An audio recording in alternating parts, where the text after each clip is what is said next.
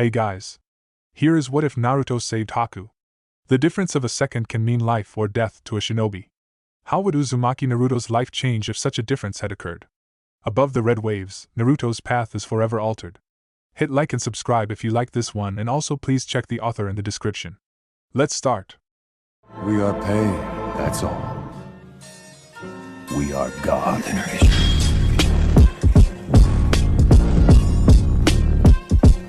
Chapter 1. The Difference of a Second. Thick mist had settled oppressively over the bridge. Naruto could barely make out Haku's delicate, strangely feminine features. The other ninja was still speaking, and Naruto had, in a move that would have amazed nearly everyone who knew him, chosen to remain silent. Indeed, he didn't know if he could muster the words to speak even had he wanted to. Haku's pained words resonated uncomfortably in Naruto's mind and soul. Do you know the pain of living without a dream? The knowledge that no one in the world needs you? Those eyes, once full of warmth and determination while they had casually spoken amidst the trees, were now empty and dull as they bored into him. What are you trying to say? Naruto ground out, his confusion and anger reflected on his face. Zabuza-san has no need of a weak shinobi. You stole my reason for existing. Haku was smiling, as if amused at a secret joke. Naruto was quickly coming to realize that his smile, his expression, and his tone of voice were all masks under which Haku hid his true feelings. Naruto's eyes narrowed. Why? Why do you fight for the sake of that guy? He couldn't comprehend it. Zabuza was a terrible person, while Haku was in many ways a reflection of himself. So why? He's an evil ninja, who gets money from bad guys and does terrible things. Naruto's voice grew louder and he began to gesture angrily. Is that Nobrow the only precious person you have? Haku was silent for a moment before answering. Once, a long time ago, I had people that were precious to me. His eyes dropped. My parents. As Haku's story unfolded, Naruto couldn't help but feel the sense of kinship with the tragic ninja grow.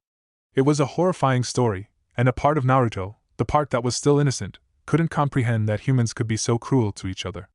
Another, larger part of him understood all too well. Naruto listened numbly as Haku dully described the death of his parents. When I came to, I realized that I had just killed my own father. And at the time, I thought of myself as, no, I had no choice but to think of myself as being. I realized that that was the most painful thing a person could feel. The most painful thing? Naruto's voice was small as he voiced his query. The feeling that your existence is needed by no one in this world. Haku's dead eyes haunted Naruto, almost as much as his words did.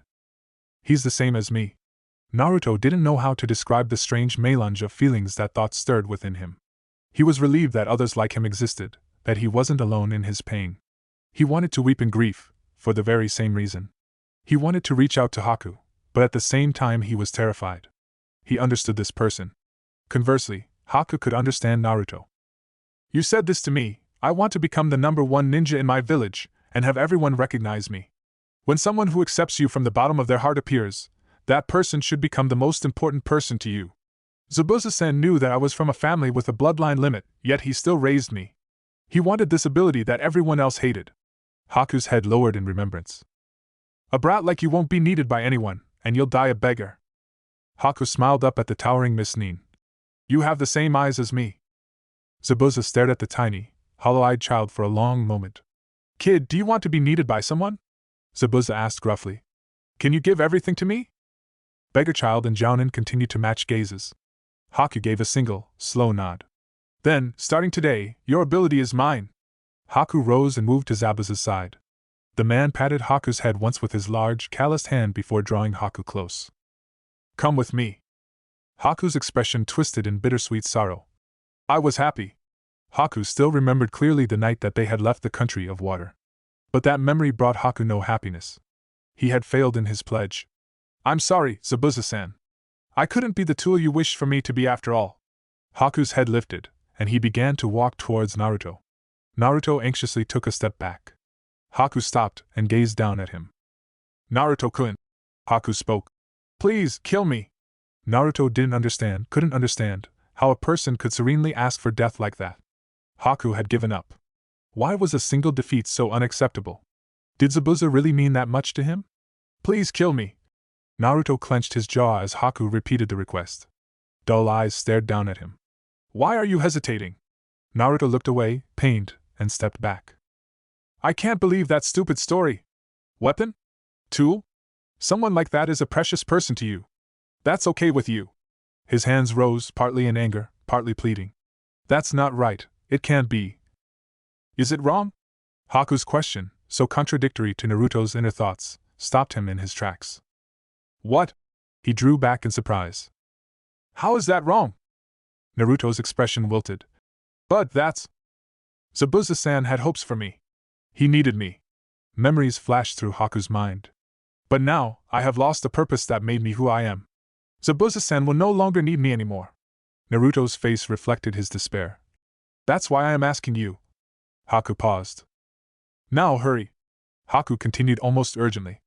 Naruto took another step back, agonized. Haku's eyes narrowed slightly. Why are still hesitating? Naruto growled in frustration. I don't understand, he shouted. Is remaining strong the only reason you have for staying in this world?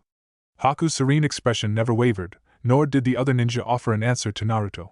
You could have made people recognize you for something else other than just fighting, he finished, his tone pleading.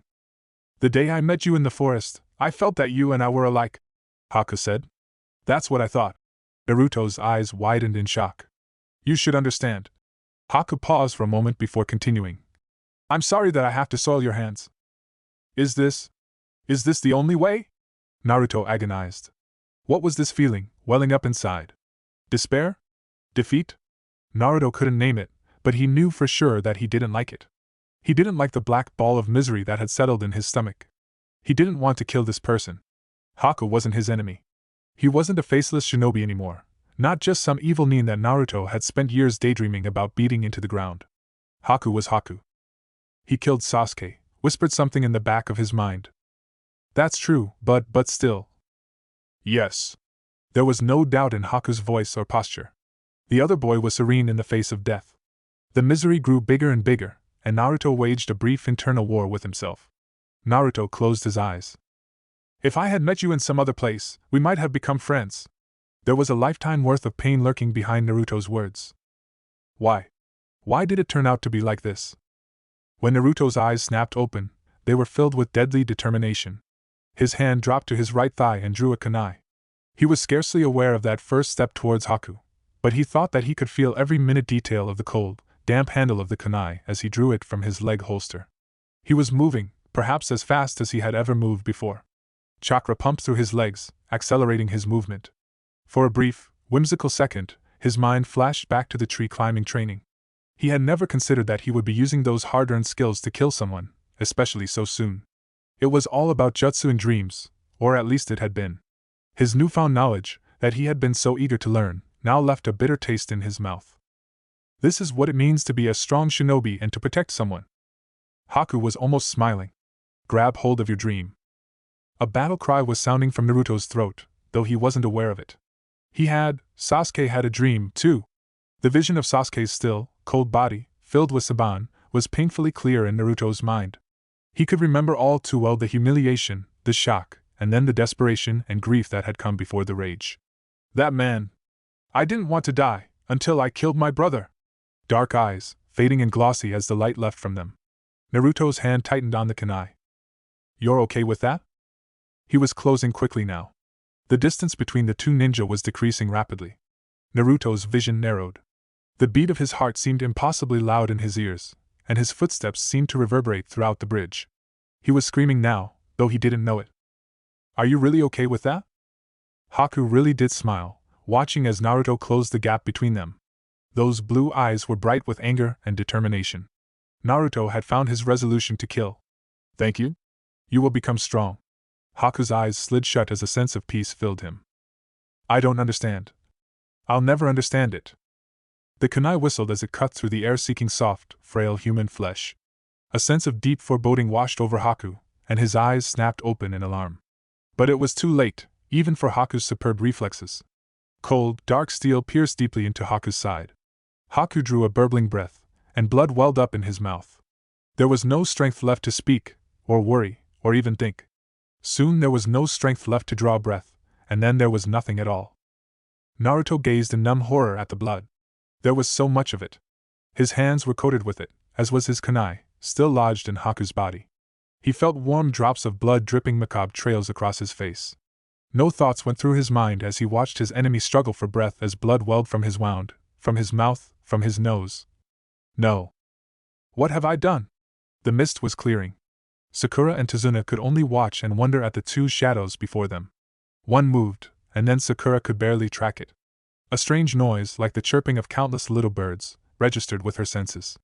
There was a flash, a wet sound, and then she saw blood fly. The mist was clearing, and Kakashi-sensei had punched his hand straight through Zabuza's chest. The chirping noise died away, and the summoned dogs that had sealed Zabuza's movement exploded in small clouds of smoke, their jobs completed. Sakura's stomach twisted at the sight of the dead enemy Jounin, but there was also relief that their most dangerous opponent was dead. Her relief was short-lived, however, as Naruto came into view. Quickly, tugging the bridge building along with her, she began to make her way over to her blonde teammate. "Naruto!" Sakura called. Naruto didn't respond, didn't even so much as twitch at the sound of her voice, which prompted a sliver of worry in Sakura's mind. "Naruto!" she cried again. "Where's—" Sakura trailed off, as she and Tazuna began to truly make out the details of Naruto's appearance. Blood was dripping from the short ninja's hands. It was on his face as well, and there were dark stains on his clothing. Naruto's carriage made it unlikely that the blood was his. The still body of Zabuza's accomplice served as a silent affirmation of that conclusion. Both the bridge builder and the kunoichi were shocked at the sight, though Sakura was far more surprised than Tazuna. Tazuna was shocked that the little loudmouth blonde had killed someone, especially a ninja as skilled as Haku seemingly was, but he had already grown to respect Naruto as a person and as a ninja. Sakura, however, still harbored many of the prejudices and misconceptions that she had developed towards Naruto over the years. In Konoha, labels like genius and dead last carried a great deal of weight. It shouldn't have mattered much, especially among the older and more experienced shinobi, but it did. To Sakura, rookie genin, recent graduate of the academy, and admirer of Uchiha Sasuke, it carried even more weight. She had never questioned Sasuke's superiority or Naruto's inferiority. She had never considered that Naruto would ever become a decent ninja, or that he could really accomplish his dream. However, the mission to Wave Country was disabusing her of many preconceived notions that she had had about the world. She had discovered that being a ninja could be terrifying and dangerous beyond belief. The genin of Team 7 had all been surprised to learn that the incredibly tardy, perverted, and irreverent Kakashi-sensei was a ninja of almost legendary stature. Sakura had also learned that Sasuke-kun's level of skill and accomplishment meant very little in the wider world, and Naruto wasn't anything like she had pegged him to be. It was Naruto, not Sasuke, who had remembered Kakashi-sensei's lesson on teamwork and devised a plan to free their teacher from Zabuza's Sura no Jutsu. He had surprised her again with his determination during training, and though he had started slowly, Naruto had ended up completing the training at the same time as Sasuke-kun. Now he had surprised her once again. Sasuke-kun had been the first to engage the fake hunter Nin, but it was apparently Naruto who had finished the job. How Naruto, the dead last of the academy, could have finished off the highly skilled masked ninja, Sakura did not know. Nor was she in the mindset to probe too deeply, worried as she was over Sasuke-kun. "Naruto!" she called again, moving closer and tugging Tazuna along with her. Naruto twitched visibly at her call, which she considered an improvement over his previous unresponsiveness. Encouraged, she went on. "Where's Sasuke-kun?" Naruto flinched, looking away. After a moment, he turned his head towards Sasuke's body. Sakura, now extremely worried, began to jog in the indicated direction. She passed Naruto without a second glance. Naruto's hands had curled into tight, white-knuckled fists by the time he heard Sakura begin weeping behind him. Even so, he walked towards the now visible Kakashi-sensei, who was standing over the prone body of Zabuza. The Sharingan was once again covered, and Kakashi's single eye gazed emotionlessly down at his fallen foe. As Naruto approached, he lifted his head and gave his student a glance. The glance quickly widened into a surprised stare as he took in Naruto's bloody, ragged appearance and empty expression. Quickly, he looked for his other students and soon saw the hunched form of Sakura, bent over the still body of Sasuke. Tazuna was standing behind her, sad but unharmed. For an instant, Kakashi's single visible eye seemed to droop in sorrow. The instant was soon over, and the silver-haired Jounin was all business again. "Haku?" His tone was emotionless, but brisk. Naruto's shoulders shook slightly, but otherwise his expression remained hollow. "Dead?" he replied. Kakashi sighed, relieved that the two main threats to Tazuna had been neutralized. But he was still worried. "Is this the end of Team 7? And Sasuke?" Kakashi was pretty certain of the answer, but he needed confirmation. Naruto opened his mouth to reply, but he was cut off before he could begin. Raucous laughter echoed across the bridge. Student and teacher turned in unison, only to see a dense crowd of mercenaries arrayed at the unfinished end of the bridge. A boat was anchored off to the right, answering the question of how they had gotten there. Kakashi mentally cursed. This is bad. They must have come in after Naruto's seal began to slip, he reasoned. The feeling of the Kyuubi's chakra had distracted him too much from his surroundings, and now Team 7 would pay the price for that slip. There were too many mercenaries for him to deal with, wounded and low on chakra as he was. Gato, the source of the laugh, stood at the forefront of the mercenaries, the very picture of confidence. Of course, Kakashi thought wryly, he has scores of hired thugs, and his opposition is a genin cell with only 2 effective genin and a jounin with almost no chakra. Gato's confidence wasn't completely unwarranted, though Kakashi hoped he would be able to change that. Still, it wouldn't be easy. Kakashi had no soldier pills to temporarily boost his chakra, and Naruto and Sakura weren't at a level where they could challenge that many armed men and survive. Retreat wasn't an option either, with Tazuna to worry about and the defenseless town nearby. The squat man in the suit finished laughing. Gato sighed in mock disappointment at the corpses of his hired noobnin. Some demon, he snorted. For all his big words, he lost that badly. Shaking his head, he turned his glance towards Kakashi. I was hoping that you shinobi would kill each other off and save me the trouble, and the money, of getting rid of you. I guess he was just a cute little demon after all. Still, good work for getting rid of zabuza for me. Kakashi's single visible eye narrowed dangerously, but Gato continued on. Normally, I would offer to pay you off so that you wouldn't interfere, but it looks like Zabuza and his little brat did some good after all and managed to wear you out. Naruto growled angrily, taking a threatening step forward. Quickly, Kakashi grabbed his student. Stop, he cautioned.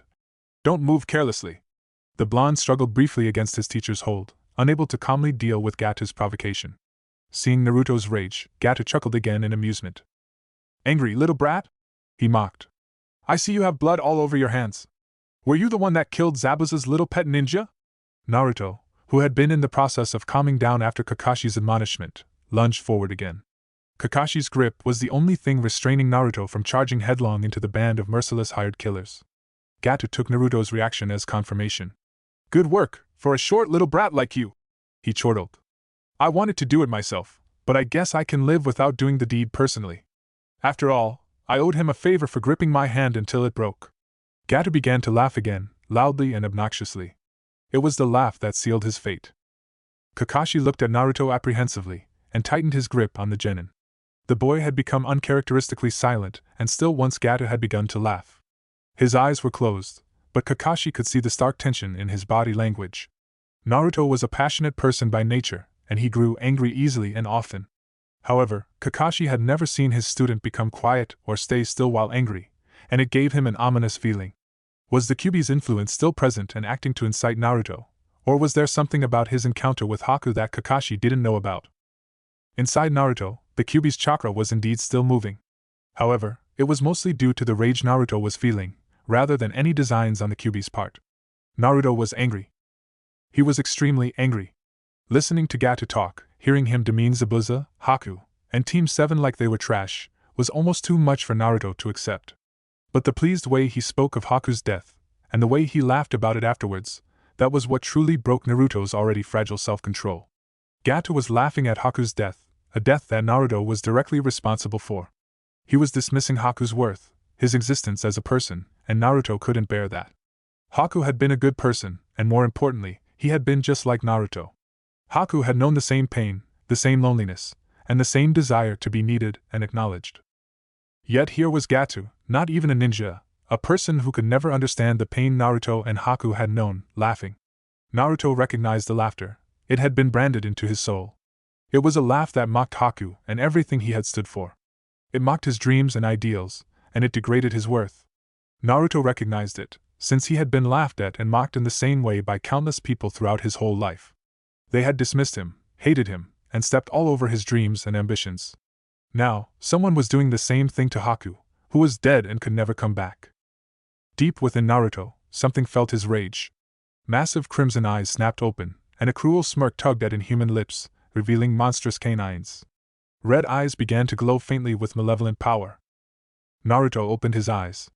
Had Kakashi been able to see Naruto's expression, or the way that his normally round pupils had become malevolent vertical slits, he might have been able to prevent what came next. Naruto, strengthened by the demon's chakra, broke free of Kakashi's restraining hold with ease. There was a moment of absolute silence on the bridge as both Kakashi and the mercenaries went still in surprise and Gata's laughter stopped. Rapid footsteps echoed across the bridge, and Naruto's kunai whispered as it was unsheathed from his leg holster. Gata took a trembling step back, surprise and fear etched in his face. Then he saw Naruto's eyes, inhuman and colored like blood. They were the eyes of a demon. Gata shrieked, stumbling backwards. "Hey!"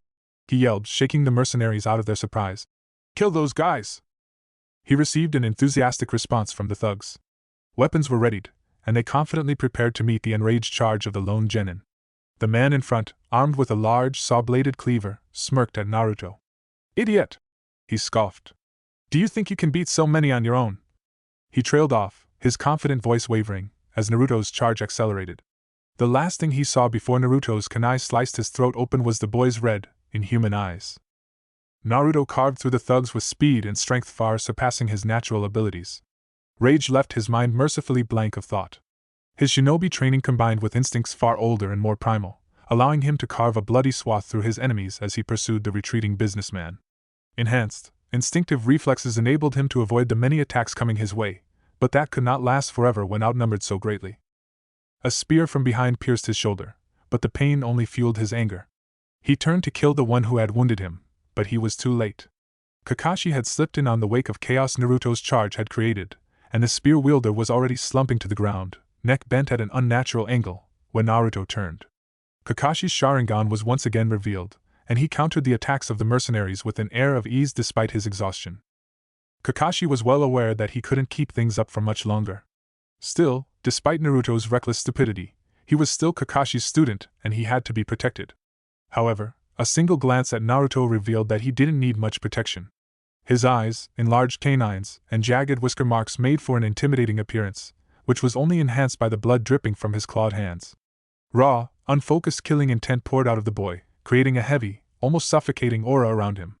But what was more terrifying, especially to the men around him, was the fact that the spear through his shoulder had been ejected, seemingly by itself, and the wound was healing at an incredible rate. Kakashi was extremely worried after seeing his student up close.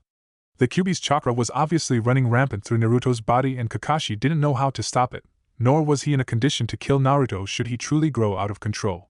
Before he could attempt to calm Naruto down, the boy tensed and launched himself forward. In moments he had torn past the rearmost mercenaries and was rapidly approaching Gatu, who had reached the end of the bridge. Gatu was quivering in fear at the blood-soaked genin's rapid approach. His legs shivered, and no matter how hard he tried he could hardly seem to move them. Naruto bore in, the very image of death to Gatu's terrified mind. Looming behind the blonde ninja, Gatu saw a terrible vision. A massive, canine face with eyes just like the ones Naruto bore now glared down at him, and terrible jaws parted in cruel hunger. Gatu lost control of his bladder. "A demon!" he whimpered in horror. Naruto's arm, kunai clenched tightly in his fist, came up. The smooth horizontal arc that followed was too fast for Gatu to see, but when it made contact with his neck he died almost instantly afterward.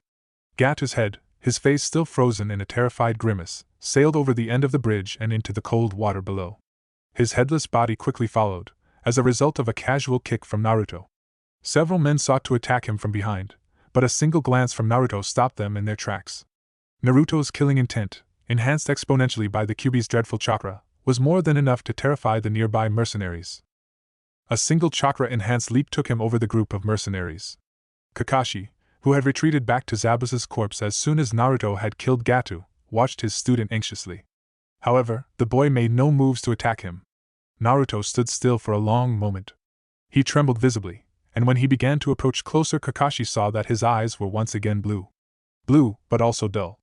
The shadows under his eyes made him look as if he had been crying or hadn't slept for days. Naruto stared down at his bloody hands with a strange, almost bewildered look in his eyes. It was as if he didn't recognize his own hands. Kakashi eyed his student, wondering what he should say in this situation, or if he should say anything at all. His heartbeat was loud in his ears. "Did I die?" The sound of soft, girlish weeping grew louder as each second passed. "Sakura." Sasuke struggled to open his eyes. Dimly, he could see the bridge builder standing over him, and Sakura weeping on his chest. I. Sakura, you're heavy. Sasuke muttered hoarsely. Sakura gasped and jerked up in shock. Sasuke-kun. Her voice was small, incredulous at his revival, but he could hear the rising hope there as well. Sasuke could only blink weakly in reply. Tazuna gasped. Sakura, tears pouring afresh down her face, reached down and clutched him tightly, burying her face in his chest as she did so.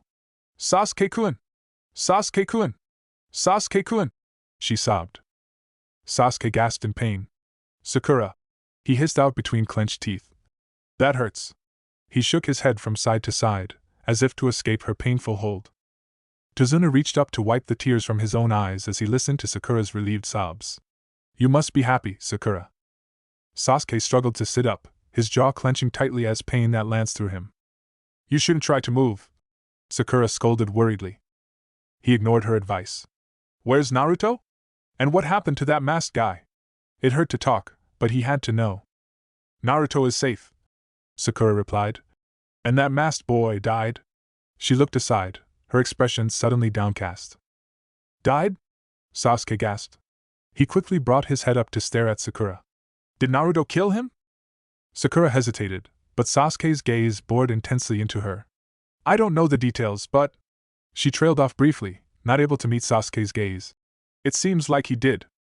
Sasuke turned to stare at Haku's still form, and then to Naruto, whose hands were stained red with blood.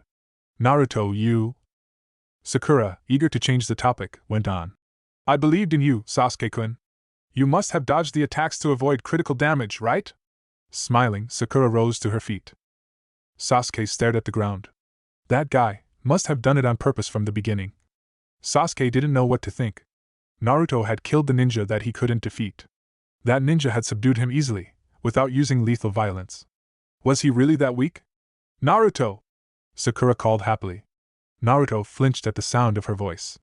Sakura-chan. He turned to see Sakura waving, a big smile lighting up her face, and Sasuke slowly rising to his feet. Sasuke-kun is okay. He's alive! He turned fully around to face Sakura, stunned. Sasuke looked away, embarrassed, and slowly raised his left arm in response to Naruto's disbelieving stare. Naruto smiled, a deep sense of relief filling him. Tears formed at the corners of his eyes, and he laughed softly in joy. Then he turned to Haku's body, and his expression drooped. I see. So Sasuke was alive after all. Haku hadn't killed him. But Naruto had killed Haku. A renewed sense of grief consumed him. Why? I see. Sasuke is safe too, Kakashi murmured. I'm glad. He sighed, relieved. Oh. The thug pounded his staff into the ground, glaring at the Konoha ninja and bringing their attention back to the matter at hand. You guys are feeling too safe, he chided.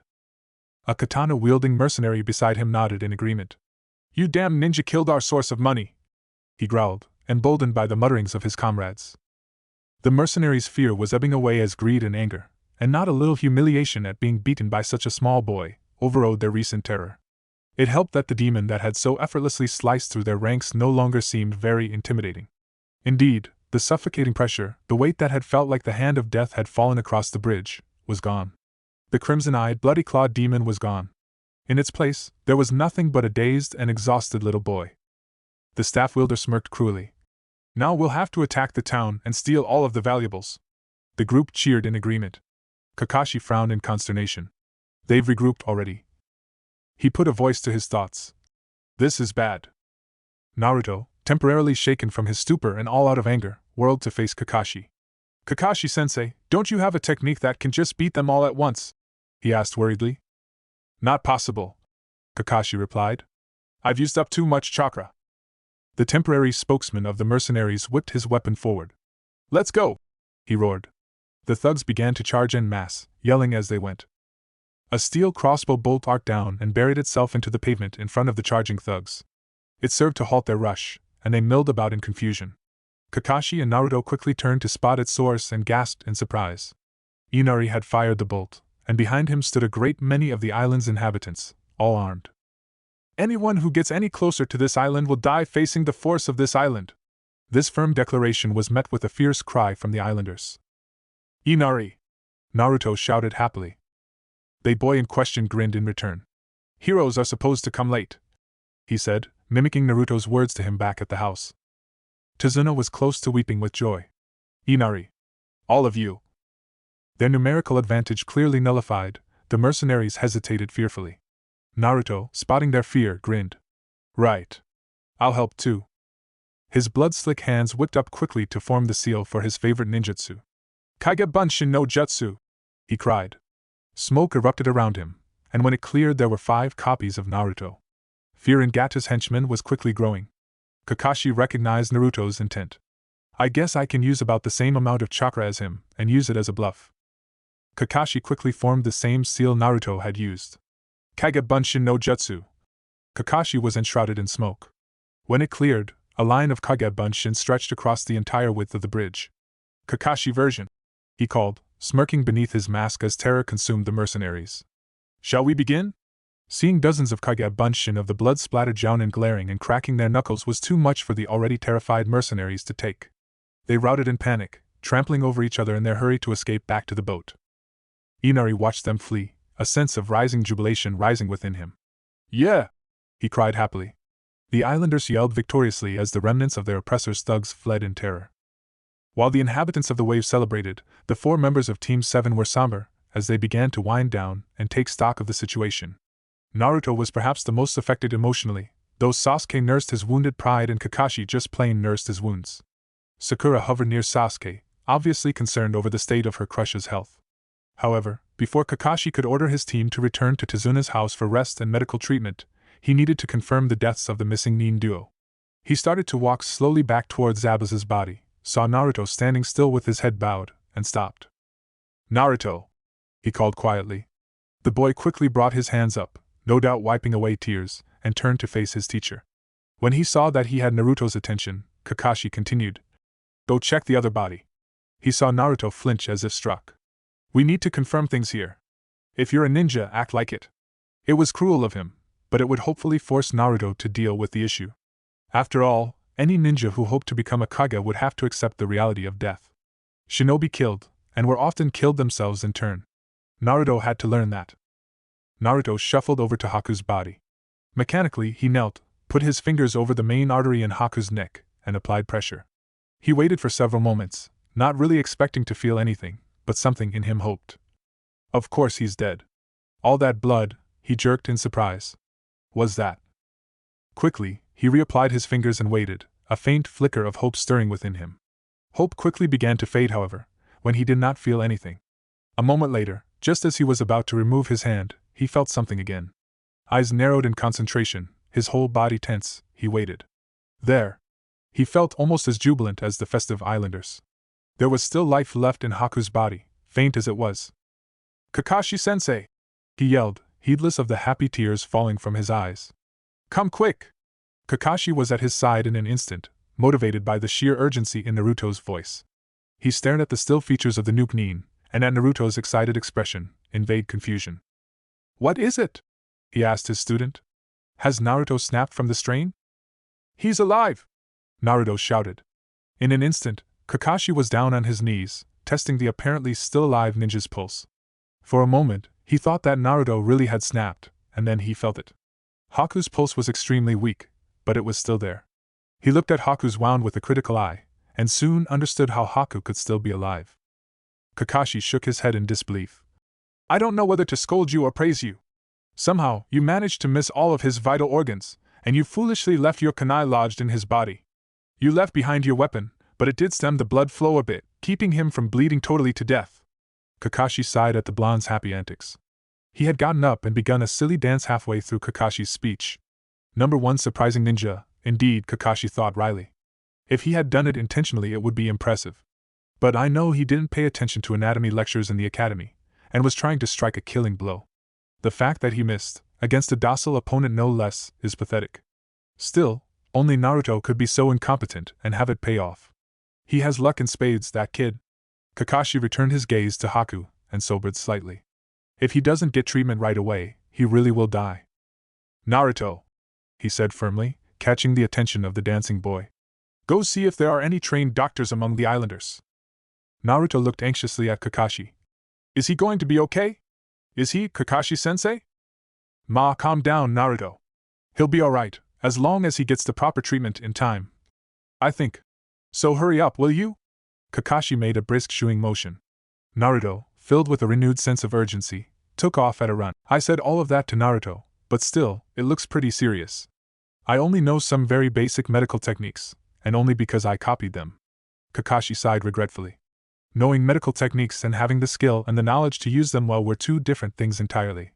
Kakashi remembered Naruto's pained eyes when he reported Haku's death, and the unabashed tears of relief he had shed when he had found out that Haku was alive. I don't have much chakra left, but I guess I'll do what I can. The Jounin-sensei of Team 7 took a deep breath. He quickly formed a series of hand seals, all the while drudging up everything he knew about the human body and medical theory. His gloved hands took on a green/blue hue as chakra emitted from them. I hope this works. It turned out that there were several skilled doctors in the wave, 3 of which were in the crowd on the bridge at that particular time. The tiny wave country had once had a thriving hospital with quite a few skilled surgeons. Gato's successful campaign to crush the wave's economy had forced the hospital to shut down, and most of the doctors had left for other, larger countries. Some, however, had remained behind, mostly because those particular doctors had strong ties to the island. It took Naruto less than a minute to locate Tazuna among the crowd. Upon understanding the situation, the bridge builder had immediately gathered the few medically trained islanders present. Naruto sent one to look at Sasuke's injuries, and then promptly began to drag the other 2 towards Haku. "Kakashi-sensei!" he called exuberantly. "I found them!" "Is he still?" Naruto trailed off uncertainly. His teacher was kneeling over Haku, panting in clear exhaustion. Nonetheless, his hands glowed with chakra, and there was steam rising from Haku's wound. Amazed, Naruto and the doctor stopped. Kakashi had removed the kunai from Haku's side, yet there was no blood coming out of the wound. "Kakashi-sensei!" he called again hesitantly. "What are you doing?" Kakashi looked up at Naruto, noting the 2 islanders by his side. Doctors, he assumed with no small amount of relief. "These are the doctors?" he asked Naruto. The boy nodded in confirmation.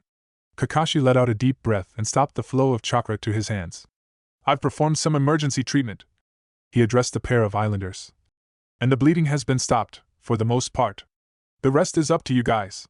He stood, wincing in pain as he did so. "Naruto, go get Sakura and help her get Sasuke back to Tazuna's house. I'll escort Tazuna back after things get sorted out here."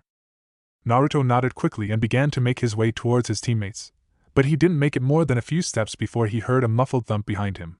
Turning in alarm, he saw that Kakashi-sensei had fell face down onto the pavement, and wasn't moving.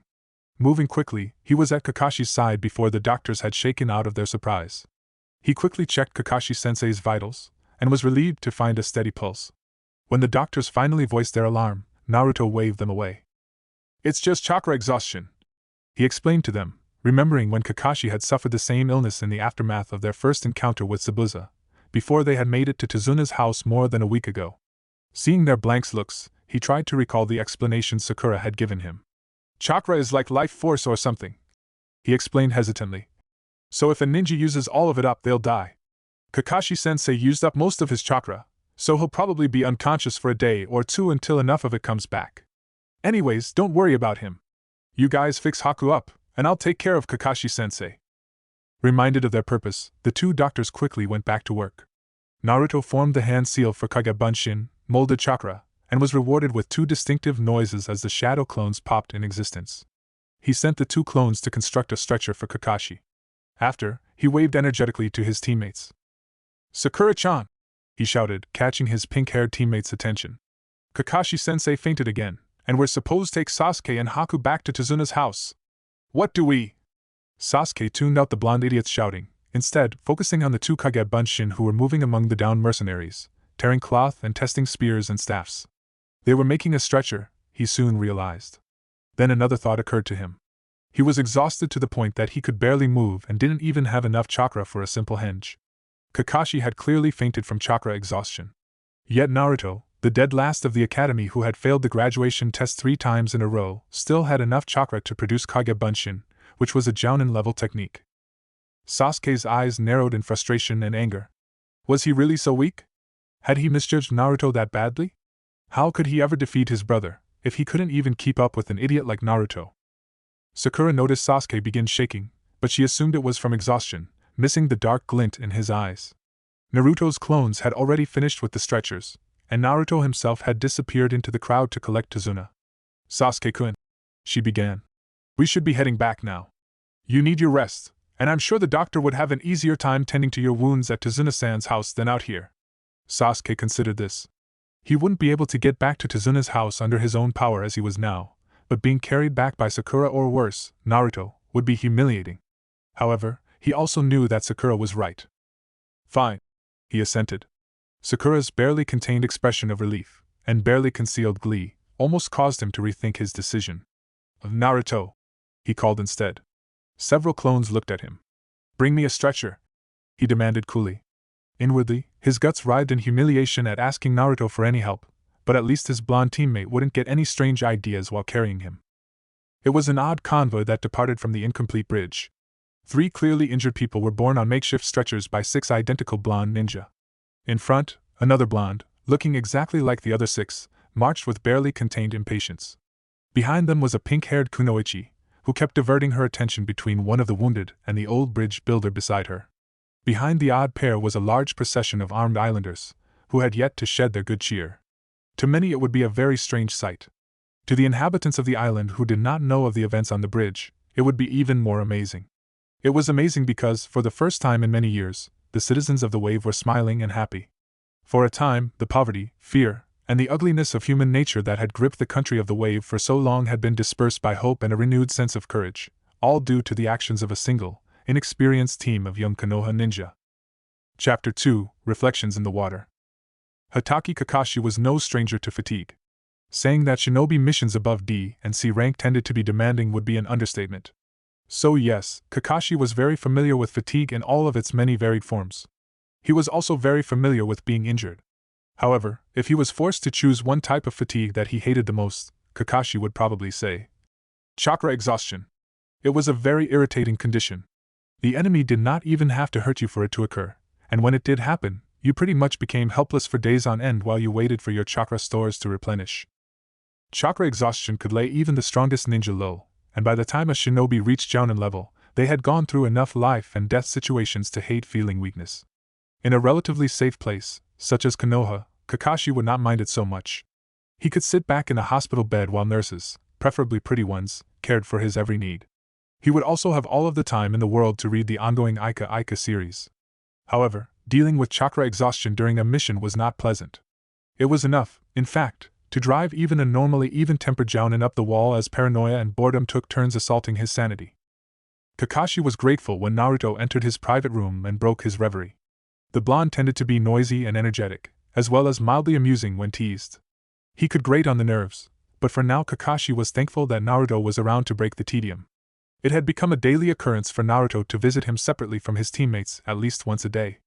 Of course, Kakashi had only been awake for 2 days, so calling it a daily occurrence was a bit premature, but it was shaping up to be that way.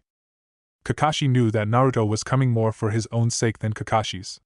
Naruto was all smiles, but Kakashi was good enough at looking underneath to see that inside, Naruto was an extremely troubled individual.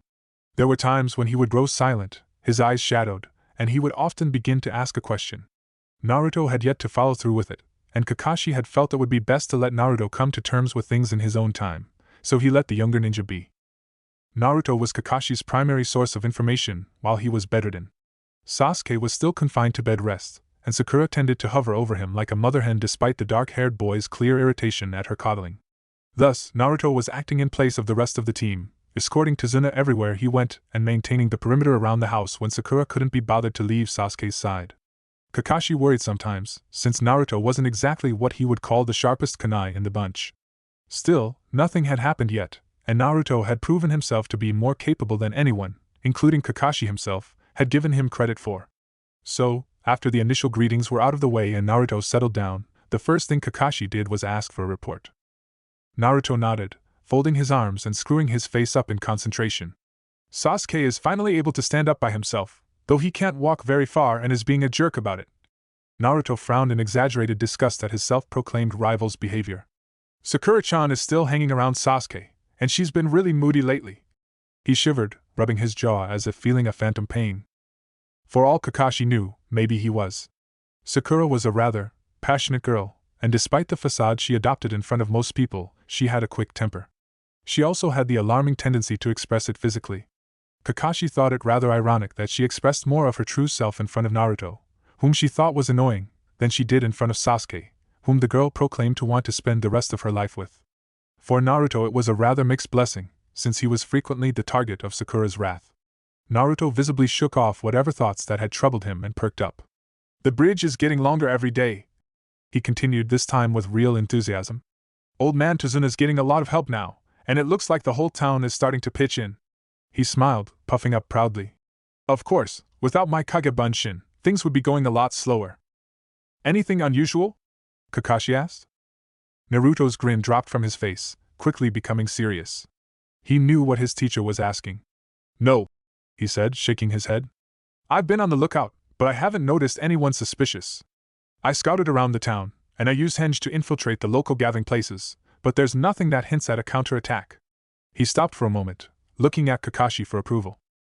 The masked Jounin nodded, his single visible eye curling in what his students had come to recognize as a smile. "Good job," he praised. It was a good job, too. A much better job than he had expected of Naruto, really. Once again, he had underestimated the blonde and been surprised. It also showed that the battle on the bridge had initiated some deep changes in Naruto. Expecting Naruto to show traits like caution or good sense had once been an exercise in futility. It seemed that the battle, and Naruto's extra responsibilities while his team was largely incapacitated, had started to prompt Naruto to think things through and consider things ahead of time. But while the battle seemed to be encouraging Naruto to mature, it had also left deep wounds that the boy was reluctant to confront. "How is Haku?" he asked casually. To his credit, Naruto no longer flinched when that name was brought up, but his eyes dimmed slightly and his lips quirked down. "Still hasn't woken up," Naruto replied, his voice unusually quiet. "The doctor says he lost a lot of blood and that he needs to stay under observation for a week or two." The guilt on Naruto's face would be obvious even to an untrained civilian. Apparently Naruto realized that too. For a moment later he forced himself to brighten up. "It looks like he'll be fine though, so everything's okay," he said cheerfully. "Hey, Kakashi-sensei, what was that cool technique you used to heal him?" "A medical jutsu," replied the Jounin-sensei. "They require a very high level of chakra control, not to mention knowledge of the human body, so I don't think they're your kind of thing." Naruto's face screwed up in distaste and disappointment at Kakashi's explanation. "Putting that aside, how are you doing, Naruto?" Kakashi stared at his student with a level gaze. It was time to confront the issue. Naruto gave him a confused look, before a bright grin stretched across his face. "What are you talking about, Kakashi-sensei?" he asked cheerfully. "As you can see," he pounded his chest with a fist, "I'm perfectly fine. You're the one who needs rest." Naruto stood, and began making his way to the door. "In fact, I should let you get to it. Tsunami-nichan will scold me again if I bother you for too long," he said. "Naruto!" Kakashi barked. Naruto stopped at the tone in his teacher's voice. The Jounin's tone gentled as he continued. "You're going to have to talk about it eventually. It's been several days, and you've had time to reflect on things. Now you should talk about it. Otherwise it will fester inside of you, and you'll end up consumed by all sorts of ugly emotions." Naruto was silent for a long time. Kakashi watched as the Jounin's fists clenched and unclenched in indecision, but the boy didn't deny that he knew what Kakashi was talking about. Finally, Naruto turned and sat beside the futon once more. He stared down at his hands for a long moment. Kakashi waited patiently. "Sensei," he began before stopping again. Naruto took a deep breath. "Do you... I mean..." He trailed off again, before continuing hurriedly. "When was the first time you killed someone?" Kakashi looked out through the windows, taking in the ocean view for several silent moments. "I was 6, he said finally. Seeing Naruto's surprise, he smiled faintly. "When I was young, it was a period full of war. Students went into the academy at much younger ages, and became genin at a younger age as well." Kakashi sighed. I was considered to be a genius, so I went in several years earlier than most. I became a genin quickly. Like you, I killed a man on my first C-rank mission, 2 months after I graduated. It was just a simple road patrol mission, but my team encountered a group of soldiers from Lightning Country.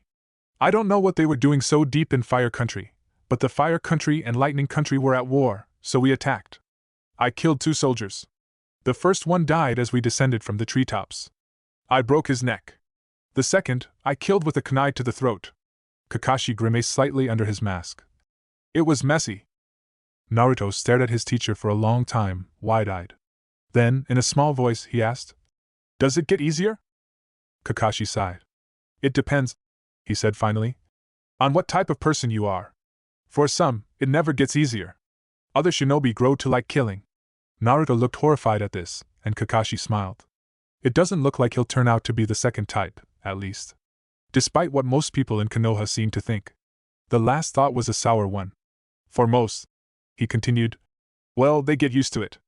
A ninja's trait is death, after all. Humans can grow used to a lot of things, given enough exposure. If you survive long as a ninja, you'll probably end up killing a lot of people. You'll get used to it, if only as a survival mechanism. After all, grief is a luxury you can't afford often in the field. Feeling sympathy for the enemy will get you killed, and maybe your teammates too. Very few of your enemies will hesitate to kill you. Naruto frowned, clearly unhappy. Naruto, Kakashi murmured, when you were fighting against Haku, and later with Zabuza, how did you feel while using the Kyuubi's chakra? It was not the most tactful thing to ask, especially while Naruto was still dealing with the emotional backlash of his first kills, but Kakashi needed to know. He had gotten Sakura's and Naruto's reports on the battle earlier, but there had never been a good opportunity to broach the subject of the Kyuubi's influence until now. The Kyuubi's chakra. Naruto looked aghast. Kakashi blinked in surprise. You didn't know? No. Naruto trailed off, looking even more dejected than he had before. Naruto. The copy ninja began seriously. That red chakra you used was the Kyuubi's chakra. He paused as another thought occurred to him. Naruto had seemed a bit sketchy on the details of the fights he had while using the Kyuubi's chakra. Kakashi had assumed that it was just fatigue, or emotional issues, but what if? How much do you remember of the times you used the Kyuubi's chakra? Naruto frowned. His eyes squinted briefly in the way that Kakashi had come to know as his thinking face. Not much, he admitted. I mean, I can remember some things, but I remember being really angry, so it's all kind of blurred. There was a long period of silence, before Naruto continued. But I do remember blood.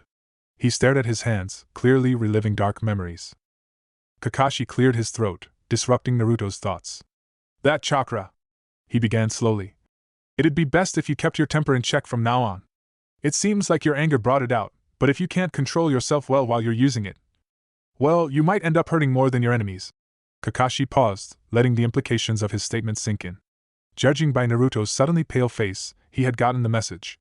In any case, you should probably go back to guarding Tazuna-san. That is our job here, after all. Oh, and take Sakura with you, will you? She's been slacking off a bit too much lately. Kakashi's casual tone masked his mild irritation and disappointment with the kunoichi. I was hoping she would have learned to take being a ninja seriously after everything that happened. Naruto nodded and stood up. He made his way to the door slowly, and stopped just as he was about to leave. Kakashi-sensei. Kakashi made a questioning noise. Did I do the right thing? Naruto didn't clarify what he was talking about, but Kakashi knew anyway. They would have killed us all without hesitation, and then gone after the city when they were finished. Kakashi eyed Naruto seriously, though he knew the boy couldn't see him. Your actions were not wrong. Yes, you killed people, but if you hadn't, Sakura, Sasuke, Tazuna, and maybe even myself would have ended up dead. You helped defend your team and complete the mission. I'm proud of you. Naruto drew a deep breath and straightened his shoulders. Thank you, Kakashi-sensei, he said, turning his head slightly and giving the jounin a sincere smile. Sakura was not a happy girl. After graduating the academy and being placed on Sasuke-kun's team, not to mention enduring Kakashi's demonic bell test, things should have been looking up for her. Being on the same team was supposed to have given her plenty of private time with the tragic Uchiha, and he should have quickly seen the merits in her, and then they would fall in love, and then. But reality was nothing like her fantasies. She had hardly spent any private time with Sasuke-kun, and moreover she was stuck with that Naruto and the perverted, chronically late Kakashi-sensei. Training was far harsher than it had been in the academy, and Kakashi-sensei could be very demanding when he deigned to pay attention to his students. Then they had begun the trivial D-ranked missions. Things had finally started looking up when they had convinced Hokage-sama to give them a C-ranked mission. She had thought it would be a perfect chance to impress Sasuke-kun with her skills. In reality, things had turned out far worse than she could ever have imagined. The ambush by the demon brothers had terrified her, and she had frozen, much like Naruto had. Sakura had been ashamed and scared in the aftermath. She was deathly afraid that Sasuke-kun, who had performed magnificently, would think less of her because of it. Still, only Naruto's failure had been singled out, so her shame was quickly forgotten. She had agreed to continue the mission, despite her private misgivings, due to Sasuke-kun's clear desire to continue on. When they had arrived in Wave Country, Sakura had once again known true terror. The weight of a Jounin's killing intent was a feeling she would never forget. Even Sasuke-kun had been frozen in fear. It was then that she discovered two very important things about her teammates. One was that Kakashi-sensei was not only chronically tardy and a pervert, he was also an incredibly competent shinobi and worthy of respect. The second thing was that Naruto, the dead last, was quickly growing beyond his old title. That he had thought up such a good plan so quickly and under great stress surprised Sakura immensely. Even Kakashi-sensei had acknowledged Naruto's growth. That Naruto could have grown the most out of the genin in Team 7 had initially seemed ridiculous, but in the aftermath of the final battle with Zabuza and Gato, she was no longer sure. Naruto had proven that the dead last label no longer applied to him. He was growing stronger at an incredible pace. However, she was not the only one to notice this. Sasuke-kun had noticed it too. It was clear even through Sakura's rose-tinted view of the Uchiha that Sasuke-kun was beginning to feel threatened by Naruto's progress. Naruto's defeat of that masked boy angered and frustrated Sasuke, and he brooded over his defeat and Naruto's success with a single-mindedness that frightened Sakura.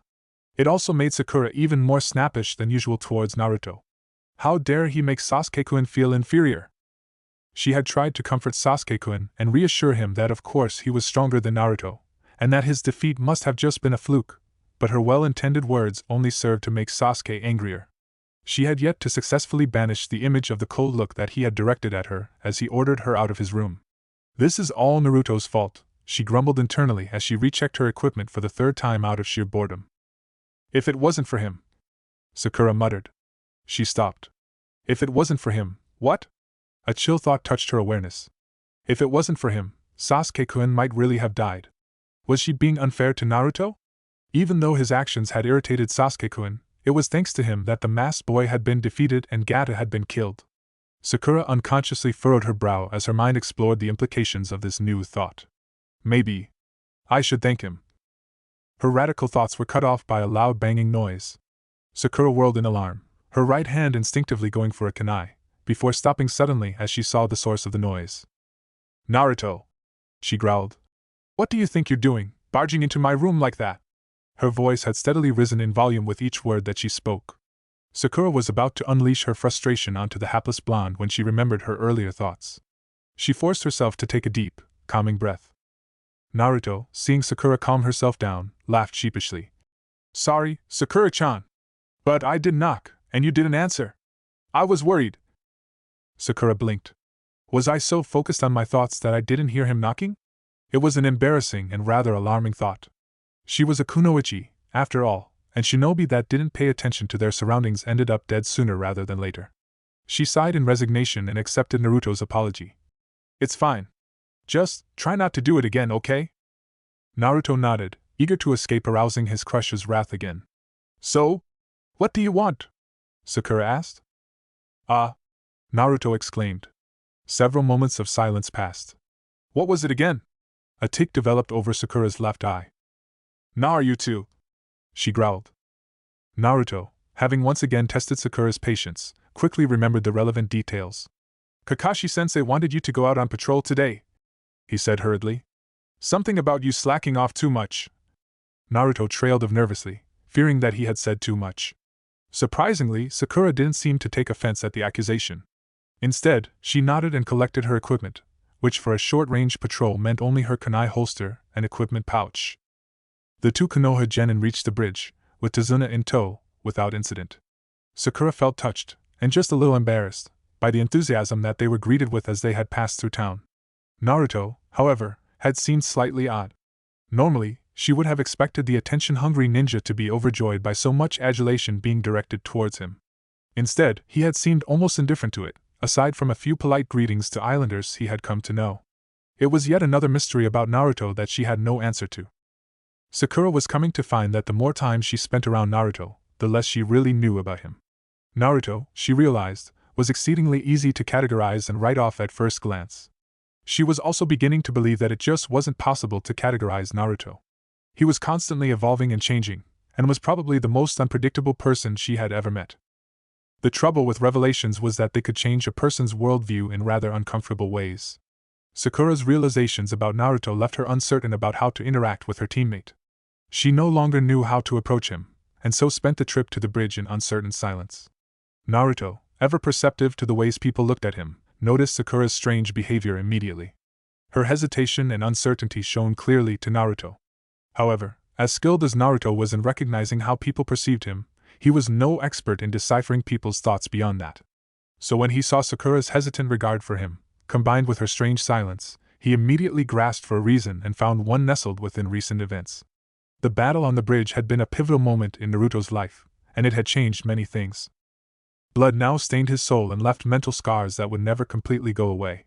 For the first time, he had gained Kakashi-sensei's respect, and that meant more to him than he could ever express in words. He had helped save Tazuna and the Wave and shown Inari that heroes did exist, changing their opinions of him in the process.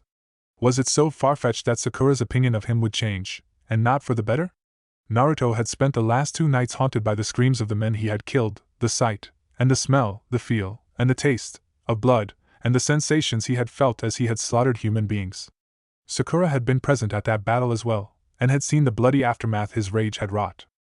Sakura-chan is scared of me. It was an incredibly depressing thought for Naruto. Sakura-chan was the girl he liked the most, out of all the girls in the whole world.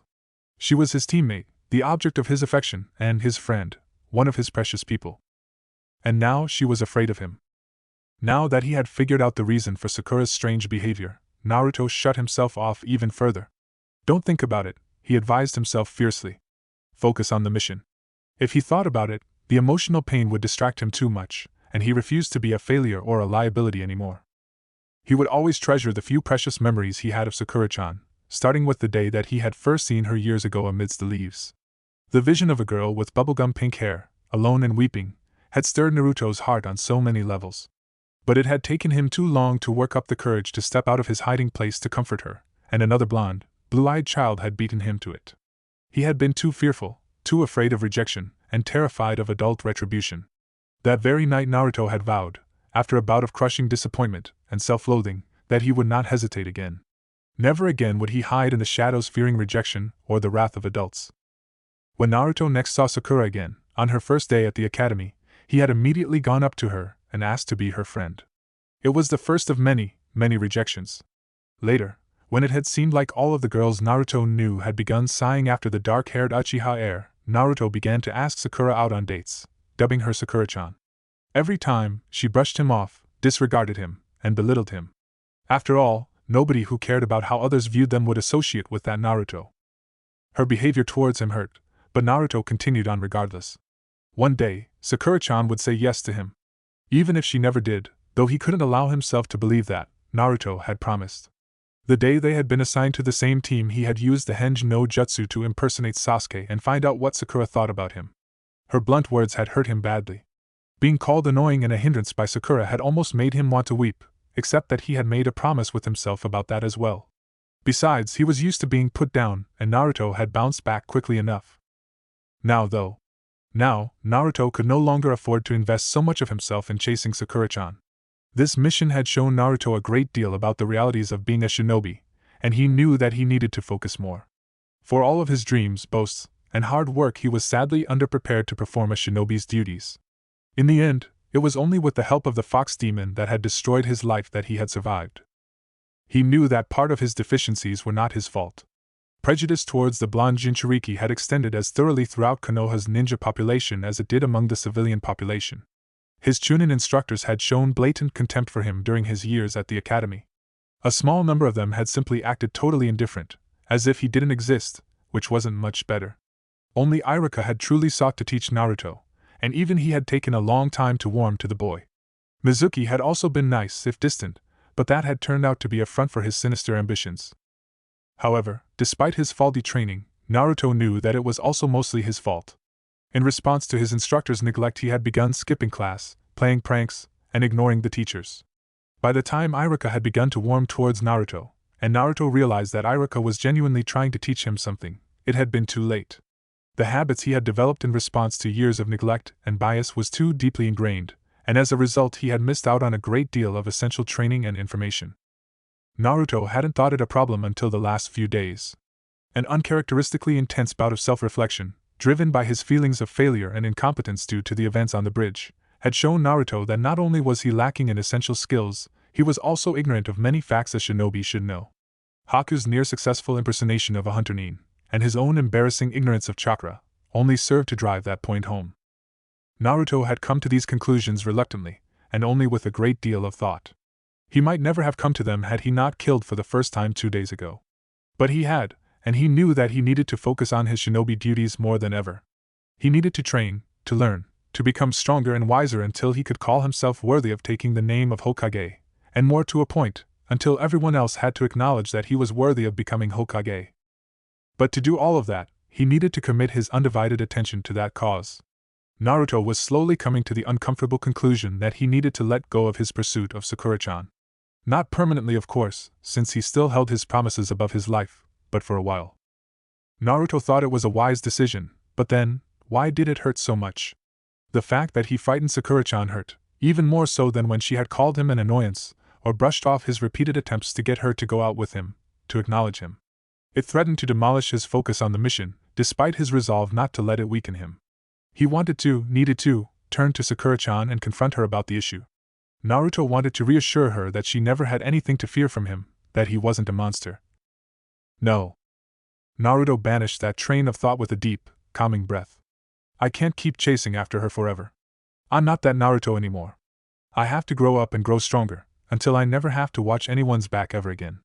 Determination filled him. I want to follow my own nindo. I won't be a tool for someone else to use, and I don't want to live a life of regret. I'll become Hokage and surpass all of the previous Hokage, and I'll show everyone that they can't brush me aside or keep me down. Kakashi listened intently to the sound of the front door opening. He relaxed quickly when he heard Tazuna's cheery greeting and Tsunami's reply. Naruto's loud voice rang out enthusiastically a moment later. Dinner's almost ready, he guessed. Apparently, nothing unusual had happened while Naruto and Sakura had escorted Tazuna and patrolled the immediate surroundings. It wasn't long before he could hear someone ascending the stairs. Sakura, he assumed, based on the tread. Kakashi-sensei?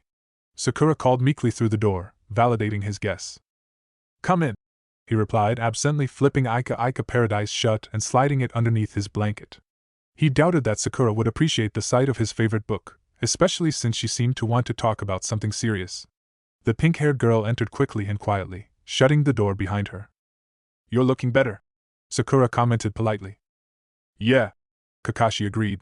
I'll probably start walking around again tomorrow. An awkward silence developed. At least, it was awkward to Sakura. Kakashi didn't really care one way or the other, but he could see that Sakura needed a little prompting. How is Sasuke doing? He asked casually. He's getting better. Kakashi didn't miss her cautious tone. He made a questioning noise, signaling Sakura to continue. Well, Sasuke-kun's wounds are healing just fine. I think he's upset with Naruto about something. Kakashi knew very well why Sasuke was angry with Naruto, and he was pretty sure that Sakura knew too. He suspected that she was already reaching conclusions about that matter on her own and decided not to push the issue. Ano. Kakashi-sensei? Sakura's hands came to clasp together in front of her. Have you noticed Naruto acting strange lately? I mean, he's not acting like himself at all. Is there something wrong with him? So that's why she wanted to talk to me, Kakashi realized in mild surprise. He had thought it would be about Sasuke, but apparently even the normally predictable Sakura was capable of surprising behavior. Sakura worrying about Naruto seemed odd, given what he knew of the girl, but it seemed that she had matured a bit since joining Team 7. Maybe she's finally grasping the whole teamwork thing, he mused. Well, it's not surprising, Kakashi said. It's not. She gave him a puzzled look. Sakura, he sighed. Look underneath the underneath. Why do you think Naruto's behavior would change suddenly? Sakura was the smartest kunoichi in her class for a reason. It was just a matter of guiding her to consider different angles. Because he almost killed that masked boy. Naruto seems kind of worried about him. When Kakashi didn't respond, she revised her theory. Is it because he killed Gato and some of those thugs? Kakashi nodded. First kills are always difficult to deal with, unless you're a murdering psychopath. Since Naruto isn't a psychopath, he's having trouble dealing with his guilt. Kakashi paused before continuing. But you learned about this in psychological training, didn't you? Yes, she agreed. It's just that. I don't know, maybe I'm not used to seeing Naruto act like he is, so I wasn't sure how to approach him today. Sakura frowned, going silent, but after a moment her brow cleared. Kakashi-sensei, is there anything I can do to help him? Kakashi's brows rose in surprise, though Sakura couldn't see them. You want to help Naruto deal with this? He asked, almost disbelieving. She flushed. Don't get the wrong idea, she said quickly. It's not like I have any interest in Naruto. Sakura frowned again, struggling to convey the impulse behind her strange request. It's just that Naruto is in pain and I can't just leave him alone. He's my teammate, right? For a long moment, Kakashi stared at her, his single visible eye wide. Then, slowly, it curved in the upside-down U shape that showed he was smiling. He nodded in approval at Sakura's words. She does understand, he thought. It pleased him greatly and filled him with a sense of pride towards the kunoichi. Sakura was finally beginning to mature and see the world beyond Sasuke. Well, for one thing, you can stop spending so much time nursing Sasuke and start doing your duties properly again, Kakashi said, much to Sakura's chagrin. She knew that she hadn't been doing all that she was supposed to, foisting off her duties to an uncomplaining Naruto, but she had just been so worried about Sasuke-kun. But she knew Kakashi-sensei was right. Sakura nodded once to show her assent. As for the rest, well, it's something that Naruto has to come to terms with on his own. I see. Sakura nodded again, but she wasn't able to hide her disappointment. Kakashi saw it, and decided to give her a bit more advice. He needs to come to terms with things on his own, he repeated. However, it probably won't hurt to say thank you to him. Part of the reason why he fought so hard was to protect you guys, so a little show of gratitude wouldn't hurt. He smiled again when he saw Sakura's determined look. Perfect, Kakashi thought. Sakura will feel better if she believes that she helped ease the burden on Naruto, and Naruto will get to hear some honest vindication of his actions by one of his peers. He was rather pleased with himself for finding such a neat solution. Sakura left quickly, though not before giving Kakashi a sincere word of thanks and a promise to bring his dinner up when it was ready. When she was gone, Kakashi reached under his blanket and pulled out Aika Aika Paradise. A blush spread across his cheeks as he began to read, and moments later his soft, lecherous giggles began to fill the room. To Sakura, dinner seemed strangely normal. For all of her concerns about Naruto's behavior, he exhibited no strange mannerisms during the meal.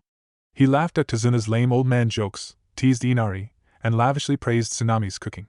He didn't seem to be depressed or guilty at all, and the intense, focused look that she had seen earlier was gone.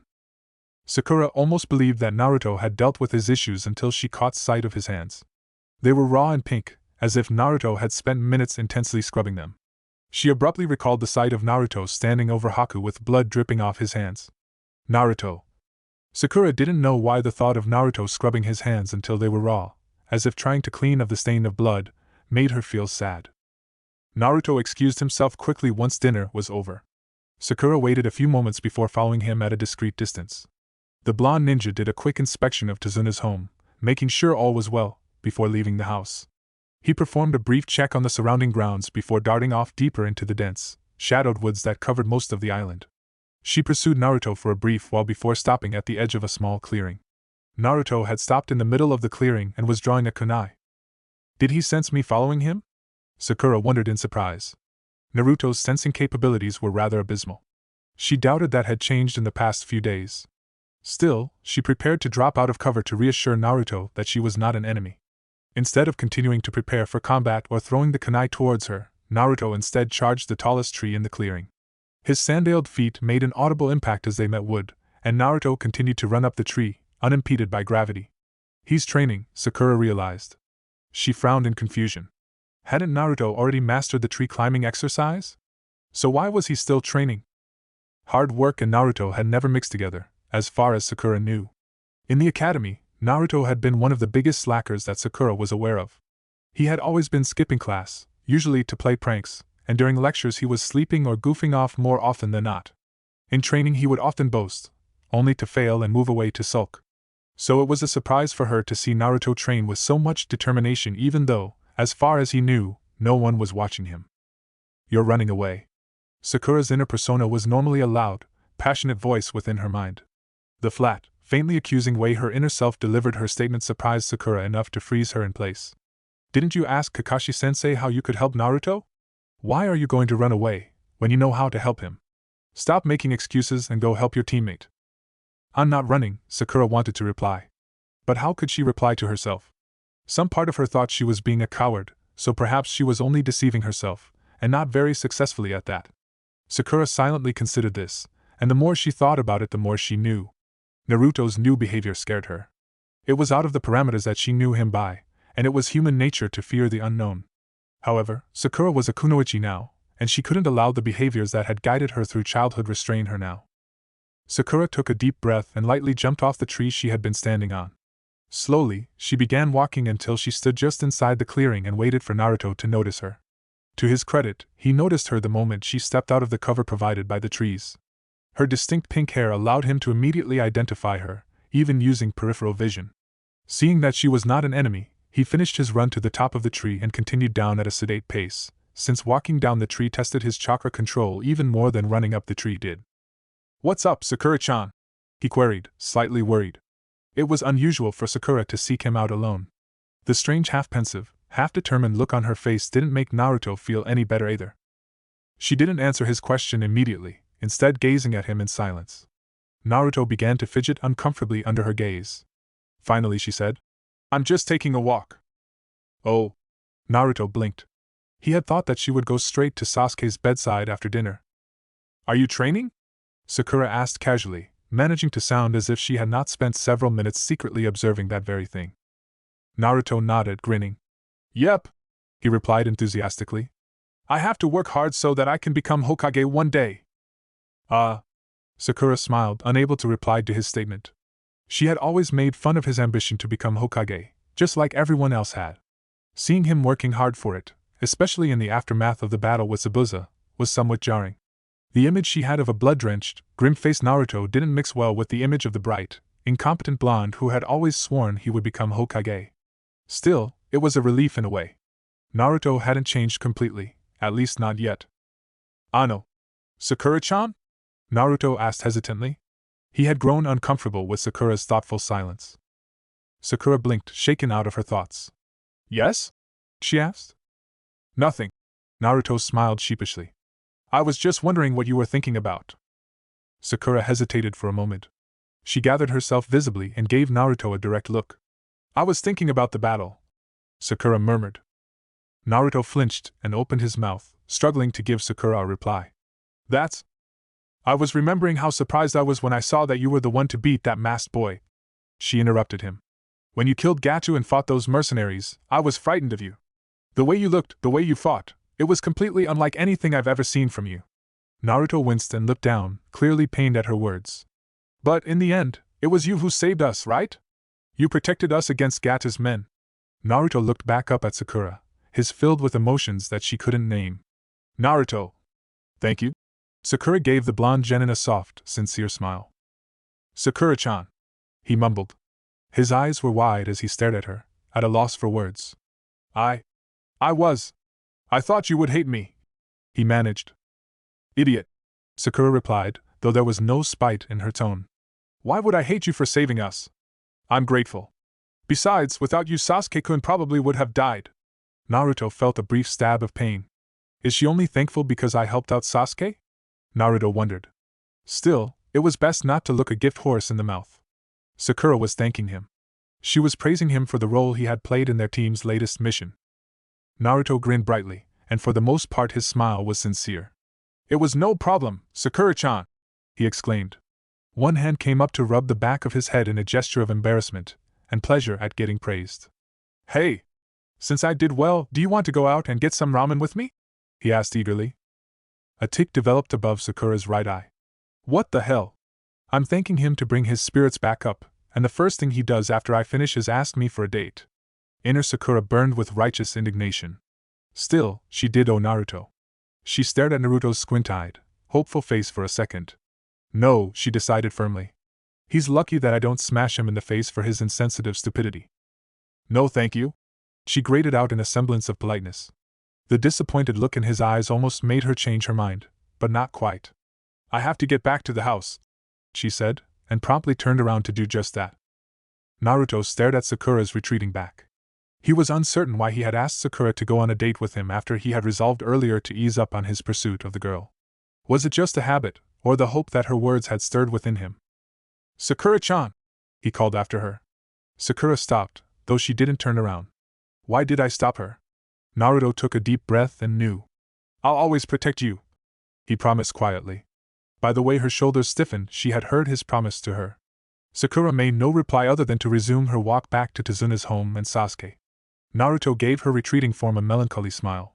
Then he turned away, instead facing the tallest tree in the clearing once more. Determination filled his eyes once again, and Naruto continued his training. Breakfast the next morning was a strained affair. Kakashi, who had decided that he had recovered enough to begin moving around for extended periods of time again, eyed his two students.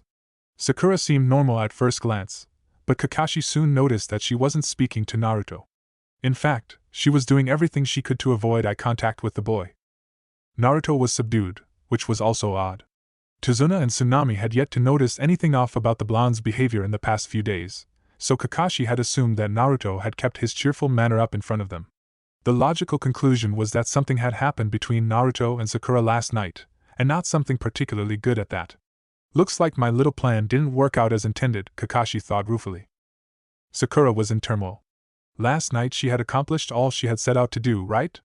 She had gone out to thank Naruto and cheer him up, and she had done so.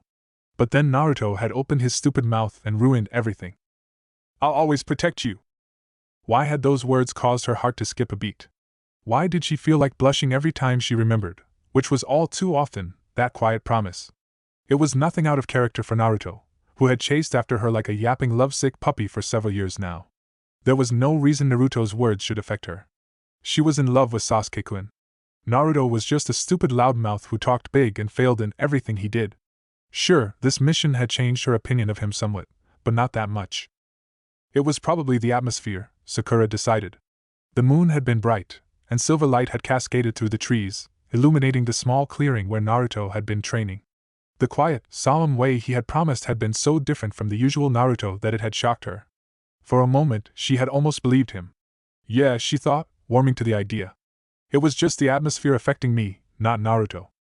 Like Sakura, Naruto was also wrestling with inner turmoil about his encounter with his teammate last night. Despite his repeated attempts, he still couldn't banish the image of Sakura wordlessly walking away from him after he had made one of the most important promises of his life to her. She had not even turned around to spare him a glance. Her cold silence spoke volumes about her feelings towards him. Naruto still didn't want to believe that she disliked him that much, but the evidence kept piling up. It had grown to the point where it was too big for him to ignore. Sakura would never see him for what he truly was. She would never acknowledge his feelings for her. The shadow of Sasuke was too big for Naruto to overcome, as a ninja and as a person. He almost despaired at ever stepping out of Sasuke's shadow. But I promised, Naruto remembered. I'm not like Sasuke, to brood over stupid things all the time. I promised Sakura-chan that I'd protect her, and I will, even if she hates me. I will surpass Sasuke, and eventually I'll be better than all of the previous Hokage. Naruto took a deep breath, feeling oddly calm after reaffirming his ambitions, even if only to himself. That's right. I've got to work hard. He smiled, for the first time that morning. Now that Kakashi-sensei is up, I'll have more time for training, he thought, pleased. Another thought occurred to him. Hey, Kakashi-sensei. Naruto spoke, attracting the attention of his Jounin-sensei. Kakashi cocked an eye towards his most rambunctious student in curiosity. Will you teach me something new? Naruto asked eagerly. Something new? Yeah. I finished with the tree climbing exercise already, and I need to get stronger, so teach me something new. Naruto was practically bouncing in anticipation. Well, Kakashi stalled. He did finish the exercise, the more reasonable part of him pointed out. Plus, unlike Sakura, he has more than enough stamina. It's not like he needs to work on his reserves. He frowned. But if I Naruto and not Sasuke? Maybe later, he said. What? Why? Kakashi blinked several times, fighting the urge to reach up and cover his ringing ears. Well, I am injured, Kakashi pointed out. No more than when you showed us the tree climbing exercise, Naruto retorted. Kakashi winced slightly. He's got me there. Surprisingly, it was Sakura who spoke up. Kakashi-sensei, I'd like to learn something new as well, she said. Sasuke-kun started to pay a lot more attention to Naruto when he started to become stronger. So if I get stronger, Sasuke-kun will pay more attention to me, she reasoned. Shinaro. Inner Sakura agreed, nearly on fire with passion and determination at the thought of gaining Sasuke-kun's respect. Outnumbered now, Kakashi did the only thing he could do. He folded. All right, he agreed with a sigh. Ika paradise, he thought longingly. I was about to find out what happened to Junko when she met those busted twin sisters, too. Outwardly, his face gave no indication of the thoughts that traveled through his mind. Instead, he said to his students, "Let's go outside." There was still a while yet before Tazuna had to leave to go and oversee the construction of the bridge. Kakashi slowly led his students outside, using a crutch as support while he walked. He didn't have to go far. He stopped on the deck that overlooked the water, on the seaward face of the house. The two genin stopped behind him, puzzled. "Kakashi-sensei," Naruto began. "Why did you stop here?" "For training," Kakashi replied, smiling. Nonplussed, his students looked at each other. Quickly, they looked away when they recognized what they were doing. Kakashi sighed at their stubbornness. Kids these days. After a moment, Sakura gave in to curiosity. "What kind of training can we do here?" "Water walking," Kakashi said cheerfully. They gaped. Internally, Kakashi chuckled in amusement. It was so much fun to mess around with his students' naive little minds. One of the few perks of the job, in fact. After a moment, Naruto's eyes narrowed into suspicious slits. "Can you really do that?" he asked dubiously. "Of course," Naruto's teacher answered. "Here, I'll show you." A faint blue glow enshrouded the bottom of Kakashi's feet. He stepped off the edge of the wooden deck. Naruto and Sakura watched in amazement as his foot connected firmly with the surface of the water and stayed there. His other foot came down to join the first, and Kakashi began to walk slowly away from the deck. He moved several paces before stopping and turning to his students. "See? That's awesome!" Naruto exploded. "How do you do it, Kakashi-sensei?" "Well, it's basically the same as the tree climbing exercise, only this will teach you how to mold a constant amount of chakra. To do this, you need to expel chakra from your feet into the water and constantly release it in order to keep yourself balanced." Sakura was nodding along in comprehension. Naruto's face was screwed up in fierce concentration as he struggled to understand Kakashi's explanation. "Well, just try it," Kakashi said. "Right," replied the determined Naruto. "First, accumulate chakra in your feet," Kakashi commanded. Quickly, his students obeyed, forming the ram seal often used to assist in concentrating chakra. Blue chakra enshrouded the bottom of their sandals. "Now step onto the water, and remember that you have to release a constant amount of chakra to remain balanced." "Right," Naruto thought determinedly. He stepped off the deck. "Let's do this," Sakura thought confidently. After all, wasn't she the best at chakra control among the genin of Team 7? She stepped off the deck. Kakashi couldn't help the snort of laughter that escaped him as two splashes occurred simultaneously. Naruto and Sakura surfaced quickly, and clambered onto the deck even more quickly. "It's cold," Sakura said, rubbing her arms and shivering. Naruto could only nod in agreement. However, Naruto was not one to be discouraged by a little cold water.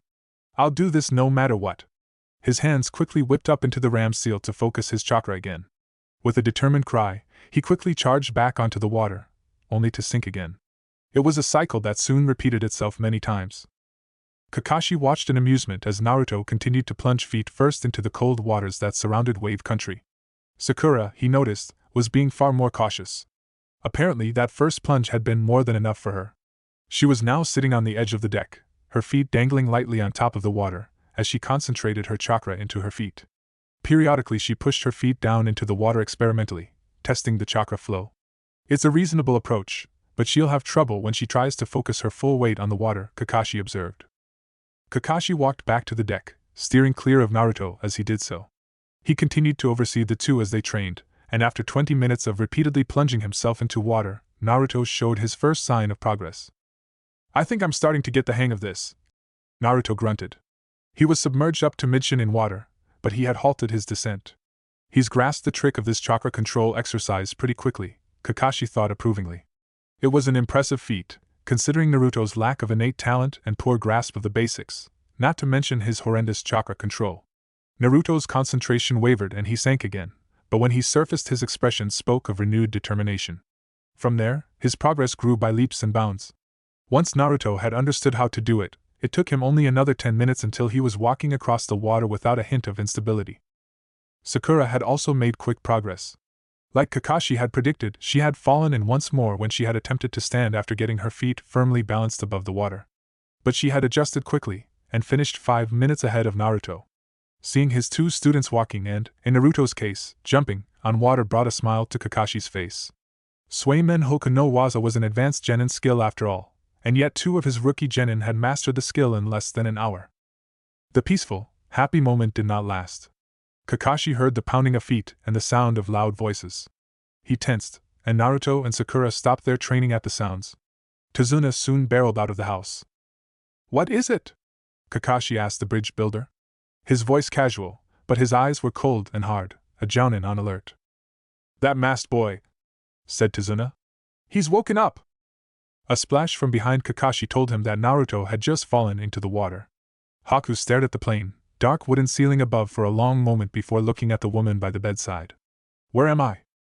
"Here's your water," the dark-haired, plain-faced woman said kindly. "What happened?" The last thing Haku remembered was Naruto-kun's bright blue eyes, filled with a resolve to kill, and then, nothing. "Where is Zabuza-san?"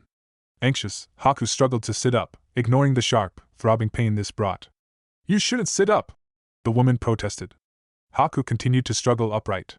The woman sighed in resignation when it became clear that her patient would not listen to her advice. She moved quickly to assist Haku into a sitting position. Haku sat, panting for several moments until the pain receded into a throbbing ache. "Here," Haku's nurse said again, offering a glass of water. "Thank you," Haku said politely, wincing slightly. It hurt to speak. Still, politeness counted for more than discomfort, and there was still no clue as to what had happened. Haku drank greedily. The nurse accepted the empty glass back with a smile.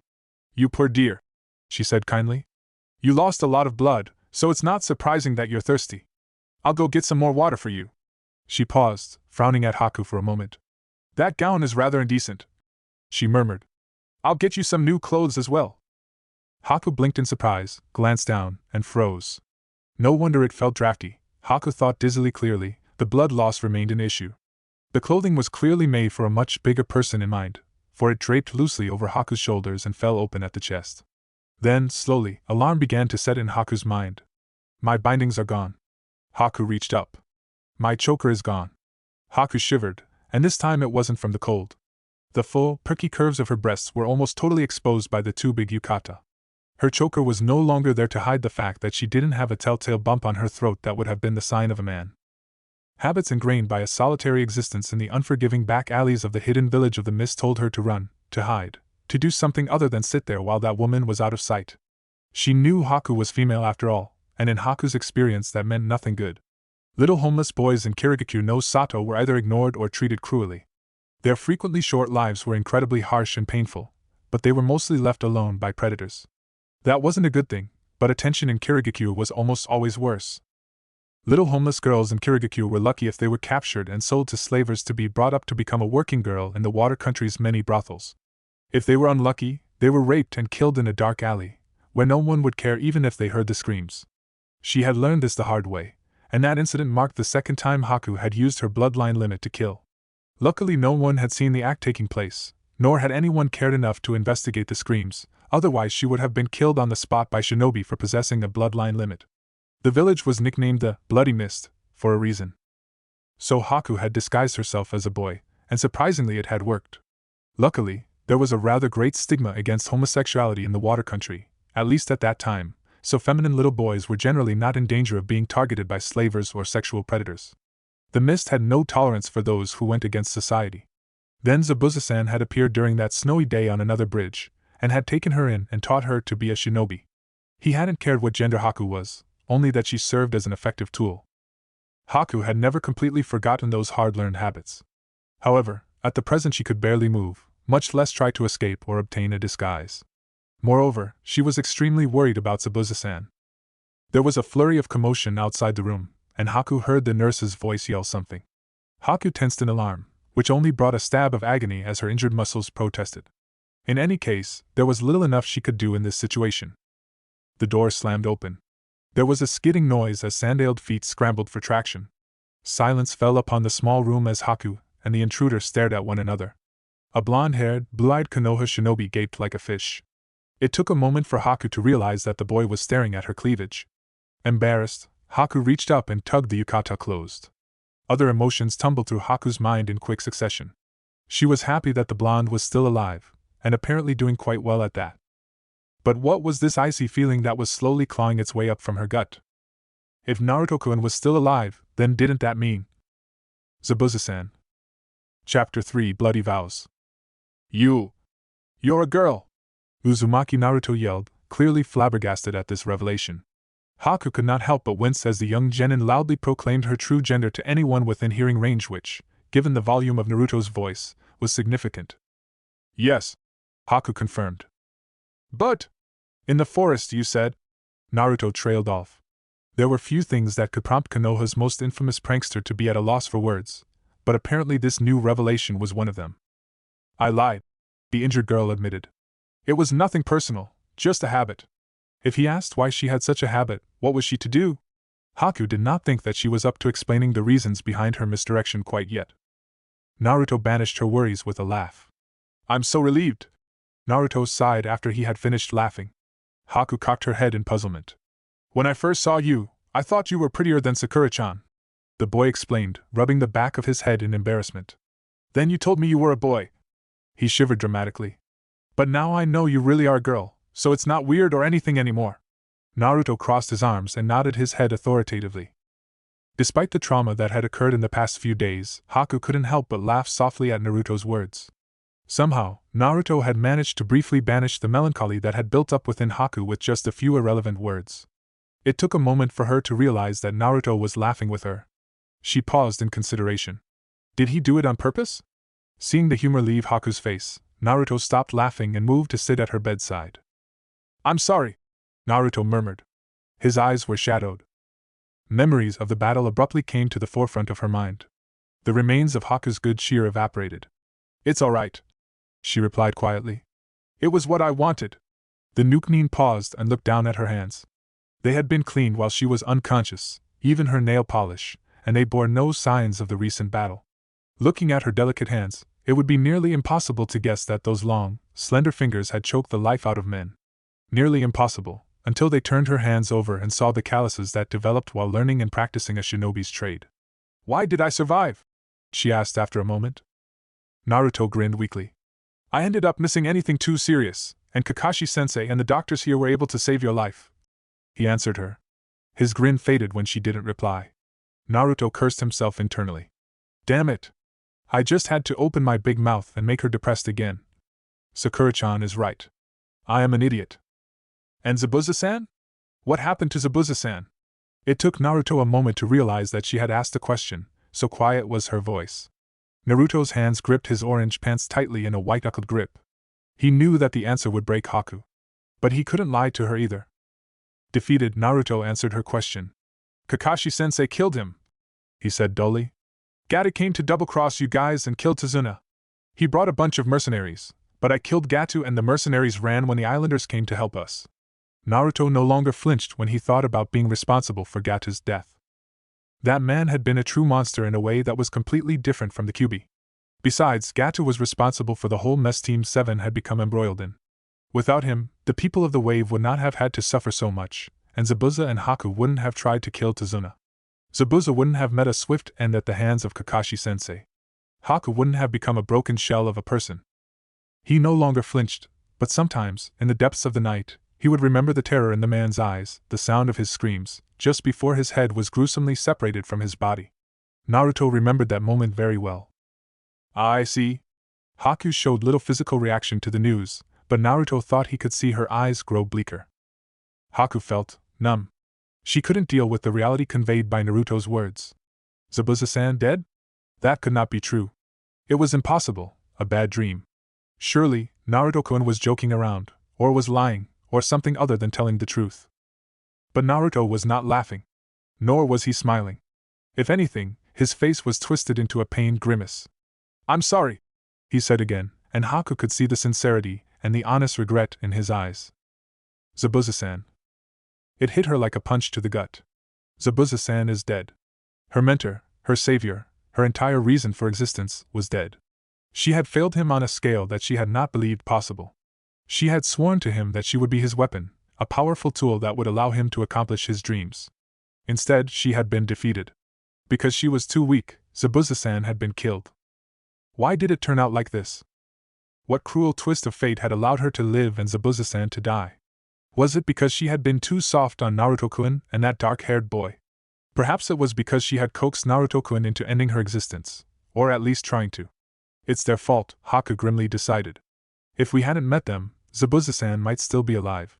If I had killed Naruto-kun when I had the chance. Abruptly, Haku cut off that train of thought. She shivered, and not because of a draft either. Her thoughts had taken a very dangerous turn, and she was suddenly acutely aware of Naruto-kun, sitting silently on her right. Haku turned her head slightly to regard the blonde ninja. He was regarding her with that same solemn, regretful expression that he had delivered the news of Zabuza-san's death to her with. She felt almost ill for having such treacherous thoughts. Even if the boy had been a part of Zabuza-san's death, she knew that he held no malice. Nor had he been entirely to blame for taking her out of the action. She was the one who had convinced him that his friend was dead, and she was the one who had later persuaded him to kill her. It isn't Naruto-kun's fault, she told herself firmly. But there was something within Haku that didn't want to believe that. It wanted someone to blame, and Naruto was nearby and convenient. Naruto-kun, she suddenly spoke. The genin started in surprise, having grown used to the silence. Will you give me some time alone? He blinked in surprise. Sure, he agreed. I'll come back later, okay? Naruto rose from his seat and headed towards the door. He stopped in the doorway. Haku, he began, turning back towards her. She looked up. Naruto's smile was small but earnest. I'm glad you're alive. Naruto left, closing the door quietly as he went. Behind him, a raven-haired girl stared at the door in wide-eyed surprise. A few moments passed before the girl began to weep in silence. Naruto found Sakura waiting for him outside the doctor's home. She looked up as he emerged. How is he? She asked. She's fine, Naruto answered. A brief silence followed before Sakura asked. She? Yeah, Naruto said. Apparently Haku is a girl. Naruto began walking back towards Tazuna's house. Hey! Sakura exclaimed. She quickly jogged after him before slowing to match his pace when she caught up. How rude, she thought indignantly. It was clear that Naruto was hardly paying attention to her.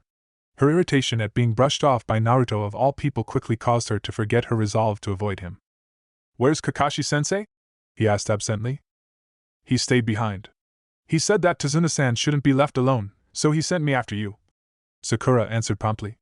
After a moment, she remembered that she should be giving Naruto the cold shoulder for being so rude earlier. Her silent treatment, which Naruto didn't even notice, lasted all of 20 seconds before curiosity got the better of Sakura. How come the doctors never said Haku was a girl? She asked Naruto. He shrugged. They thought we already knew. The conversation died out there. Naruto and Sakura spent the rest of the walk back to Tazuna's house, each absorbed in their own thoughts. They found Kakashi and Tazuna waiting for them when they returned. Surprisingly, Sasuke was also up. The injured Uchiha was sitting at the dining table, casually sipping some hot broth Tsunami had made for him. Sakura immediately rushed to his side with a cry of Sasuke-kun, which the dark-haired boy ignored. Tazuna and the other two members of Team 7 tuned out the spectacle. Naruto, Kakashi greeted. How is Haku? She seems to be recovering. Naruto replied neutrally. Kakashi raised an eyebrow at the revelation that Haku was female. Internally, he chuckled. Sasuke won't be happy to learn that he was beaten by a girl, he thought irreverently. Naruto ignored the suddenly mischievous twinkle that had developed in Kakashi's eye. I don't think she took the news about that Nobrow very well though. Naruto bit his lip, suddenly apprehensive. What would Haku do, now that Zabuza was dead? Kakashi hummed thoughtfully. Well, it can't be helped, he said after a moment. How she deals with it is her choice, isn't it? As long as she doesn't come after us for revenge, everything is fine. Naruto frowned, but nodded reluctantly. He didn't want Haku to suffer any more than she already had, but he also didn't see how he could help her deal with her grief. Naruto shook his head, banishing thoughts of Haku's plight and his own role in it. No time to think about it now, he told himself. Hey, Kakashi-sensei, he called to his teacher. What should I do today? You're staying here today, Kakashi told his student. Seeing Naruto's mouth open to complain, Kakashi cut him off before he could protest. Naruto, you've been working constantly for the past few days. Now that I'm up and Sasuke can walk under his own power again, you can take a break. Sakura and I will accompany Tazuna-san today. Naruto's look remained petulant as he folded his arms. But Kakashi-sensei, he whined. Kakashi sighed. Look, think about it like this, he said. It's important for shinobi to work hard and persevere, but it is also important for a shinobi to know when to relax. Burnout happens to ninja. That's another reason why we operate in teams, so that a shinobi doesn't have to do everything by himself. Kakashi gave him a pointed look, and Naruto once again found himself reluctantly agreeing with his teacher. Teamwork, Naruto realized. It was Kakashi's most important lesson to his students. Naruto felt ashamed that he had nearly forgotten that in his desire to grow stronger. The bell test had been a humbling lesson, and one that he should not forget. After all, no matter how strong he became, as a Konoha shinobi, teamwork would always be critical. When he became Hokage, it would be even more critical. A Hokage who forgot the values of teamwork would only end up getting his subordinates killed. Naruto remembered Team 7's first encounter with Zabuza. Hadn't Kakashi, despite his superior skill, been outmaneuvered by Zabuza?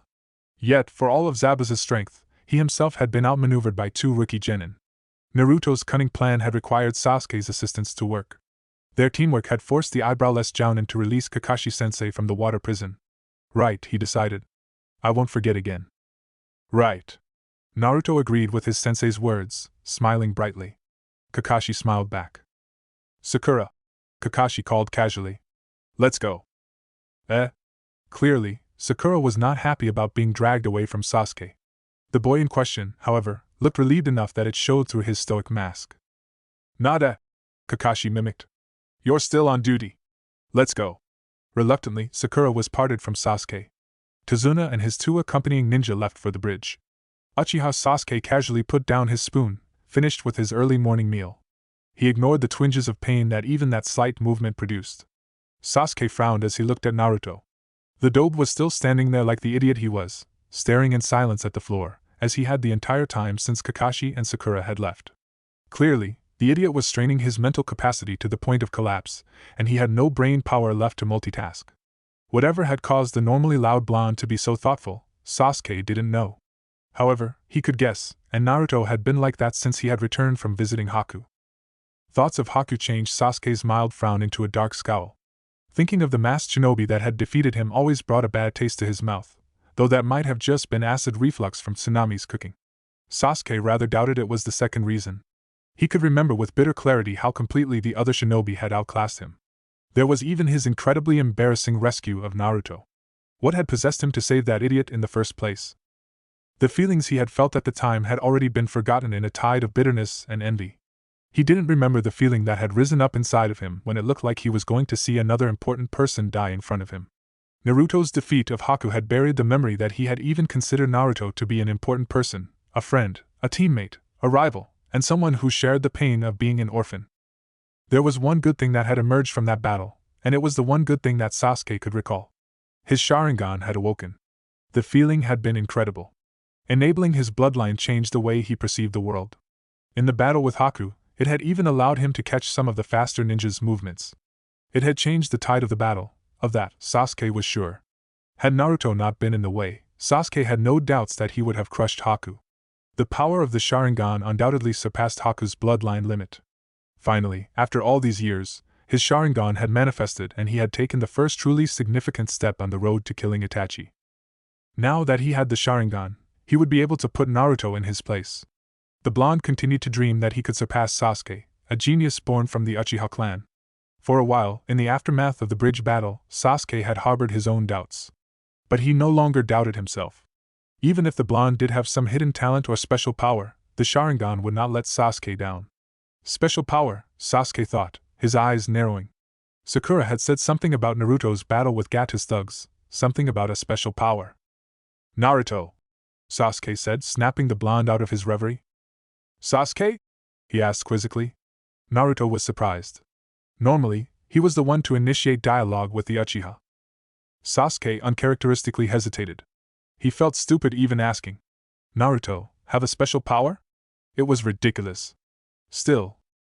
Sasuke gasped. Died? He quickly brought his head up to stare at Sakura. Did Naruto kill him? Sakura hesitated, but Sasuke's gaze bored intensely into her. I don't know the details, but... She trailed off briefly, not able to meet Sasuke's gaze. It seems like he did. Sasuke turned to stare at Haku's still form, and then to Naruto, whose hands were stained red with blood. Sakura told me about your fight with Gata's men, Sasuke said abruptly, watching Naruto through dark, narrowed eyes. Naruto flinched, causing Sasuke's eyes to narrow further. Could he really have a special power? She said you used some sort of strange power. What was it? Naruto was deeply conflicted.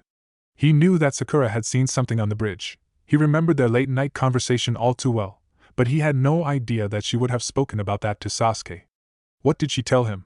But then, did he really want Sasuke to have an inkling about the Kyuubi's presence within him? Sakura having a piece of the puzzle was bad enough as it was. Naruto had no doubts that Sasuke would hold it against him if he found out about it. Naruto laughed, causing Sasuke to twitch in anger. Special power? Naruto mocked, amused. Me? He laughed again. Slowly, his laughter faded and he looked seriously at Sasuke, whose hands were folded tightly together in anger. I wish I had a special power, Naruto said. All I have is a curse. The first thing I'd do with it is beat you up. Naruto smirked at his rival. Sasuke sneered back. Sakura-chan probably just couldn't see well because of the mist, Naruto reasoned. Seeing Sasuke nod, Naruto relaxed slightly. His insides had wound up tightly in nervousness without him knowing it. If that's all, I'm going out to train. Sasuke watched the other genin leave. Of course Naruto doesn't have any special powers, except maybe stupidity. Sasuke felt oddly reassured. That's what happens when I listen to Sakura's babbling, he thought, disgusted with both the pink-haired Kunoichi and himself. Slowly Sasuke smiled. Things were starting to look up. He had obtained the Sharingan. No doubt Naruto's defeat of Haku was some sort of fluke, and killing a couple of non-ninja mercenaries was nothing important. It also looked like they had all but completed their first C-turn A rank mission, since the main threats had been eliminated. Now all Sasuke had to do was recover, and then he could begin work on mastering the Sharingan. Sasuke stood gingerly, ignoring his aching muscles as he did so, and deposited his bowl in the sink. On his way out of the kitchen he grabbed a peach. He slowly walked outside and began to leisurely stroll around the deck in order to exercise his legs, feeling oddly peaceful. The fruit was quite good, the sun was warm, and all was right with the world. Maybe I can get Kakashi to help me with my Sharingan, Sasuke mused, taking another bite out of the peach. He paused when he heard Naruto's voice. Curiously, he kept walking and turned the corner. Sasuke stopped staring. Naruto was training again. However, it was not like any training Sasuke had ever seen before. The dead last was, like Sasuke, taking a casual stroll out in the nice weather. Unlike Sasuke, his walking was all done on top the blue-green coastal waters of the wave country. Sasuke was completely unaware of the way his features had steadily tightened into a snarl at the sight of Naruto walking on water. He was also not aware that he had crushed the peach in his tightened fist, or that his nails were digging furrows into his palm that would soon pierce through the skin. Naruto. Suddenly, the blonde's name seemed like a curse as it rang through Sasuke's mind. Immediately after successfully diverting Sasuke's suspicions, Naruto had gone out to the deck and began training his chakra control once more. He had figured out how to successfully stand on water, but his control wasn't perfect yet. That had been made clear earlier, when he had lost control and fallen, and after hearing that Haku had awakened. Naruto was determined to master the Swaymen Hoku no Waza to the point where his control didn't waver, even under duress. If he ever had to fight on water, it wouldn't do if he fell in every time he was distracted. Besides, if he stayed on the water long enough, it would become good stamina training as well. Naruto felt a flash of killing intent. It wasn't nearly as potent as Zabuza's or Kakashi-sensei's had been, but it had manifested enough to attract his attention. He looked up quickly, trying to spot its source. He frowned when he saw nothing unusual. The killing intent was gone as well. Was it just my imagination? Naruto wondered. Then he noticed that he had been distracted from the exercise, but had nonetheless managed to stay standing on the water. Naruto looked down at his feet, seeing the steady ripples of water emanating outward his feet, and grinned happily. My training is already producing results, he exulted. His grin grew wider as a new thought occurred to him. If that's the case, then let's try something different. Konoha's #1 most unpredictable ninja brought his hands up to form the seal for Kage Bunshin no Jutsu. A moment later, the distinctive, high-pitched sounds of Kage Bunshin forming, along with the accompanying bursts of smoke, announced the arrival of nearly 20 solid copies of Naruto. All of them stood as easily upon the water as the original did. The greenish-blue waters near Tazuna's seaside house quivered as 21 shinobi sent their chakra into the water, creating ripples that spread out and began to batter against each other. Naruto stood still, listening to the sound of water rippling, moving, lapping against the shore. Naruto took a deep breath, taking in the cool, salty morning air. He grinned at his 20 reflections and made a fist. All right, Naruto shouted, his grin turning slightly feral. Let's go wild! Shouting and the sounds of fierce fighting quickly erupted behind Tazuna's home as Naruto and his Kage Bunshin engaged in close combat with each other. When Kakashi, Sakura, and Tazuna returned home, they were met at the door by Tsunami and Inari. Tsunami smiled, greeting her father and his bodyguards warmly. Inari bounced up to Tazuna and launched into a rapid-fire explanation of his day. Sakura shook her head at the sight, thinking about how different Inari had become from when she had first met him. The sullen brat he had been had given way to a cheerful, talkative young boy. In fact, now that Sakura thought about it, he seemed to be changing into a miniature Naruto, at least personality-wise. She didn't ponder things for long, though. After all, Sasuke-kun was just inside. Sasuke-kun was indeed just inside. In fact, it looked like he had hardly moved since she had left him in the morning. He was sitting quietly, apparently reading one of Tazuna's books on architecture. Per Sasuke-kun, she thought at the sight. He must have been so bored. Kakashi-sensei should have taken Naruto instead of her. Sasuke-kun shouldn't have been left alone with Naruto of all people. Shinaro.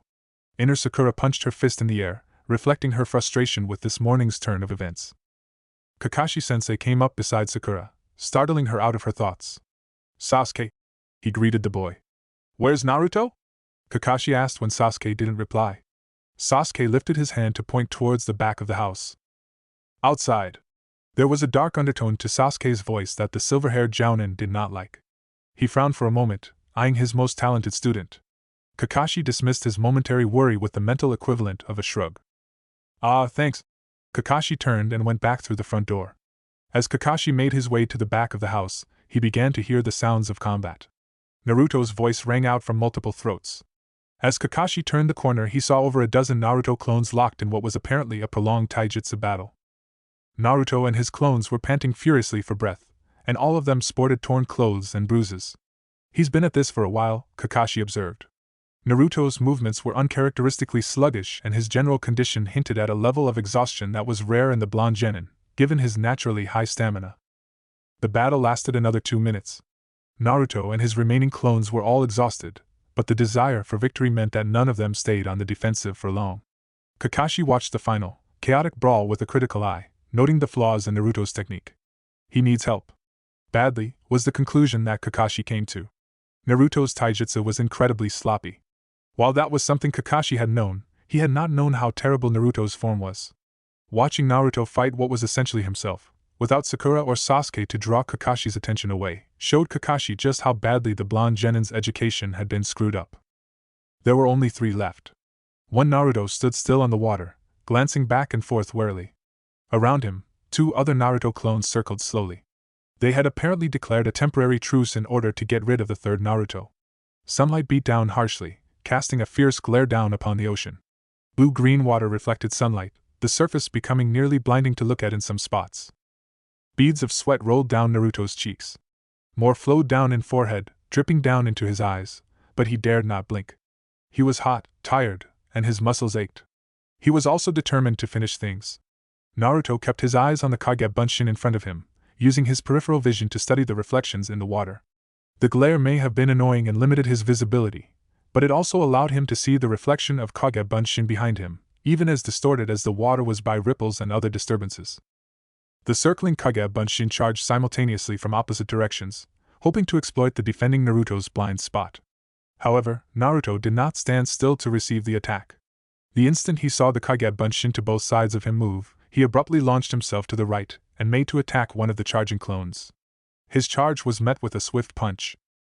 Naruto slapped the punch aside and moved inside the clone's guard, following up with a brutal hit to the hollow of the shadow clone's throat. The clone's esophagus collapsed, and he popped out of existence. Naruto turned just in time to meet the second clone's charge, but he was a step too slow. The Kage Bunshin fainted, launching a fist at Naruto's solar plexus. Quickly, Naruto stepped back, his hands moving to intercept the oncoming punch. This was exactly the reaction the shadow clone wanted. He quickly lashed out and swept Naruto's forward foot out from under him, causing the real Naruto to lose his balance and fall into the water. The clone grinned down at his distorted reflection, heady with triumph. He was still grinning when a trio of shuriken erupted from the water and pierced his body, causing the clone to explode in a cloud of white smoke. Naruto emerged from the water moments later. He laboriously used his hands to push himself above the water, wincing as he did so. For some reason, he felt a chilling sensation. It was as if he had been hit with shuriken. Naruto shrugged to himself as he staggered to his feet. Despite his clear exhaustion, Kakashi noted that the blonde genin was able to remain steady on the water. In fact, Kakashi had noticed that there had not been a single waver in control during any moment of the fight he had just witnessed.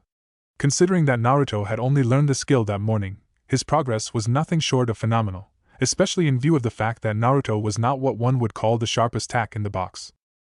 Had it been Sakura, Kakashi would have taken it for granted that she would master the skill of water walking quickly. After all, her ability to control and mold her chakra was the greatest of her generation. Kakashi had no doubt that the Uchiha would master the skill quickly as soon as he learned it.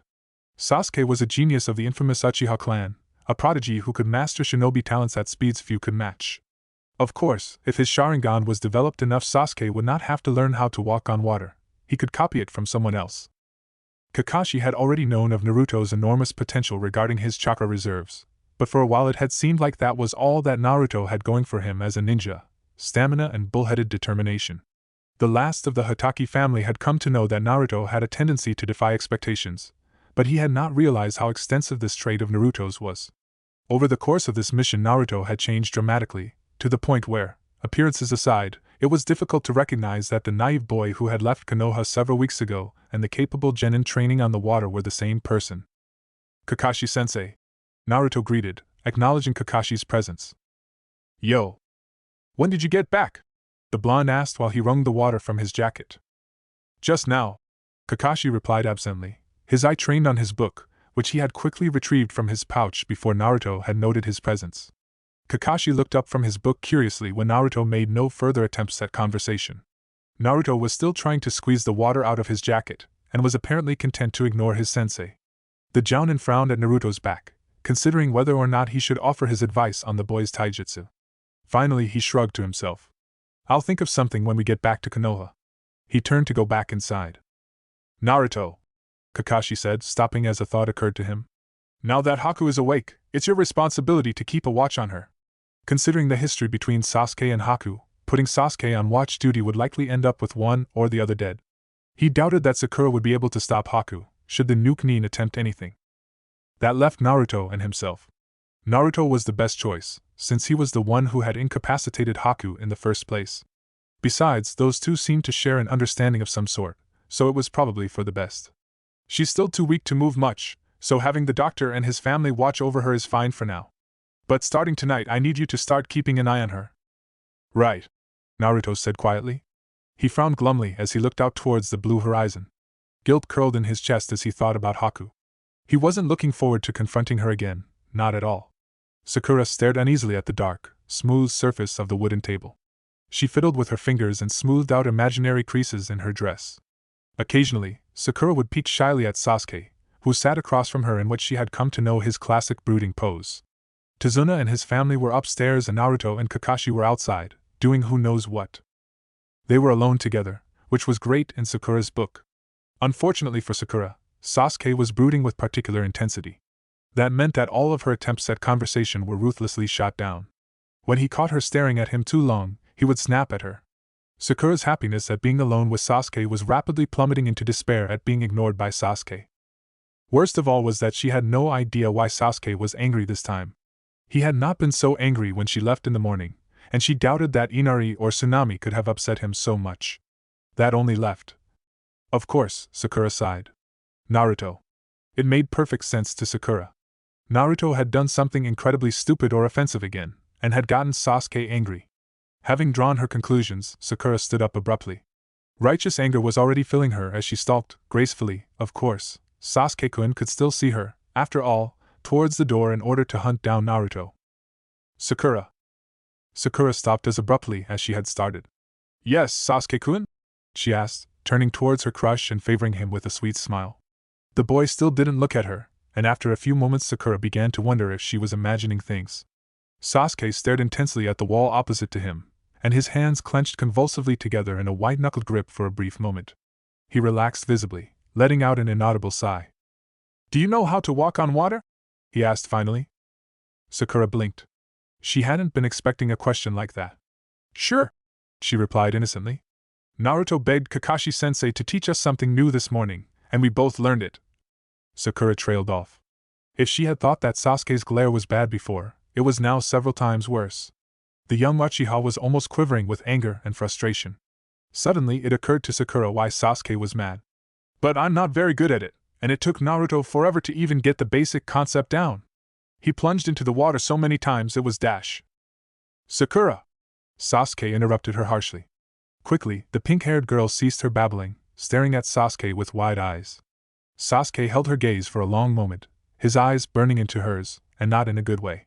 Shut up! The kunoichi stared at Sasuke's back as he left the room. Her bottom lip quivered, and she bit it hard to stop its movement. The coppery taste of her own blood touched her tongue.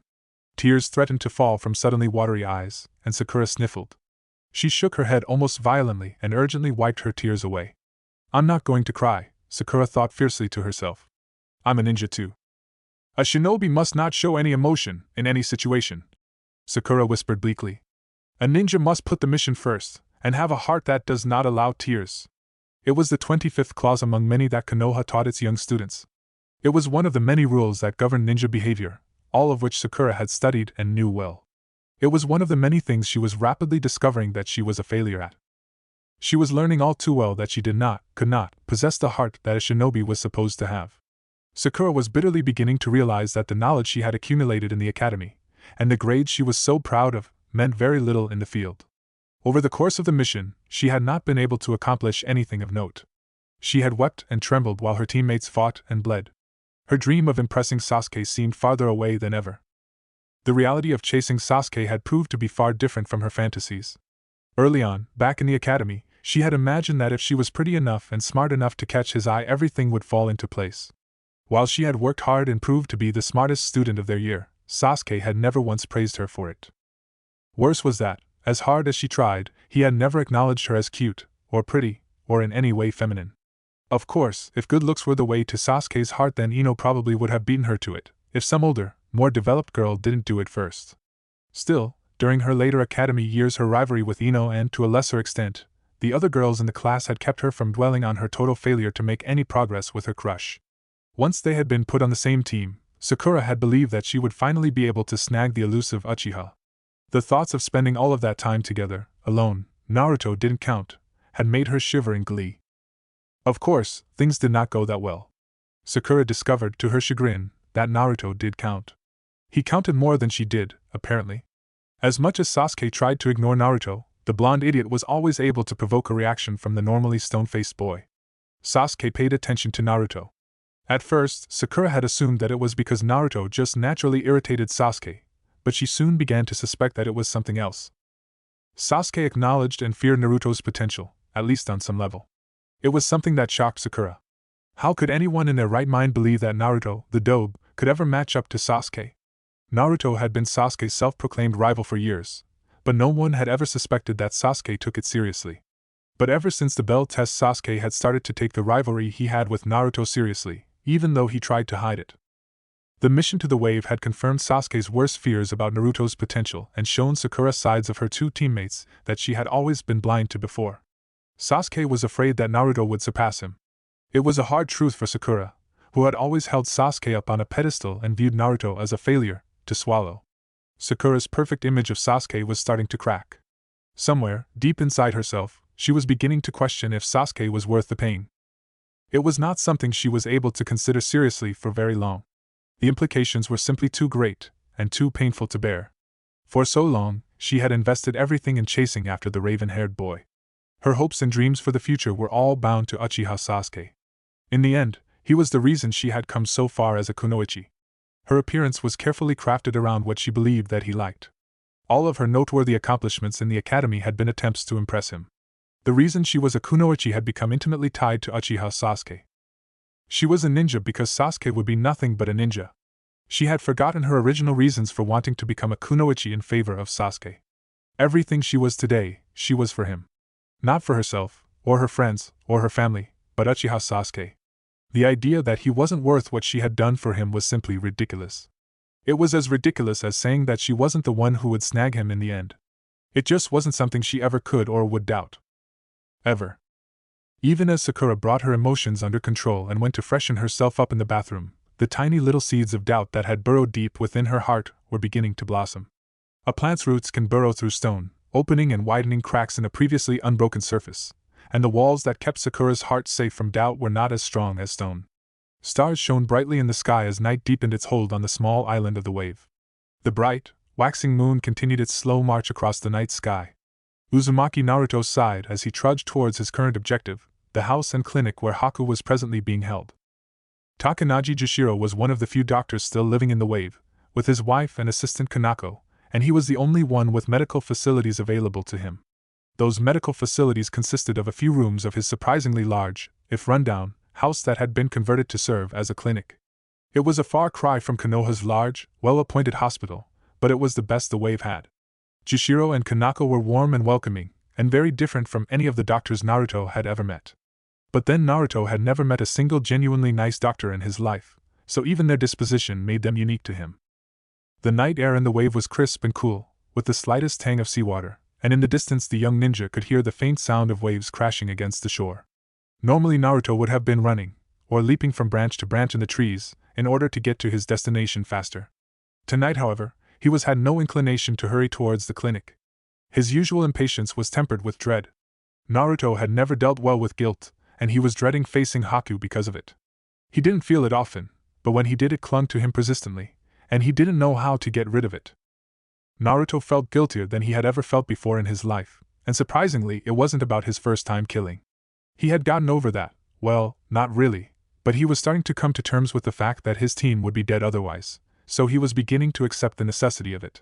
Nightmares and the constant weight of his conscience were small prices for him to pay for their safety.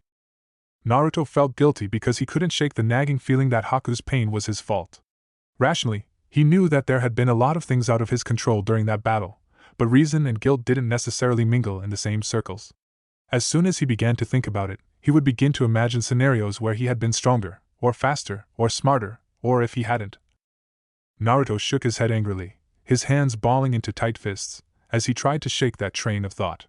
Allowing himself to get sucked into a cycle of what-ifs and self-recriminations was stupid, and it didn't change anything. I need to focus on the future, on how to make things better, not on what went wrong. His thoughts brimmed with renewed determination, and he began to pick up the pace towards the Takanaji residence. "How are you feeling, dear?" Haku forced a smile at the concerned, motherly hovering of the nurse. "I'm fine, Kanako-san," the girl murmured quietly. "Your stomach is all right?" "Yes. The soup was delicious, and my stomach is just fine." Haku smiled again as the woman beamed at the praise. It wasn't an entirely forced smile either. Tonight was the first time she had been allowed to feed herself since she had been injured, and it was nice to have some independence back.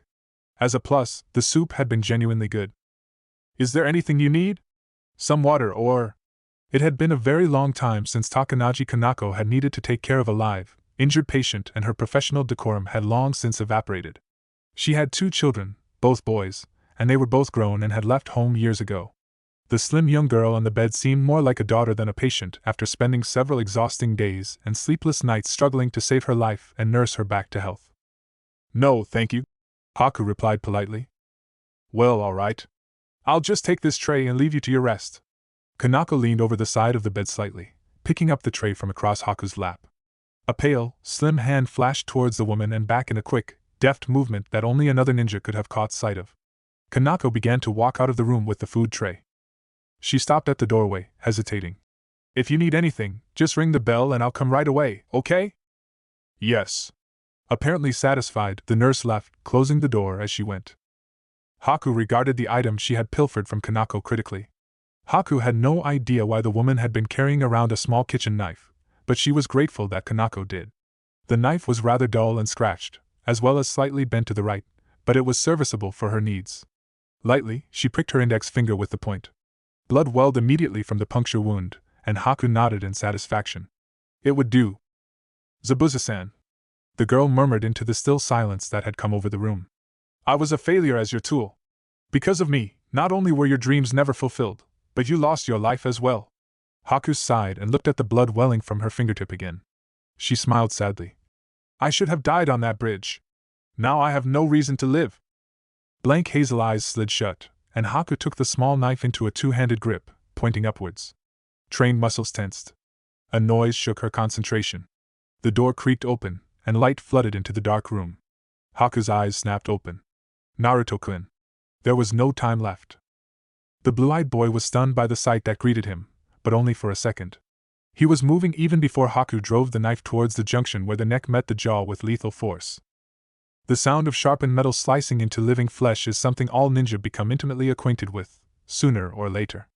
Naruto dearly wished that he had not had so many chances to memorize it recently. Drip. Haku's eyes opened slowly. She wasn't dead. She could clearly feel the exertion in her arms as they struggled to force the knife higher. Drip. So where was sound of dripping blood coming from if not her? Drip.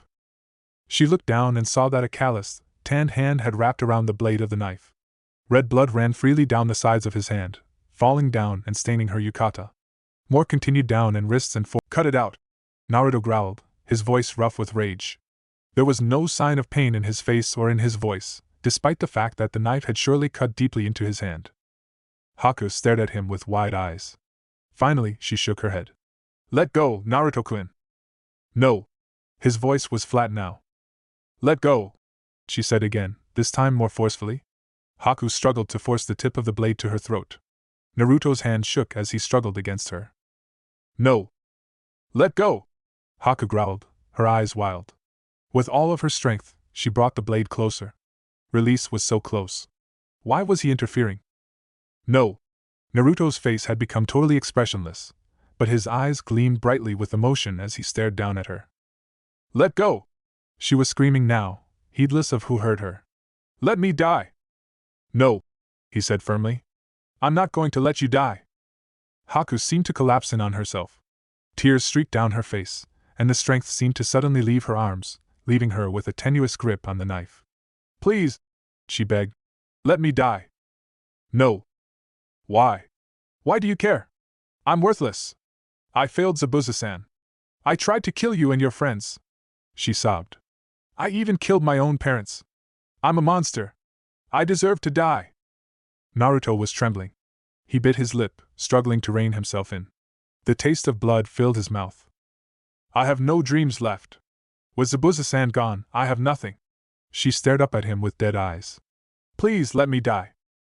Naruto closed his eyes, breathing harshly. Naruto-kun. Please, kill me. Dull, hopeless eyes stared at him, and despairing words twisted their way into Naruto's brain. Then there was blood. So much blood. Monster! Those eyes were so cold. What had he done wrong? I'm sorry, forgive me, I'm not a monster, please, please, look at me. Get away from our child. Another playmate lost, another peer poisoned against him. No! I didn't mean it. Please come back. Don't leave me alone. You are the monster fox that killed Irika's parents, the Kyuubi no Yuko. Wordlessly, Naruto raised his free hand and brought in sharply across Haku's face. The loud smack seemed to echo through the room, and the distraught girl stared at him, stunned. You're not a monster, Naruto said forcefully. His hand came back down to rest lightly on his stomach. If you are, then what does that make me? He asked quietly. Haku blinked, still off balance. 12 years ago, the Kyuubi no Kitsune attacked Konohagakure no Sato. Naruto intoned, his voice barely above a whisper. He gripped the fabric of his jacket tightly. The Yondaime Hokage wasn't able to kill it like most stories say. Naruto trailed off, uncertain if he really wanted to continue. His knuckles whitened as he squeezed the fabric around his stomach even tighter. Naruto bit his lip. He barely felt it when an incisor broke through the skin. Warm blood welled up from the small wound and Naruto tasted the bitter, copper taste of blood as it filled his mouth. Naruto raised his gaze, meeting Haku's eyes. For a long moment, Naruto stared at her. He saw, and felt, her confusion and her pain, her loneliness and despair. The feeling that your existence is needed by no one in this world. In the end, it had already been decided. There was no other choice that he was willing to make. Naruto sighed and smiled faintly. Instead, the young Jinchuriki murmured. He sealed the Kyuubi into a newborn baby. Naruto paused again, his smile becoming bittersweet. Distraught as she was, Haku was nonetheless an extremely sharp young woman. Realization was swift in coming. Her eyes widened. You! She breathed. The hand that had clenched the jacket above the seal relaxed and fell limply to his side. Me! He said matter-of-factly, his smile widening faintly at Haku's astonished look. Haku was gaping now, open-mouthed. If you're a monster, Naruto continued slowly, deliberately, then what am I? Ever since I was just a kid, everyone in Konoha hated me. Naruto related, his tone almost nostalgic. I didn't know why until I graduated from the academy. You didn't know. The pain, the despair, the feel of Naruto's blood growing cold on her skin, was all forgotten. Haku was enraptured by his story. The kinship she had felt with the boy made more sense with every new revelation. Naruto nodded. Sandaime Jiken made a law. No one was supposed to talk about it, the fact that I had the Kyuubi in me. Naruto smiled again, this time with true fondness. He was trying to protect me, he murmured. His smile faded. But he couldn't protect me from their eyes. He couldn't stop them from ignoring me, from shunning me, from hating me. No matter what I did, it was never enough, and I never understood why they were like that. Haku blinked rapidly, her eyes suspiciously wet. She remembered all too well the way she had been treated in the alleys of Kirigakure. No one had anything to spare for a dirty beggar child, not even the acknowledgement that she was alive. For a time, it had seemed like she did not exist in the eyes of the world.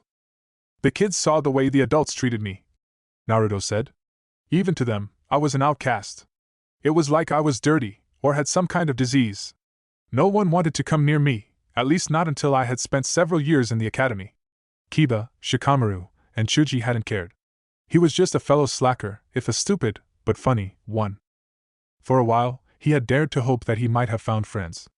But no matter how much they seemed indifferent to the rumors and the stigma that surrounded him, none of them were ever willing to truly allow him in, to let him be their friend. He still wondered sometimes, did their parents say things about me?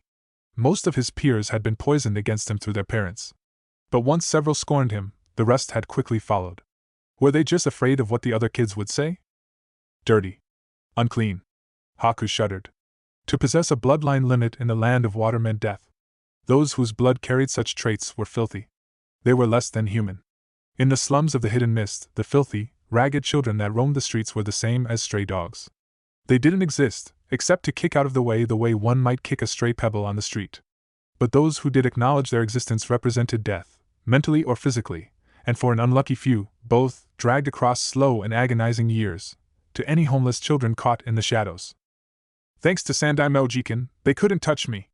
But they made sure I knew how much they hated me. He took a deep, shuddering breath. I got tired of crying a long time ago. He continued quietly, looking Haku in the eyes. He glanced briefly, deliberately, at the knife and back. I even thought about that once or twice. But that's the easy way out, the coward's way out, and I won't ever let them get me down. Haku mentally recoiled. I'm not a coward, she wanted to scream. But she had no energy for it, no true passion or anger left within her. An overwhelming emptiness engulfed her like the morning fog rolling in from the ocean. She had nothing. She was nothing. Was it so wrong to just end it all? Naruto's voice bled hot with passion. I decided to become Hokage, and I made that my dream even though most of the village wouldn't mind if I died. I'll force them to acknowledge me. I'll protect them with my life, no matter how much they hate me or how much they've hurt me. Naruto paused, his nostrils flaring as he sucked in a deep breath. I'll become Hokage, he repeated strongly.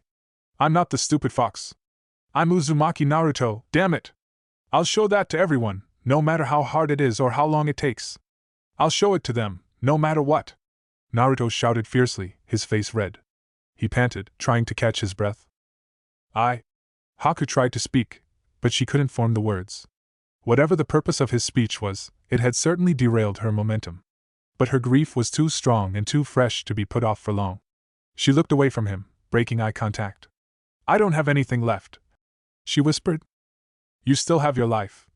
Naruto countered, his voice still somewhat breathless. As long as you have that, you can find new dreams. He continued with increasing strength, as his breathing leveled off. My dreams were Zabuza-san's dreams. That's all. She stared down at the blood staining her yukata. Naruto nearly shouted in frustration. Haku still hadn't let go of the knife. Instead, he settled for a sigh as he looked at her. She was sitting so still, her posture still proper despite her trying to commit suicide. The moonlight from the window and the light from the hall only served to highlight how pale and fragile-looking she was. She was like a broken doll. I'm sure Zabuza wouldn't have wanted you to die, he said, hoping that might do it. It didn't. But Zabuza-san is dead, and my reason for living died with him. No one in the world needs me. Then I'll need you, Naruto blurted. He mentally paused, as his brain tried to unscramble what he just said. Haku's head whipped up, and she stared at him with the wide-eyed look that he was rapidly becoming familiar with. What, Ash? I don't want you to die, Naruto said quickly, his mouth moving before his brain caught up with it. Surprisingly, it was provoking a reaction from the girl, so Naruto followed his instincts and spoke from the heart. If you died, I would be really sad. So please, he begged her. Live. If you need a reason to live, Naruto interjected quickly, hoping to head off another denial. Then do it for me. If you have to be needed by someone, then I'll need you. In the shocked silence that followed, he slowly raised his hand and brought it down slowly to rest on top of her head. What am I doing? Naruto wondered even as he patted her head in what he hoped was a reassuring gesture. He had seen fathers do that to their children back in Konoha, so he figured it was a good thing. Of course, he was 12 and she was more like 15, so it would probably be awkward if the situation was not already so bizarre and tense. I need you, Naruto declared firmly. Haku, who had been staring down at her lap, snapped her head around and stared intently into his eyes as if trying to read his mind. Naruto met her searching gaze with what he hoped was a steady, reassuring look. He took a deep breath. I swear, by the pain in the blood of my right hand. He paused as a feeling of déjà vu swept through him. That for as long as I am alive, I will need you. Immediately after finishing his statement, he felt vaguely embarrassed by his grandiose vow. But it sounded like something a proper hero would say, so he went with it. Again, his mouth moved before his brain could formulate his next statement. Will you follow me? He paused again. That didn't come out quite right. Yes, Haku murmured, still staring at him with wide hazel eyes. Please live. Wait, what? Did I hear that right? Slowly, her grip eased on the knife. Naruto plucked it from her grasp before she could second-guess herself and moved it out of her reach. He turned back to find her still considering him intently. The emptiness and the pain seemed to be gone from her eyes, replaced by something Naruto wasn't familiar enough with to name. She tilted her head slightly and smiled at him. Yes, I'll follow you, Naruto-sama. Chapter 4: Ripples. The distant twinkling of stars dominated Naruto's vision. The moon was obscured by a dark, indistinct mass of clouds. Occasionally the clouds would break, and for a moment gentle silver rays of light would illuminate the land below. Naruto lay on the roof of the Takanaji home, his arms folded behind his head. He stared up at the dark night sky, taking no notice of the chill wind that combed invisible fingers through his messy hair. What am I doing? Naruto sighed. It was a question he had asked himself many times in the past few hours. The fallout of the incident with Haku, only a few hours past, seemed to become increasingly complex as he thought about it. Kakashi-sensei had sent him to watch over the injured Nuke-nin, but he had somehow ended up making her some sort of follower or something. Naruto still wasn't sure how that had happened. What would Kakashi-sensei make of things? He didn't even want to think about Sakura-chan's reaction, and who knew what Sasuke would think. Even worse were the reactions he knew she would receive in Konoha, should she follow him home. A Nuke-nin trailing after that Naruto?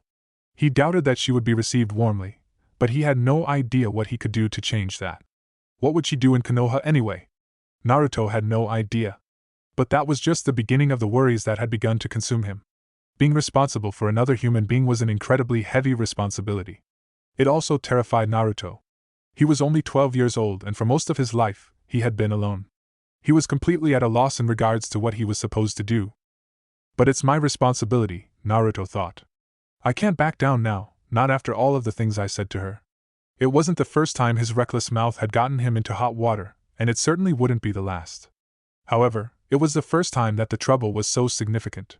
There were no scolding authority figures or sneering adults, no punishments or rebukes, just an overwhelming responsibility that he had no choice but to bear. After all, he had already accepted it. Still, it made him uncomfortable. He had always dreamed about the day that someone would look up to him, respect him, and realize his worth. Now there was a pretty girl who seemed to have done just that. But Naruto knew deep down that it wasn't what he wanted. He hadn't truly earned her respect. He wasn't worthy of her devotion. Somehow he had ended up filling the void Zabuza had left in Haku's heart, but that was not what Naruto wanted. He was Naruto, not Zabuza. But it can't be helped, he thought unhappily. Not so soon after that no-brow died. There was a break in the dark mass of clouds overhead. The moon shone brightly down upon the wave country. She called me Naruto-sama, he murmured aloud. It was a happy thought, and after a moment Naruto grinned. Even if I haven't earned it yet, it's kind of nice. Naruto-sama, he said again, almost giddily. It was a heady reminder of what lay at the end of the road to Hokage. He would earn the respect of Konohagakure. One day, I'll be worthy of being called Naruto-sama, he thought determinedly. Naruto raised his right arm from behind his head and thrust it skyward, his hand curling into a fist. And one day, he declared, they'll call me Hokage-sama. Kakashi watched Sakura and Sasuke as they left towards the bridge with Tazuna. Sasuke had quite firmly declared that he had finished his recovery and demanded to be allowed to resume his duties. Kakashi knew that Sasuke's injuries still pained him. The stiffness in his movements was as plain as day, but the boy's eyes had shone with grim determination and his mouth had been set in a stubborn line. If he wants to spend his day escorting a drunk, sweaty old man, who am I to argue? Kakashi shrugged philosophically. Personally, he could think of many better ways to spend his day. Most of those involved Ika paradise in some way, but still, at least it didn't involve old drunk men. Drunk young, and preferably pretty, women, however, that was a different story. Kakashi dearly wished he could have at least one mission involving such a creature at least once before he died. So far he had no such luck, but perhaps one day the heavens would shine upon him. In the meantime, he had the acclaimed, in certain circles, at least, Ika series, his imagination, and 3 not-so-cute students to torture for his amusement. Kakashi took a moment to sigh wistfully as thoughts of hot drunk women circled his brain. He then shook his head, regretfully banishing his eki thoughts in favor of duty. Now that 2 of his 3 not-so-cute students had vanished from his line of sight, Kakashi turned his thoughts to his 3rd student. I guess I should check up on Naruto now, Kakashi thought reluctantly. Ika paradise, he thought longingly. Without any truly pressing duties, all he wanted to do was relax and read. Besides, his body still ached from the after effects of chakra exhaustion. Surely he deserved a break, right? Unfortunately, Kakashi knew that duty did not wait. Still, Kakashi thought deviously, there is a way to do both. He had refrained from doing so since they had entered the country of the wave, but there was no reason to hold back now with the main threat to their mission gone. It was a sight very foreign to the wave and very familiar in Konohagakure no Sato. Hatake Kakashi, the copy ninja, strolled casually through the dusty dirt roads of the town. He deftly navigated through crowds of people and around various obstacles, an impressive feat, considering that his single uncovered eye was engrossed in the pages of a bright orange book. Of course, his display of shinobi deftness was detracting by his giggling, blushing demeanor. His perverted chuckles and open appreciation of pornographic literature brought Kakashi a fair share of bizarre, and often outraged, looks. The frequent glances and whispered comments had no effect on Kakashi. He had long since mastered the ability of ignoring such accusing stares, allowing them to slide off of him like water off of a duck's back. Or Sasuke's head, Kakashi snickered, inordinately pleased by his wit. It probably took him longer than it should have to reach the Takanaji home, but Kakashi was in no hurry. When he reached the home-turn clinic, he paused outside. He listened carefully for a moment, channeling chakra into his ears to boost his hearing. After a few moments, he nodded to himself in satisfaction. There was nothing obviously wrong. Of course, that only meant that if something was amiss the perpetrator was simply skilled enough not to leave obvious cues. Kakashi entered the residence, making no attempt to mask his presence. If enemies had infiltrated the house they would have already been alerted to his presence. Despite his paranoid thoughts, he wasn't particularly surprised to find Kanako busy in the kitchen. He wouldn't have been very surprised if enemy shinobi had tried to ambush him at the front door either, but there were certain things that Jounin learned to take in stride. A quick stop to say hello rapidly turned into an involved conversation with Kanako and Jishiro. Kakashi did not bother to knock.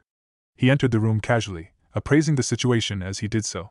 There were no signs that a violent confrontation had occurred in the room, despite the bloody knife and yukata that Kanako had shown him. Haku sat serenely on the hospital bed, her back propped up against the headboard. She looked alert and clear-minded, and her eyes had instantly begun studying him as soon as he had entered the room. Naruto was slumped in a chair against the far wall, and he looked up drowsily as the Jounin entered. Kakashi studied Naruto for a moment. The boy was clearly tired, given his bearing and the dark shadows under his eyes. Naruto's right hand was wrapped in bandages. The sight gave Kakashi a sense of déjà vu. It hadn't been long ago since Naruto's left hand had been bandaged in a similar fashion. He smiled faintly. In hindsight, it seemed like Naruto's wounding by the demon brothers and his subsequent hand injury was a lucky thing. It had been that wounded hand that allowed Naruto to find the courage to stand up to Zabuza. It was a lesson Kakashi couldn't teach, one his students each had to learn on their own. The ability to face death without panicking, to confront overwhelming odds and not turn their backs. It was something his team was just discovering. Naruto had learned it during Team 7's first confrontation with Zabuza. Sakura had yet to achieve it. Sasuke's hatred and trauma made him resistant to it in his own way. "Yo!" Kakashi greeted his student casually. Kakashi-sensei. Naruto replied tiredly. Good morning, Haku murmured, seemingly polite and earnest. Kakashi's eyebrows rose behind his height. He didn't sense any hostility from the girl, but that just made it stranger. After all, he was the one who had killed Zabuza, so it was definitely odd that she would greet him with civility. Tired? Kakashi asked Naruto, his head tilting slightly. Naruto grunted. Did something happen last night? Kakashi's tone was expectant. Naruto blinked before laughing nervously. His uninjured hand came up and rubbed the back of his neck sheepishly. Kakashi sighed inwardly. He's so obvious. One of these days I should teach him how to hide his reactions better. It was good for Kakashi that Naruto was so easy to read, but it was definitely a negative in the long run for Naruto's career as a shinobi. Well, just a bit, Naruto admitted. Just a bit? Kakashi echoed, cocking his head to the side inquisitively again. Naruto abruptly found his sandals very fascinating.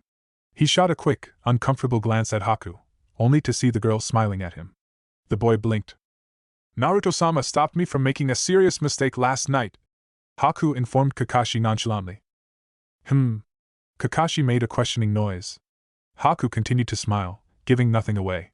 She has a lot more control over herself than Naruto, Kakashi noted, though he wasn't particularly pleased by this fact. It soon became apparent that she was not going to say any more, nor did it look like he would get an answer from Naruto anytime soon. After a moment, another thought occurred to him. Naruto-sama? Kakashi boggled on the inside.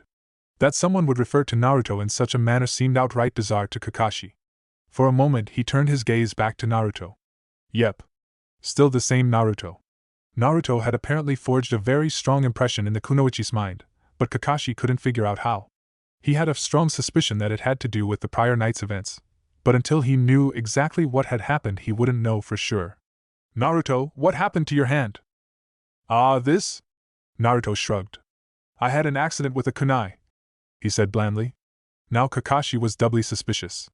Since when did Naruto use that kind of tone? An accident, huh? Yep, Naruto replied, his tone suddenly cheerful. An accident. Kakashi sighed inaudibly. Naruto, he began, injecting authority into his voice. When my students get injured, I need to know what happened. Naruto frowned, shame mixing with rebellion in his expression. Since a former enemy Nin is involved, it makes it even more critical for me to know. He somewhat regretted making a point about Haku's status like that, but he felt that Naruto needed to be reminded that they had been enemies only a short while ago. It was not wise to place so much trust so quickly in your foes, former or not. Naruto folded his arms and looked away from his teacher. His face was still set in a rebellious expression. Naruto-sama, Haku murmured quietly, drawing the boy's attention. Her face was still calm and peaceful, showing no sign of the turmoil she was experiencing inside. Seeing Naruto's teacher, the man who had killed Zabuza, pressing him so hard upset her. She was angry with the man, though she controlled that emotion with the knowledge that he was only doing his job. Kakashi was a tool of his village, just like she had been Zabuza-san's tool. Haku was also upset because Naruto was being put in an uncomfortable situation because of her actions. Naruto had saved her life and given her a new purpose. Even now he was protecting her, hiding her shame from his own mentor. She was his tool now, which meant that she should be protecting him, not the other way around. It was that thought that gave her determination. Haku really didn't want Kakashi to know about her despair and weakness the previous night, but she also wanted to deflect his attention from Naruto. It was clear that the Jounin would push until he got answers. It's alright, she said finally, breaking the silence that had developed after her interjection. Naruto frowned. But... She smiled reassuringly, despite the unease she felt.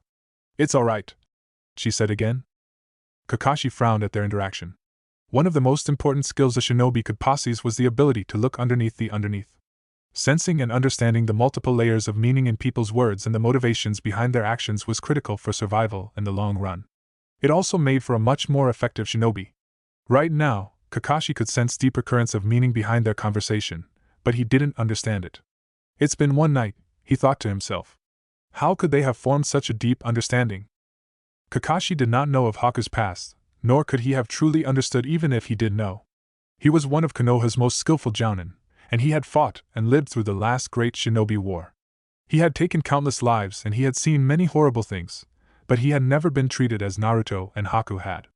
Kakashi could not truly understand because he had no similar experience. He knew the pain of being orphaned, But he did not know the pain and the despair of having an entire population focusing their hate and their scorn upon him while growing up.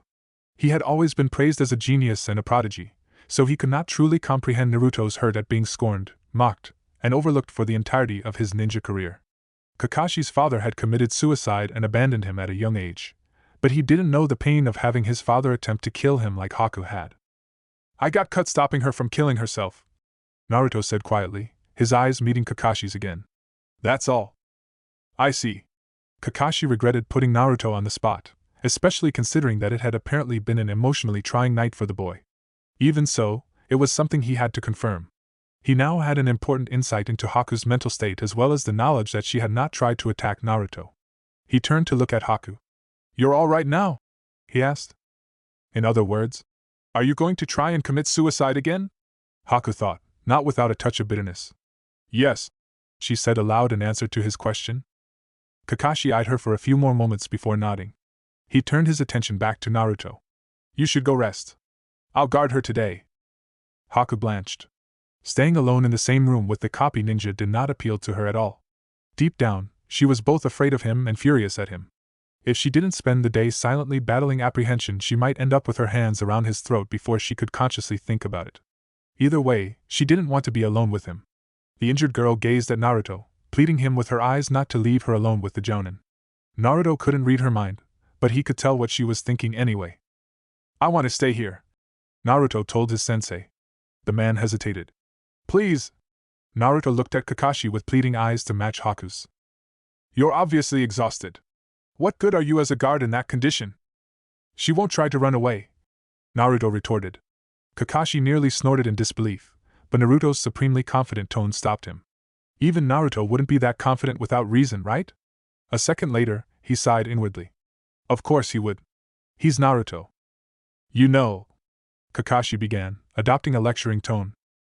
"I will not run," Haku interjected firmly. "I will follow Naruto-sama for the rest of my life." She met Kakashi's disbelieving stare evenly.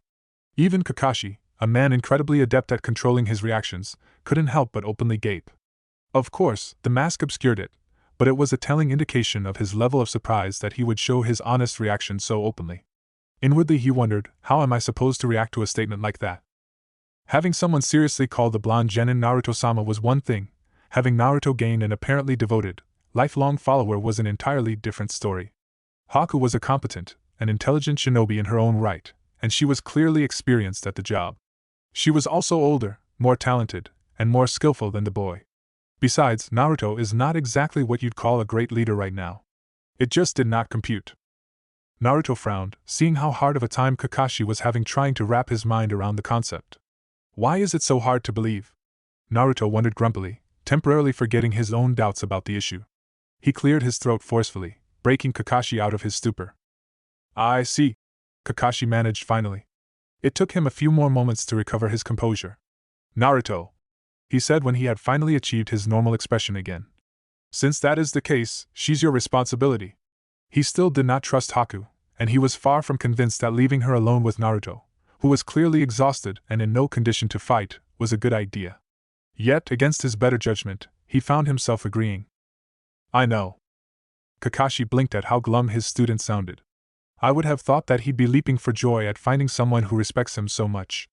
He looked at Haku to see her reaction to Naruto's tone, but if she recognized it, she gave no sign of being offended. She wore a slightly eerie smile. "It's your responsibility to make sure she doesn't escape or hurt anyone. Of course, that includes herself." He paused to see if there was any reaction to that, but Naruto just nodded. "You have to take care of her while we're here. Once we get back to Konoha, well, we'll deal with that when we get there." The jounin paused again and looked at Haku. "Will you be coming with us to Konoha?" "Yes," Haku said, nodding in affirmation. He sighed inwardly. "This is going to cause trouble, I know it." Kakashi had no idea how the Sandaime would react to this situation. He winced inwardly. If the Hokage was displeased with this, it would be on his head. He didn't even want to think about the silent temper tantrum that Sasuke would throw, and if Sasuke was angry then Sakura was angry as well. I just hope this doesn't hurt their teamwork. "Do you understand, Naruto?" Kakashi cocked his head inquisitively. "I understand," the boy said solemnly. He grinned brightly and for a moment the old Naruto came forward. "Thanks, Kakashi-sensei." Kakashi grunted in acknowledgement. He paused at the doorway and turned to look at Naruto over his shoulder. He smiled mischievously. "I'll leave you two alone now." Kakashi made a brief gesture with his hand, and even without that his tone was so suggestive that even the notoriously dense Naruto understood the innuendo. The boy blushed and his mouth worked, temporarily at a loss for words. Haku giggled, though her cheeks were pink as well. Kakashi left with a smug smile on his face. Leaving the loud-mouthed genin at a loss for words was just plain fun. Of course, Naruto could never stay silent for long when provoked. Kakashi hadn't made it halfway down the hallway before Naruto's peeved shout erupted from behind him. "Kakashi-sensei!" Sakura crouched warily on the strong, weathered tree branch and cautiously scanned her surroundings. He was nearby. Sakura just knew it. She didn't stay on the branch for long, instead leaping forward again to the next tree. It became a rhythm. Chakra flowed through her legs in a steady, tightly regulated stream that was punctuated by slight bursts, as she performed leaps that were far outside of normal human ability. Occasionally she would eject chakra from her feet, carefully molding it so that it would stick to the rough bark of whatever tree she happened to be on at the moment. The kunoichi moved swiftly, but not without caution. Every few moments she would stop and pause, checking visually for tracks and traps, not to mention signs of an ambush. "Why are we doing this?" Sakura grumbled internally. She had first become short of breath a while ago. Indeed, it seemed like hours ago to the girl. Now she was sweating like a pig and her muscles trembled from exertion. Moreover, she was mentally tired from operating at a high level of alertness for an extended period of time. Of course, it was all Naruto's fault, and Kakashi-sensei's as well. More than a month had passed since Team 7's clash with Zabuza and Gato on the still unfinished bridge. But while their main adversaries were dead, Team 7's mission was not yet over. The construction of the Great Bridge that would connect the country of the wave with the rest of the elemental countries was moving at a fast clip, but it still took time. The bridge had been more than 3/4 finished by the time the Konoha ninja had arrived. With the death of Gato, many of Tazuna's workers had returned to continue work. There had also been a large influx of fresh labor, as many of the citizens of the wave came to labor on the bridge that now represented their hopes for the future. However, even as the bridge grew closer to completion, Team 7 seemed to be drifting further and further apart. Sakura didn't understand it. Sasuke-kun seemed angry all of the time. She understood that his pride had been hurt in the fight on the bridge, but it had been a month since then. Sakura worried about him. The young Uchiha had changed so much since they had come to the wave. He had always been an aloof, arrogant boy, but there had always been an aura of sadness and tragedy around him. Sasuke-kun's mysterious inner pain had been one of his most attractive features. Most of the kunoichi who had shared classes with him agreed that his pain was the cause of his coldness, and that the kunoichi who circumvented that would be able to see the hurting boy within. But Sasuke's demeanor had changed. "He's always so angry now," Sakura thought unhappily. Even worse was that all of her attempts to cheer him up seemed to make him even more irritated. His sarcasm had grown almost malicious of late, especially when it was directed towards Naruto. Naruto, Sakura thought. He's the problem. Naruto was largely the cause of Sasuke-kun's anger, and all he did of late was fuel it. The blonde genin had become distant. Sasuke's biting insults had always brought strong reactions from Naruto, but in the past month it was like Naruto no longer cared. Seeing Naruto suddenly disregarding him had infuriated Sasuke, and the dark-haired boy had thrown himself into training as soon as his injuries had healed enough.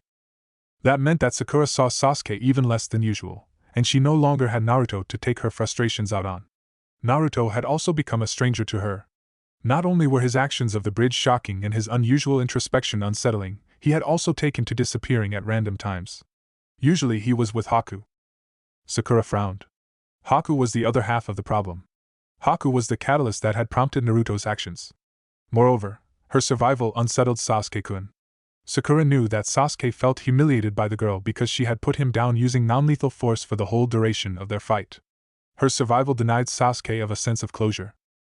Haku's strange behavior after waking up was another issue that both Sakura and Sasuke had difficulty comprehending. Sakura didn't know what had happened between the strange kunoichi and Naruto, but whatever it was had led to Haku apparently deciding to follow Naruto around like a puppy. Sakura scowled, even as she absently leapt from branch to branch. She even calls him Naruto-sama, Sakura thought darkly. It was absurd. She was no stranger to insecurities. Sakura had had them for nearly all of her life. Her larger-than-average forehead had been a subject of open mockery by her peers until Ino had stepped in. Her unusual pink hair had also drawn comments. Chasing Sasuke and being friends with the pretty, popular, and talented Ino had never failed to prompt Sakura to doubt herself. But for the most part her sense of self-worth had risen strongly during her time in the academy. She wasn't as skilled as Ino in the practical application of many kunoichi skills, but none could match her grasp of the theoretical. She had repeatedly proven that she was smarter than Ino and, as she occasionally admitted to herself, smarter than Sasuke-kun as well. But her self-esteem had taken a nosedive during Team 7's first combat mission. Sakura felt that she had been useless on every encounter with enemy means so far. Even Naruto had shaped up after the attack by the Onikyodai, but she had done nothing in all 3 hostile encounters. Even worse was the feeling, the near certainty, that nothing she could have done would have made a difference. Sasuke's increasingly cold attitude didn't help. Usually he would simply ignore her advances, but recently he had begun to snap at her, which further eroded her confidence. That was not an entirely new thing. What was new was that she no longer had Naruto to fall back on. Even though she had never admitted it to herself, Naruto had probably been Sakura's biggest confidence booster. Having him chase her with such single-minded determination was annoying, but it was also flattering. It increased her sense of self-worth, because it showed that at least someone felt that she was worth chasing after despite her constant rejections and put-downs, despite the fact that Sasuke made her feel worthless every time he rejected her. But Naruto had been drifting away ever since they had fought zabuza on the bridge. Now he spent most of his time with Haku, which left Sakura with a hollow feeling that she couldn't quite explain. It felt like something important had been taken from her, but that couldn't be right, since it was just Naruto. Occasionally though, when she was alone at night in the darkness of her room, she could admit to herself that she missed him a bit.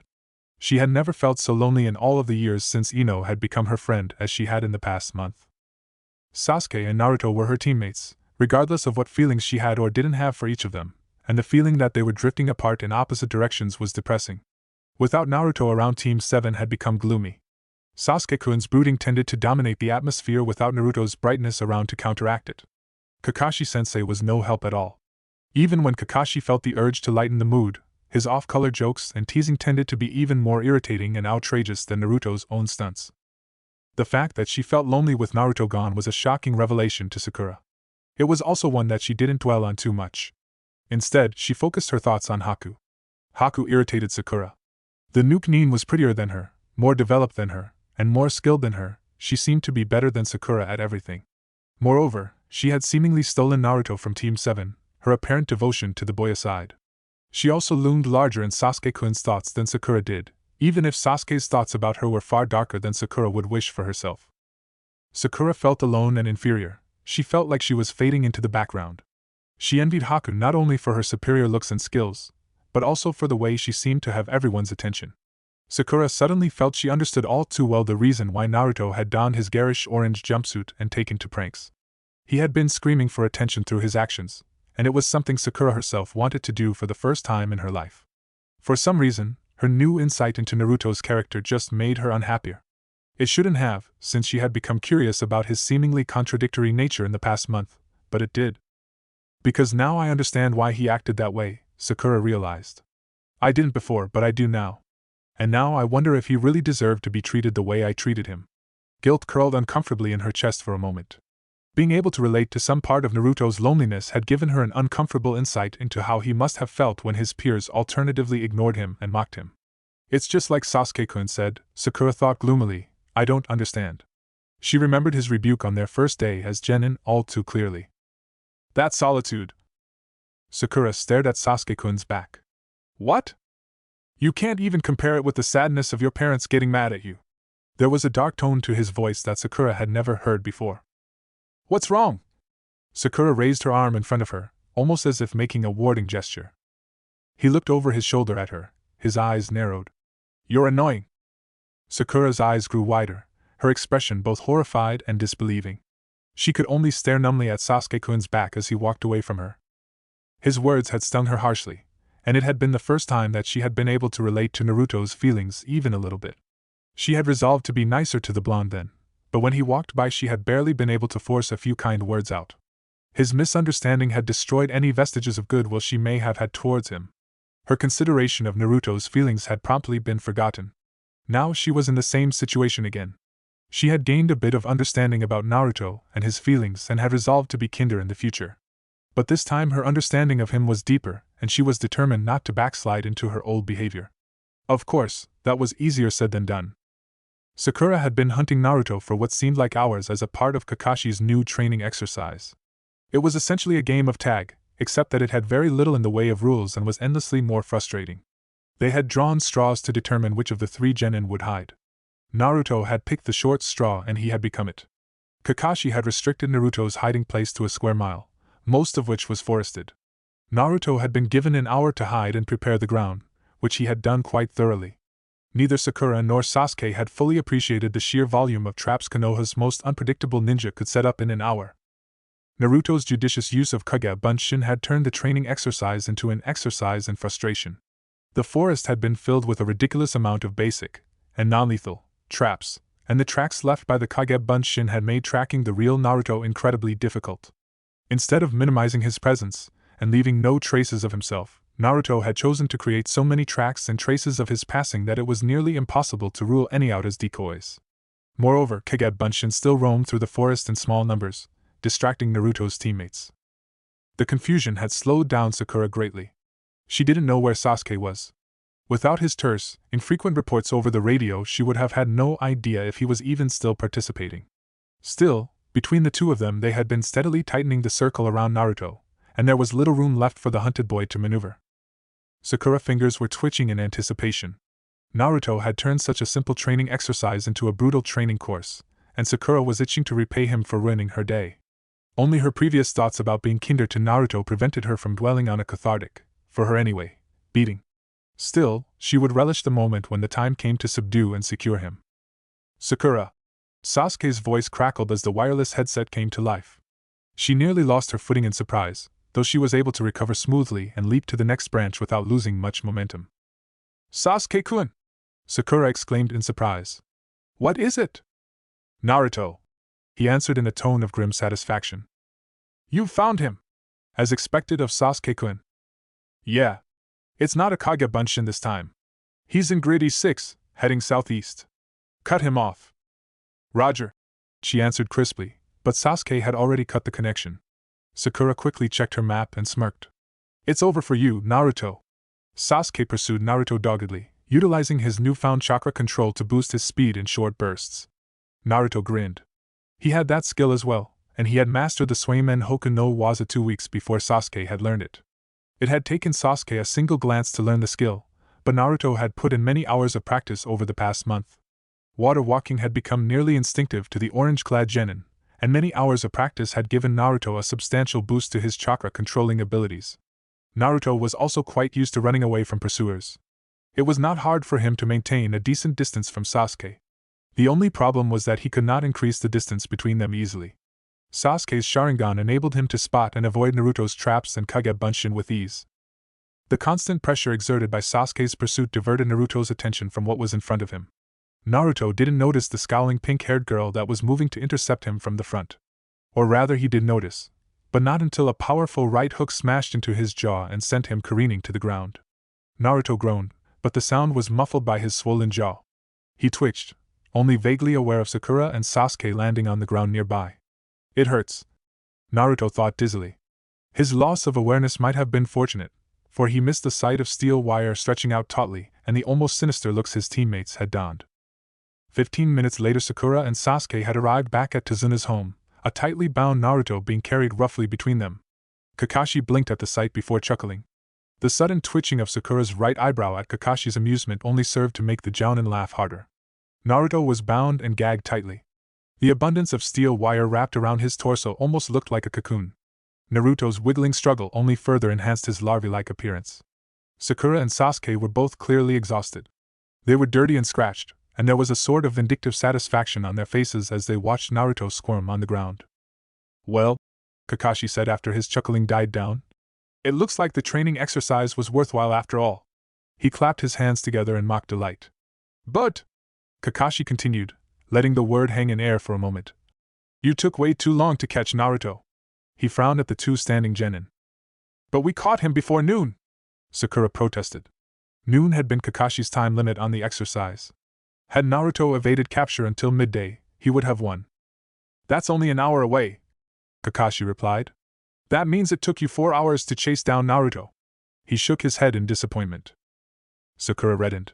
She looks like she's about to explode, Kakashi observed warily. Sakura's enraged voice was painful on the ears, and the jounin had little desire to deal with her rage. He was saved by Sasuke. We caught him in the end, didn't we? Sasuke glared at his teacher, as if daring him to contradict that statement. Well? Kakashi made a show of deliberating about it. He was inordinately pleased to see even the normally stoic Sasuke begin quivering in anger. Clearly, Sakura and Sasuke were in no mood for his games, but it was just so fun to irritate them. His genin were so easy to tease. It was almost too easy to be fun, almost. I suppose, he concluded reluctantly. Kakashi sighed discontentedly. I was looking forward to our remedial training session too. Can we go in now? Sakura complained. I need a shower. Sure. The two worn genin trudged inside. Kakashi crouched down next to Naruto, smiling as he did so. He met Naruto's angry glare with a cheerful look. It looks like you're the only one who needs a remedial training session, Kakashi told Naruto. The boy blanched and shook his head frantically. You let them catch you, Kakashi retorted. Even though you had an hour to prepare the area. Obviously you need to practice your evasion skills more. Kakashi grinned maliciously and lifted the squirming bundle that was Naruto and tossed him over his shoulder. This is going to be amusing. Stupid Kakashi-sensei, Naruto muttered angrily. He was covered with scratches and shallow cuts from where Kakashi's kunai had come too close for comfort. Apparently Kakashi's idea of evasion training was to give Naruto a 5-minute head start before sending a pack of dogs out to chase the genin, while he himself periodically flung kunai and shuriken to keep him on his toes. It had been a grueling couple of hours and Naruto wanted nothing more than to curl up and sleep. But I can't, Naruto thought in determination, because it's training time. His determination to grow stronger demanded that he not miss a single day of training if he could help it. Naruto had been training hard all month, but clearly it had not been enough. Kakashi-sensei was right. I shouldn't have been caught. Naruto grimaced, remembering the humiliating way he had been bound. He hated being tied up with a passion. Naruto hated feeling helpless, unable to do anything, and being tied up brought that feeling in force. But his failure only motivated him to train harder. That was why he was in the forest again looking for a good spot to train, despite Kakashi-sensei's torturous training session, though it might have been more appropriate to call it a punishment session instead. He found a good spot easily, but his limbs were weak with exertion by the time he stopped there. Naruto sighed. A short rest won't hurt, he reasoned. Naruto's energy and strength would return after a short break. That was how it had always been. He sat back against a solid tree trunk, savoring the cool, gentle breeze that blew through the woods. Branches rustled overhead and thousands of leaves whispered as the wind caressed them. Naruto relaxed as the soothing noises washed over him. Haku would like this, he thought drowsily. Naruto had spent a great deal of time with the Nuke Nin over the past month. He had gotten to know her better during that time, and he knew that she enjoyed nature. A walk through the strangely idyllic forest on a pleasant day was an activity that she would love. I should bring her here. It was surprising at how pleasant he found the thought of showing her the forest. But then Naruto had never really had anyone to share anything with, other than Iruka. Thinking about Iruka brought an abrupt feeling of homesickness. He missed his mentor. Naruto absently wondered what Iruka would think about the mission. What would he say when Naruto told him about the death of Gato and several of his mercenaries? Naruto knew rationally that the older man wouldn't blame him or hold it against him, but some part of him worried that Iruka would take it as the act of a monster. After all, he had been using the Kyuubi's chakra in that fight, and it was the Kyuubi that had killed Iruka's parents. Naruto shook his head, trying to banish those depressing thoughts. Iruka-sensei wouldn't think like that, he told himself. He knows that I'm not the stupid fox. It was a reassuring thought. But what would he think about Haku? Naruto was less certain, especially since he hardly knew what to think of that himself. Haku's injuries had healed at a fast rate, and she was almost totally recovered. It would still be a while before it was safe for her to utilize her shinobi talents, since the stress on her body might reopen the wound or cause internal bleeding, but it wouldn't be long. Her body was healing, and her mind seemed to be healing as well. It seemed like she was recovering from the mental wounds that Zabuza's death had dealt, but Naruto wasn't entirely sure. There were moments where she seemed odd, where her behavior didn't match up, but Naruto generally only caught brief glimpses of these moments, and he did not understand what they meant. She also had some other strange quirks, though he didn't know if she had always had them or had recently developed them. Haku seemed oddly nervous around everyone but Naruto. When others came near her, she seemed almost skittish. She hid it well, but Naruto could tell, mostly because he had once been like that. It was the behavior of a victim anticipating violence. Still, he didn't understand why she behaved like that. He knew something of her past, but in the present she was a highly competent ninja. It would not be easy to inflict violence upon her, and she had to know that. Kakashi-sensei was the only person in the wave that Naruto knew who could conceivably do so and have a good chance of escaping with his life. But Naruto knew that Kakashi-sensei would never do so as long as she wasn't a direct threat, and Haku was definitely smart enough to know that as well. Besides, why was he the only one she didn't act like that around? Her behavior just didn't add up. She also seemed to think that he would disappear and never come back if she let him out of her sight. Getting away to train during the day was, in the words of his lazy classmate Shikamaru, troublesome. Haku was almost clingy. Naruto did not know what to make of that.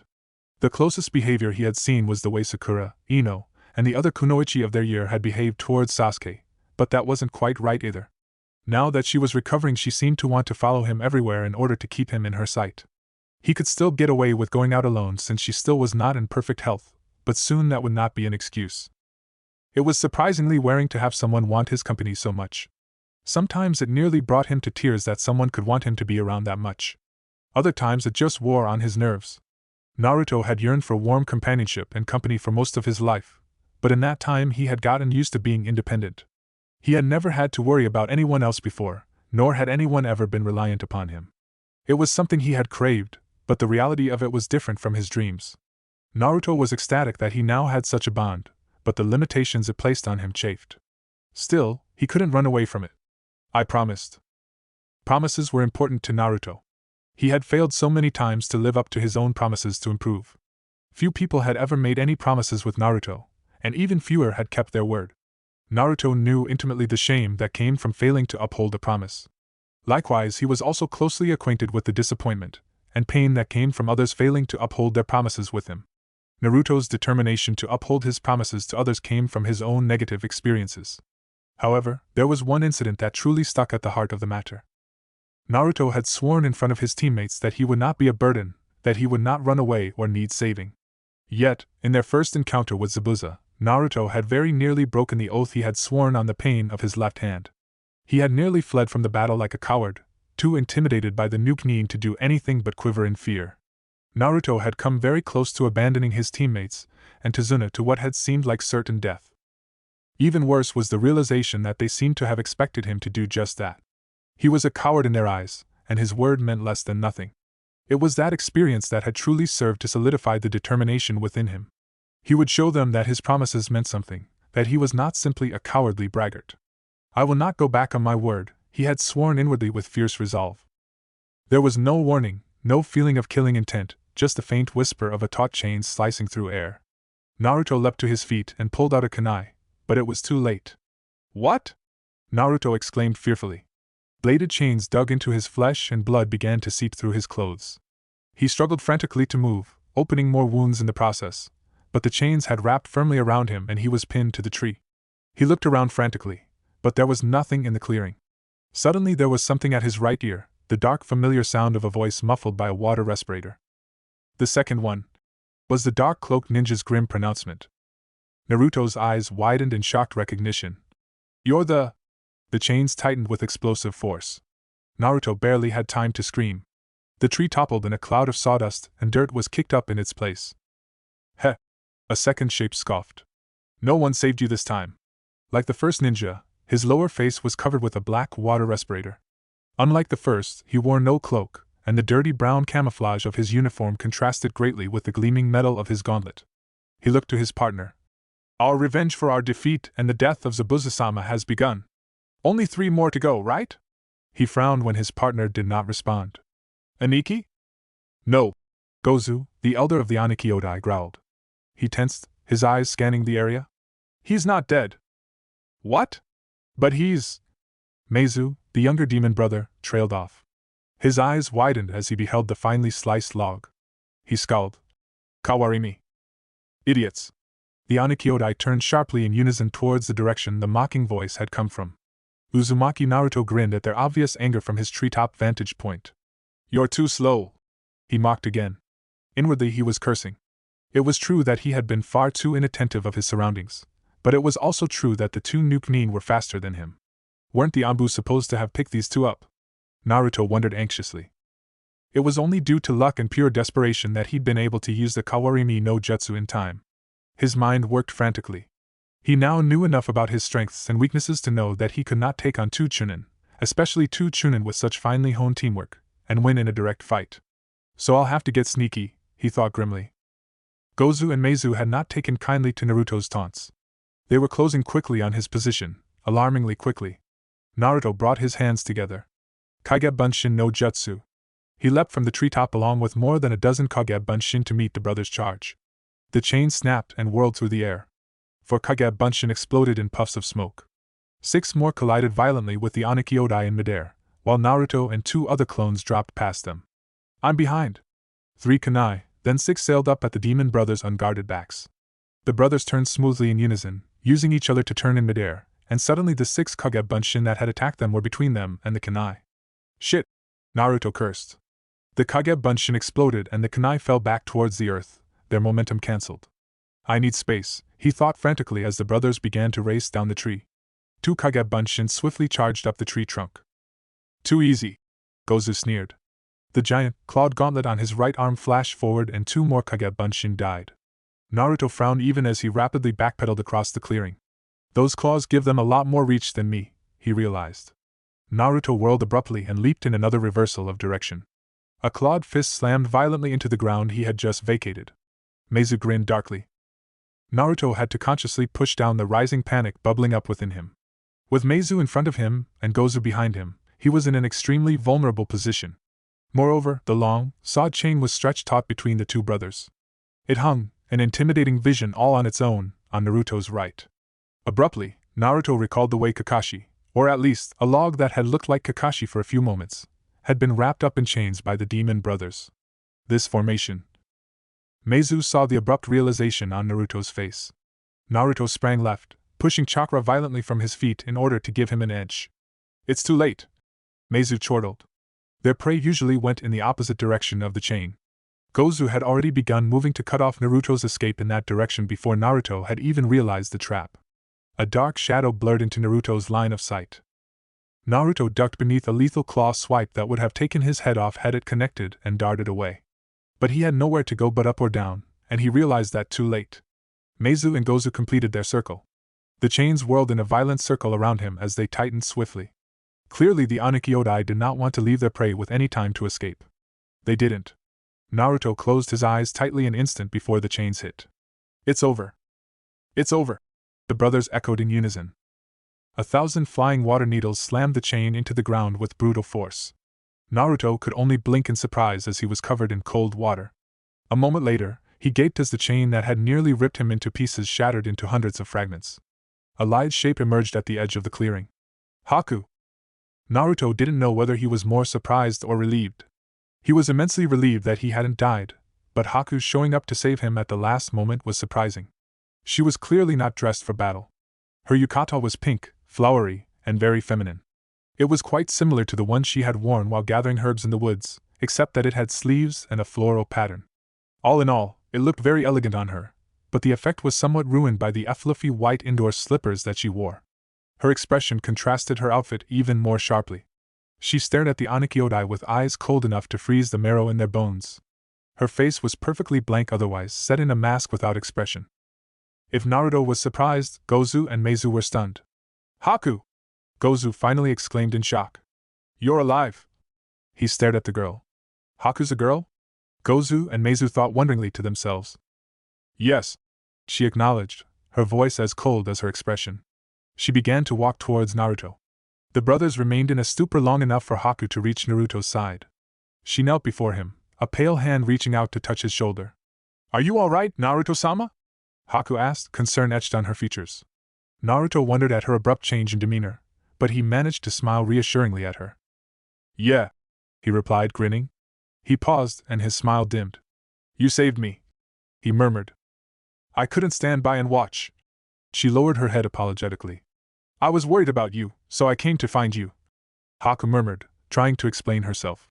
She looked anxiously at him, as if waiting to be reprimanded. Naruto stared at her, baffled by her reaction. It's okay, he said after a moment. He reached out to lightly touch her shoulder. I'm grateful, he said earnestly. I swore I wouldn't need to be saved, and I meant it. But for now I'll need help until I can grow that strong. Haku smiled happily. Once again Naruto was confounded at how quickly the girl seemed to switch moods. Behind her, Naruto saw the Onikyodai staring at them in confusion. He frowned at them. They're starting to recover from the shock, he realized abruptly. Haku! He murmured, gesturing behind her. She nodded and a calm, expressionless mask slid back into place as she rose to her feet. Naruto got up with her. Haku-san, Gozu said cautiously. That brat is a part of the team that killed Zabuza-sama. He was clearly still unsure of where she stood. How did you learn that? Haku questioned mildly. You two were defeated by the copy ninja. The brothers winced in unison. We were able to escape our bonds and spent several days hiding from Konoha's Anbu patrols, Meizu offered. His older brother nodded. When we finally made it out of Fire Country, we went to headquarters, but it was empty. After that, we tracked down some Gather Company employees and they spilled the story. I see. Haku-san, why did you save this boy? Gozu was clearly becoming suspicious. He knew about Haku's kind nature, but even she would not show mercy to someone partly responsible for Zabuza's death. Now that he thought about it, there was no way she couldn't know about the boy's role. Haku followed Zabuza everywhere, and the former member of the Seven Swordsmen had not fought a battle without Haku being present for years. Naruto-sama defeated me in the battle that killed Zabuza-san, she replied tonelessly, ignoring the brothers' incredulous gasps. But I owe him a debt that I can never truly repay. I will not let you kill him. Gozu and Meizu frowned angrily. If you say that he defeated you, then it is even more important that he pay with his life, Meizu exclaimed angrily. His brother nodded sharply. Haku would never have let Zabuza be killed unless she died first, or could not help it. If the boy had truly taken Haku out of the battle, then it was possible that had she not been defeated, Zabuza might still have had his life. I will not let you. The air seemed to grow chill around the girl. The demon brothers tensed. Please stand aside, Gozu pleaded gruffly. Haku's appearance, and strange priorities, confused and worried him, but he didn't want to fight her. She had been Zabuza's right hand since before Gozu and Meizu had joined with the swordsmen, and he knew very well that she was a formidable foe.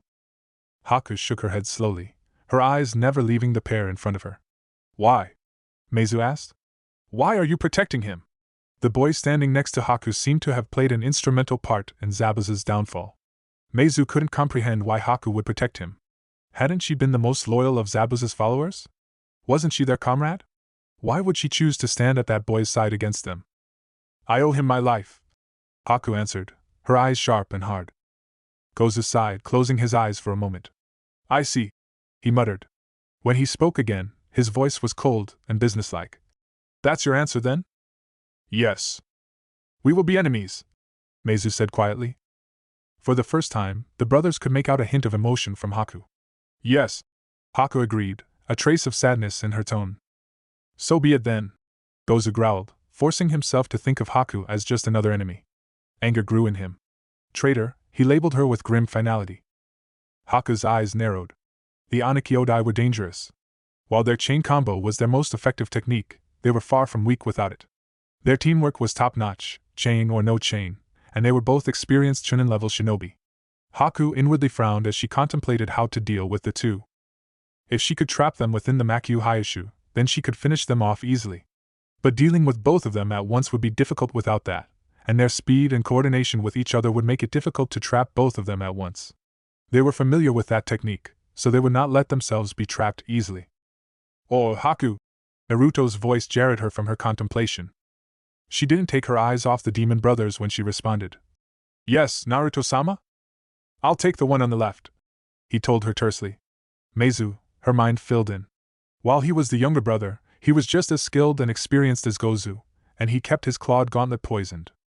But Naruto-sama, she began to protest. It's all right, he told her, with firm tone in his voice that she hadn't heard since that night. It was the same tone he'd used when he had told her that he would not allow her to take her own life. Trust me, Naruto said more gently. Her protests died in her throat. Yes, she murmured. I trust you. He nodded in satisfaction. The demon brothers attacked first, seeking to regain the initiative that they'd lost during Haku's intervention. They need to be separated quickly, Haku thought. Her right hand drew a concealed saban from the lining of her yukata, while her left hand rapidly formed the hand seals unique to her bloodline. Streams of water erupted from the soil beneath her feet. It was a lucky thing that the wave country saw frequent rain. It left plenty of moisture in the soil for her to utilize. The water droplets seemed to hang in the air for the blink of an eye before rapidly gathering together, and reforming in the shape of crystalline needles. Sensatsu Seisho. Naruto watched in awe as what seemed like thousands of watery needles shot towards the charging Onikyodai with incredible speed. The brothers leapt apart in opposite directions, and less than a second later the water needles violently impacted the ground, causing a cloud of dirt to rise up. Haku felt a moment of triumph. Now! Naruto knew an opening when he saw it. He immediately launched himself towards Meizu. Haku likewise pursued Gozu, flinging several saban as she closed the distance between them. Gozu blocked them with his massive metal gauntlet before rapidly reversing direction and lunging at Haku. The demon brothers were above average for Chunin when it came to speed, but Haku was faster. She smoothly ducked under the extended claw and slammed a fist into his stomach. Gozu grunted, recoiling slightly. While Haku's speed was exceptional, her physical power was only slightly above the average genin kunoichi's level. She was well aware of her shortcoming in that particular area, which was why her taijutsu relied on high-speed combos against soft, vulnerable areas of the human body. Before Gozu's arm had even begun to retract, she had followed her first strike up with a knee to the stomach and a knuckle between the ribs. Her third hit dug into a nerve, and Gozu, still unbalanced, stumbled backward. A rising palm beneath the jaw completed her first assault and completely shattered Gozu's composure. Haku saw her opponent's guard momentarily broken and blurred into motion. A kick to the face against an opponent of Gozu's level was generally too risky for her to consider due to the openings it left, but with Gozu's guard down she decided to risk it. It connected, and there was a satisfying crunch as his respirator was shattered. Gozu flew backwards several feet and landed on his back. He recovered quickly and leapt to his feet, but it was already too late for him. Haku's hands had locked together in a complex seal formation, and cold air and chakra were leaking from her like a sieve. Dread and bile rose in Gozu's throat. He recognized that seal. His worst fears were confirmed when Haku met his gaze, and for the first time since she arrived her cold eyes sent a shiver up Gozu's spine. Hijitsu! Haku murmured aloud. Makyu Hayashu! Naruto's battle with Meizu was not going well. He had succeeded in keeping his opponent from linking back up with his brother, but he had taken a beating in doing so. Naruto's breathing was labored and his face was pinched in effort. One of Meizu's retaliatory kicks had cracked a rib, and Naruto was feeling it now that the initial burst of adrenaline receded. His mind raced as he tried to come up with a strategy to defeat the Chunin. The opening blows of the fight had very firmly and painfully told Naruto that he could not match Meizu in taijutsu. The older man had superior reach, strength, and speed, not to mention a formidable weapon. Even if he didn't have all of that, he was still more skilled than Naruto, and he had hard-earned combat experience. So what do I do? He wondered desperately as the masked Nuke-Ni moved to press the assault again. Naruto had no long-range ninjutsu to use against his opponent, and he was totally useless with genjutsu. I have to create an opening, but how? Meizu tore into Naruto with furious blows. Naruto dodged and weaved frantically, trying to block the blows he couldn't avoid. But even blocking was punishing due to Meizu's superior strength, and those claws were fearsome. If he cuts me, it's over. He knew from their first encounter that Meizu's claw was poisoned. Naruto would have no time to drain it should it enter his bloodstream, and there would be no one to help dress his wounds this time.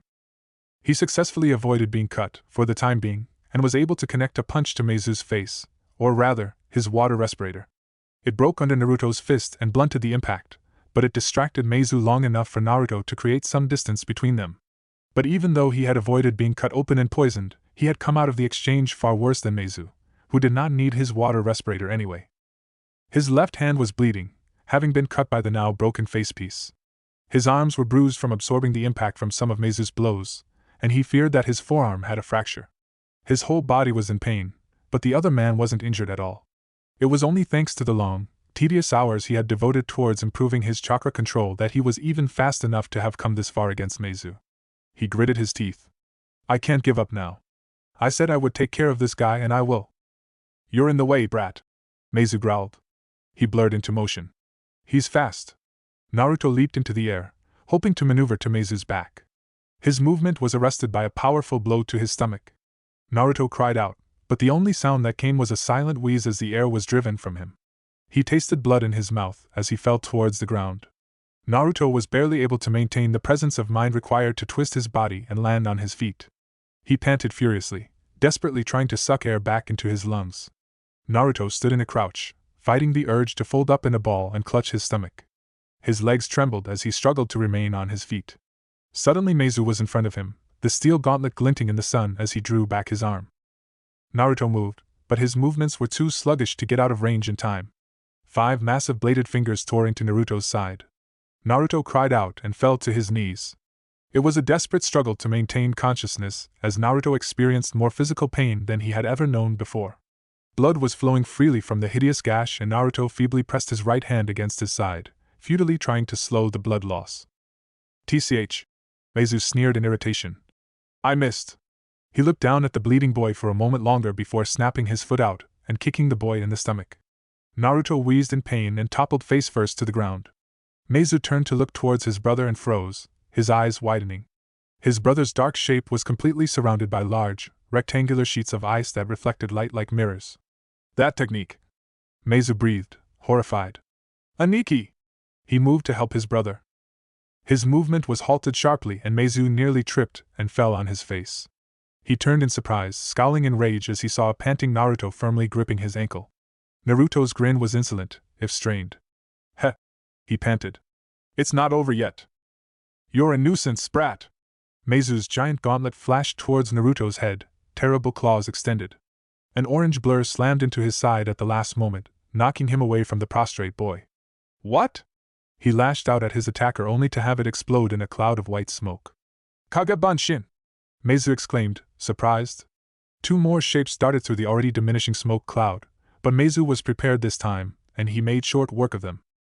Meanwhile, Naruto had agonizingly pulled himself up to a kneeling position.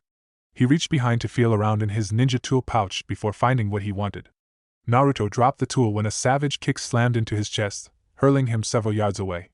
He landed on his back and skidded for several feet. Naruto bit his lip hard, struggling to keep from crying out in pain. Meizu stood several yards away from Naruto, in the space that he had forcibly been ejected from. The Nuke-Nin was quivering with rage. A thin line of blood trailed down his cheek. "One of my clones got him." Naruto smirked weakly. "You brat," he said, his voice hoarse with rage and frustration. "When did you use Kagebunshin?" "Only once," Naruto told him. "Once?" Meizu's eyes widened as he realized Naruto's strategy. "Right." Naruto's smirk widened. "Those Kagebunshin were waiting and hiding the whole time. It was a gamble on his part. He had been uncertain if they could remain undetected or if they would have an opening to act, and the strain of maintaining the Kagebunshin despite his pain was immense.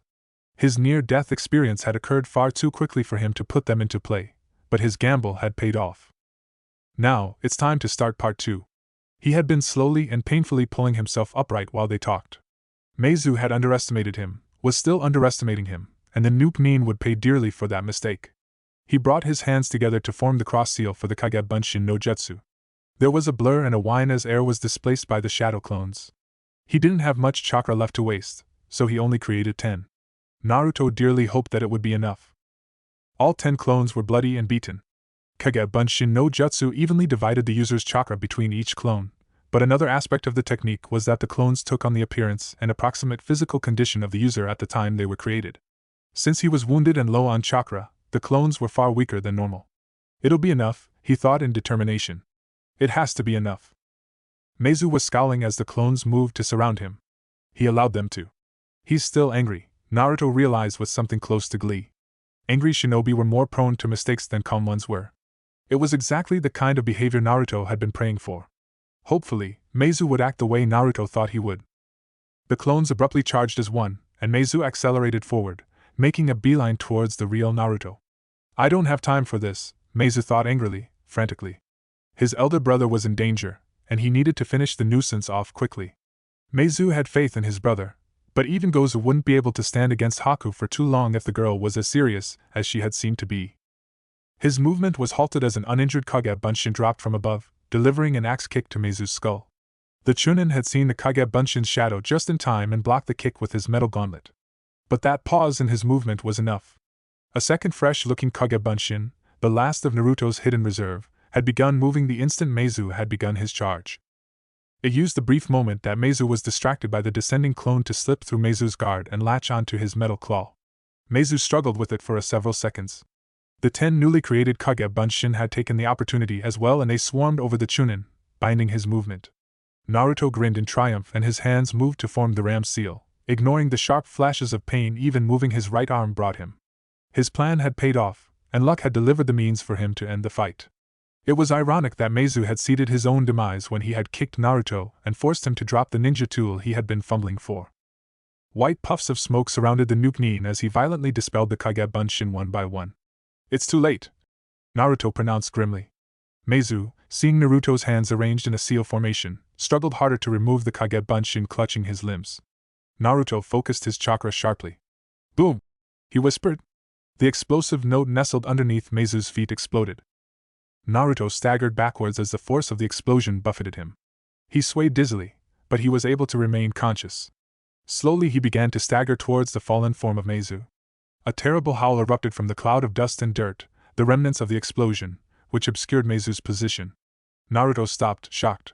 "He's still alive?" He pressed on again when it was clear that the howls were of agony rather than rage. He made it to the fallen Nukenin's side and stared down, sickened. Meizu's legs had been blown off, and only bloody stumps remained. Blood poured from severed blood vessels, and Naruto could see shards of bone and black patches where the flesh had been seared.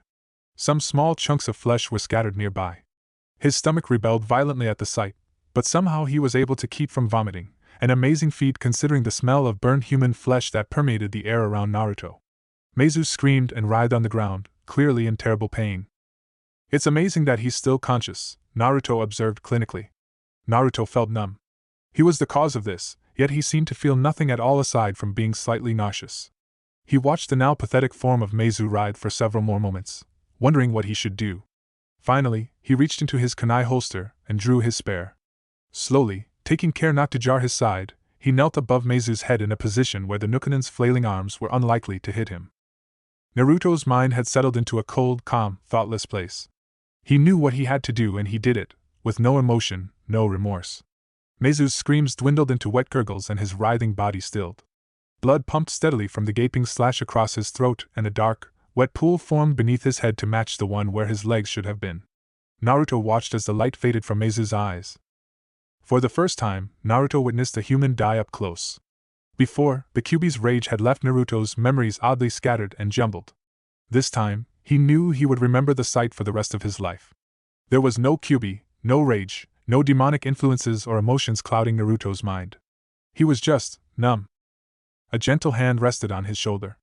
Naruto turned slightly and looked up to see Haku staring down at Meizu with an unreadable expression. Haku hardly looked like she had been in a battle at all. Her yukata was ruffled and somewhat dirty, but otherwise unscratched. The slippers on her feet were dusty and Naruto saw small blood stains, but otherwise they too were intact. Naruto looked past her to see the dark, still form of Gozu lying in a pool of water and blood. Haku's ice mirrors had melted and the water was seeping back into the earth, taking Gozu's blood along with it. Gozu's body would eventually follow. After a moment he looked back at Haku. Her hand was trembling, he noted. "Haku!" He was surprised at how hoarse his voice sounded. "Gozu bought me a mask last year during the New Year's festival," she murmured quietly. She smiled sadly as tears filled her eyes. "Meizu was afraid of cats, but I never found out why." Her head lowered and her tears began to fall freely. She looked at her hands, as if seeing them for the first time. I killed." Haku covered her face with her hands as her shoulders began to shake with quiet sobs. Naruto stared up at her for a long moment, uncomprehending. Then, slowly, his eyes began to widen. He started at the still, bloody form of Meizu and his own hands, drenched with the man's blood. They were covered with the blood of a ruthless, murderous man, that much was true. It was also true that Meizu had been a human being, a brother, and someone who Haku valued enough to weep for. His brother was the same. Suddenly the agonizing pain in his side, the dizziness he was beginning to feel, and the rest of his wounds no longer mattered. Naruto began crying. "I killed." Haku's faltering words summed up the agony that gripped Naruto's heart perfectly. I forced Haku to kill, he realized, and horror seemed to grip his very soul. Haku was a shinobi and she had surely killed before, but she was somehow pure despite that. The thought of such a pure girl killing for his sake hurt. His own pain meant nothing compared to that. No one should ever have to kill for my sake, Naruto thought bleakly.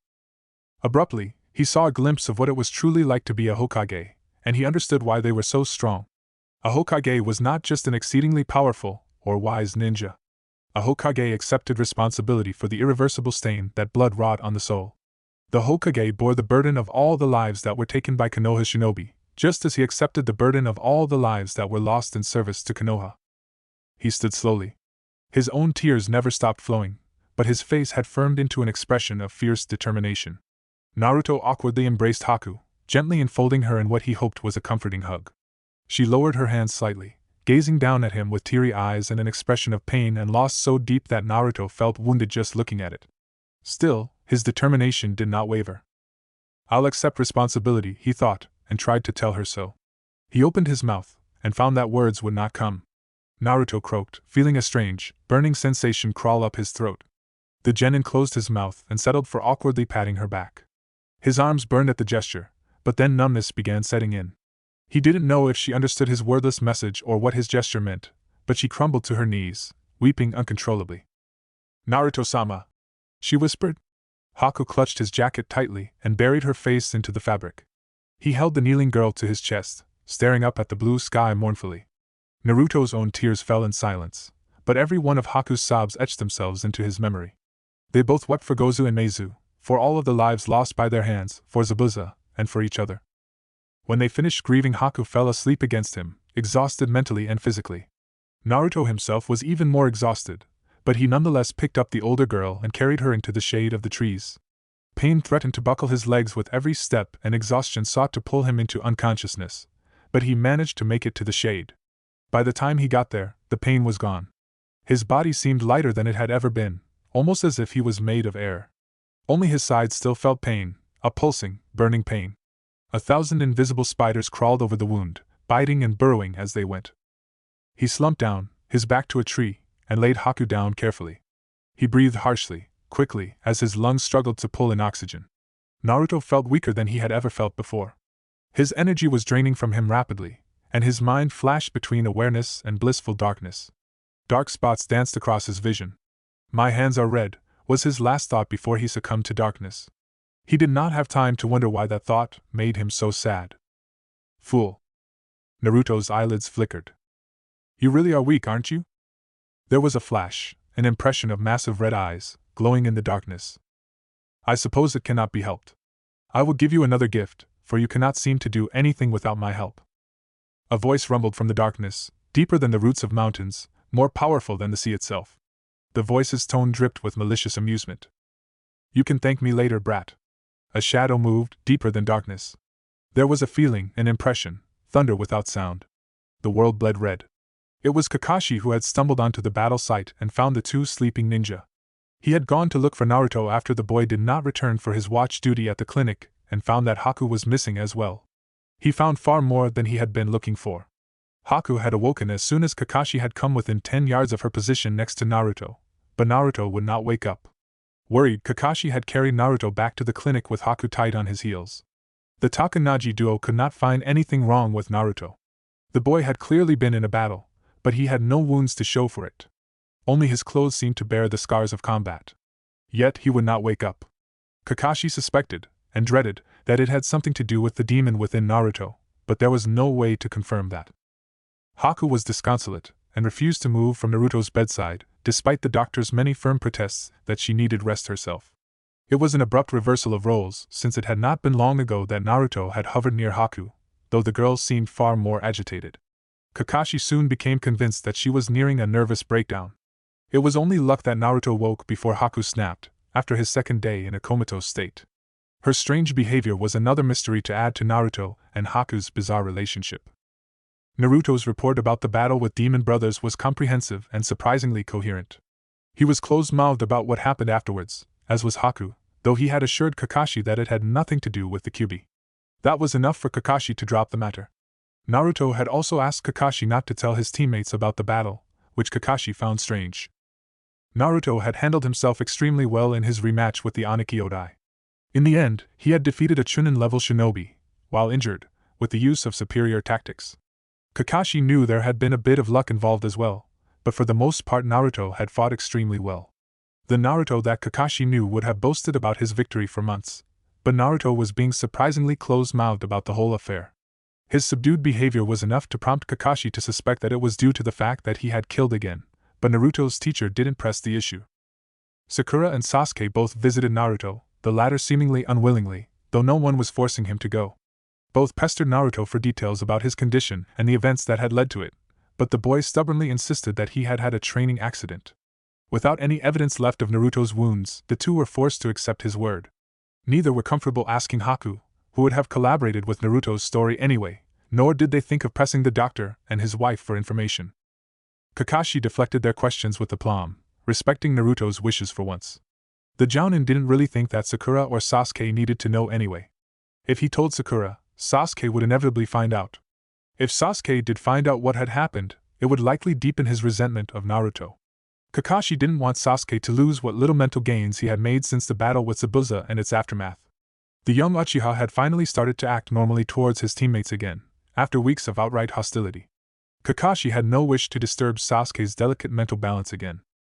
Once Naruto was up and about again, he threw himself headlong into training. Kakashi was wary of teaching Naruto anything beyond the basics due to fear of fueling Sasuke's neurotic behavior.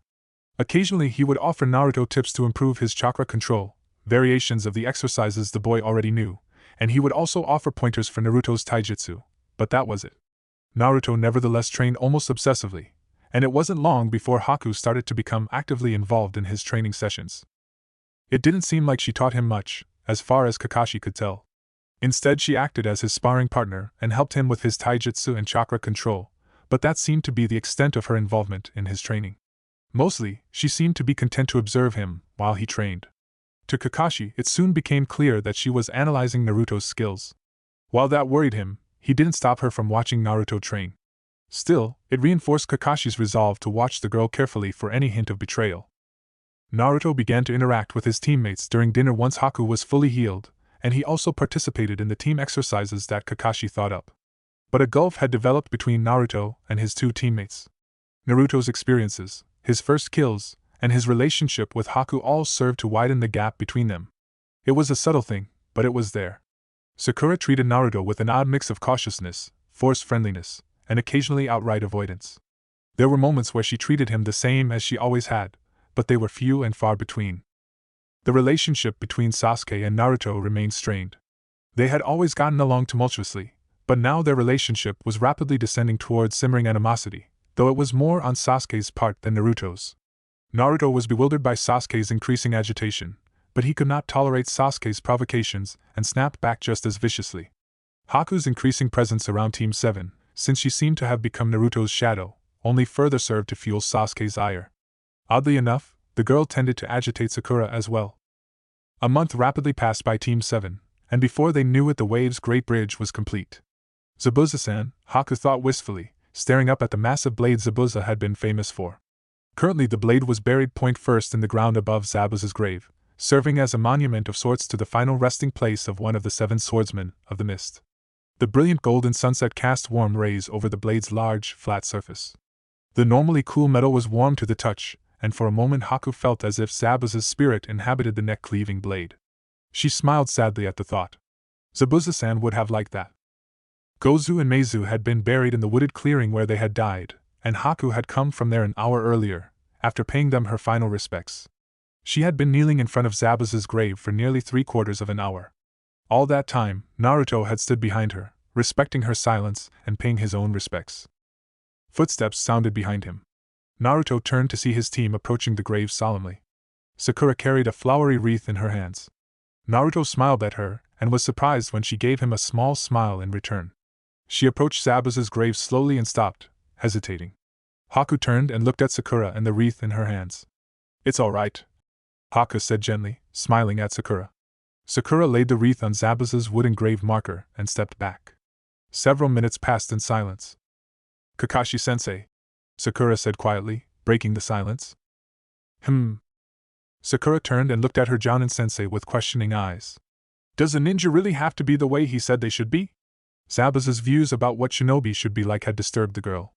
After a moment, she glanced at Haku, but the other girl didn't seem to be offended. Indeed, she still seemed to be engrossed in prayer. Kakashi was silent for a moment, as if in thought. Sakura stood and began to walk back towards the rest of her cell.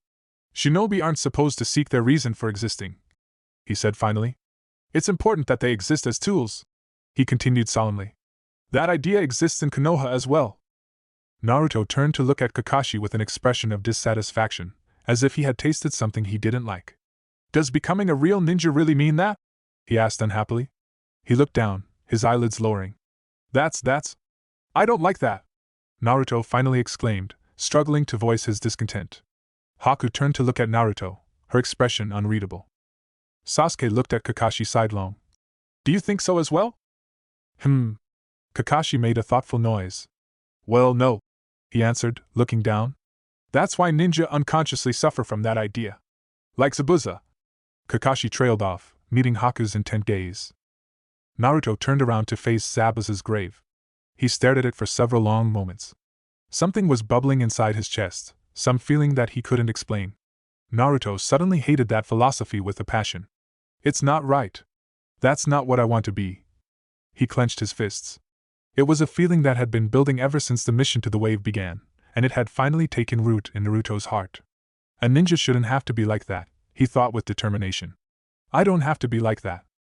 Words came to him suddenly, words that he had been lacking before, words all of his own. He could finally let that feeling out. He could express it in words so that the whole world would understand. Naruto looked up, his fists unclenching, his shoulders relaxing as the tension flowed out of him. All right, he exclaimed suddenly, startling his teammates and Haku. They made questioning noises. Naruto grinned brightly at the warm golden sun. I've decided, Naruto explained. I'm going to follow my own nindo. I'm going to run straight down the path where I'm not going to regret anything. Kakashi's eyes widened and he stared at Naruto's back, shocked. After a moment he smiled warmly at the boy. Haku was also staring at Naruto. He's so bright, she thought, odd. It wasn't just the sunlight either. Naruto's spirit was so bright and warm, Haku had never seen the like of it before. A smile spread across her face. Goodbye, Zabuza-san.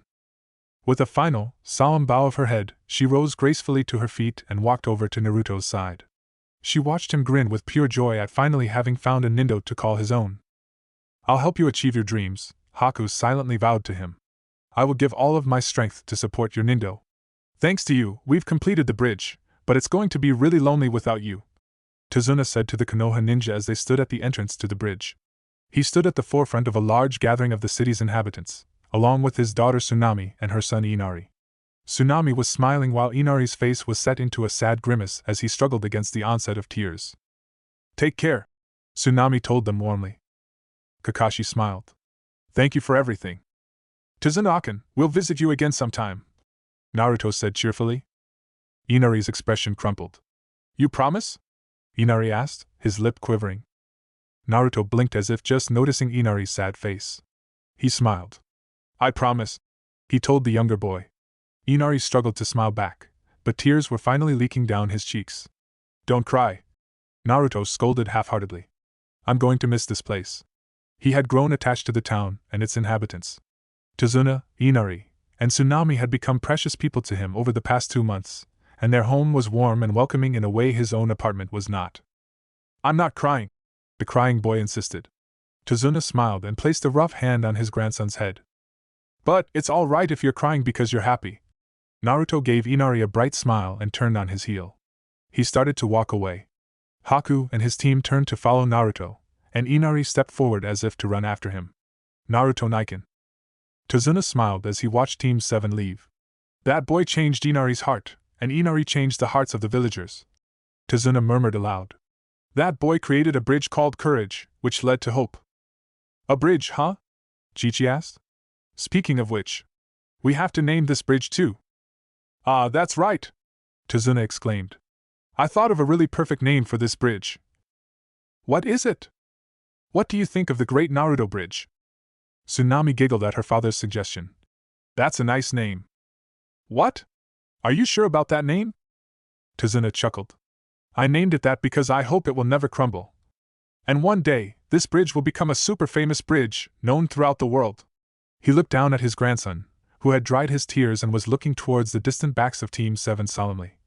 That's my wish. Naruto smiled as he walked away from the country of the wave. I'm going home. It was a happy thought. Something else occurred to him.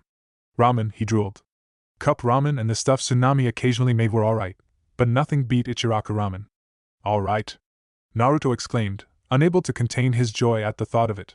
Let's get home quickly so I can have Irika-sensei treat me to ramen in celebration of completing this mission. Naruto grinned happily. And then, I'm going to make Konohamaru listen to my tale of bravery.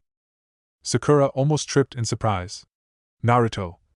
It was jarring to suddenly have the old Naruto back again after he had been acting strangely for so long. But I kind of missed it. Sakura smiled, feeling oddly happy. Then I'll. She trailed off. What should I do once we get home? It didn't take long for her to find an answer. Sasuke-kun, let's go on a date when we get back to the village. Now that Naruto was back to normal, maybe Sasuke-kun would also. No. I refuse. Sakura drooped in defeat. She perked up again a moment later. That's much more like the Sasuke-kun I know. Inner Sakura danced with glee. Shinaro. She was used to cool refusals, and it was much better than the angry put-downs that Sasuke had recently taken to delivering. Sakura-chan! Naruto exclaimed. I'll go on a date with you. He offered hopefully. Shut up, Naruto. She snapped heatedly, almost reflexively. She mentally paused after a moment, and snuck a sidelong glance at the blonde. Even if Naruto was back to normal, she wasn't sure how he would react anymore. Still, he seemed to take it as he always did, with a disappointed look followed by a cheerful grin. Haku blinked in surprise at Naruto's childish behavior before smiling and smothering a giggle. It was nice to see him so happy and content, and seeing him freely interact with his teammates gave her a warm feeling. She resolved to protect that carefree smile. Kakashi looked at his young charges and smiled. He had been worried, but it looked like his team would recover from recent setbacks and grow together again. Seeing them smiling and happy, Sasuke included, gave him hope. They'll make it, he thought proudly, together,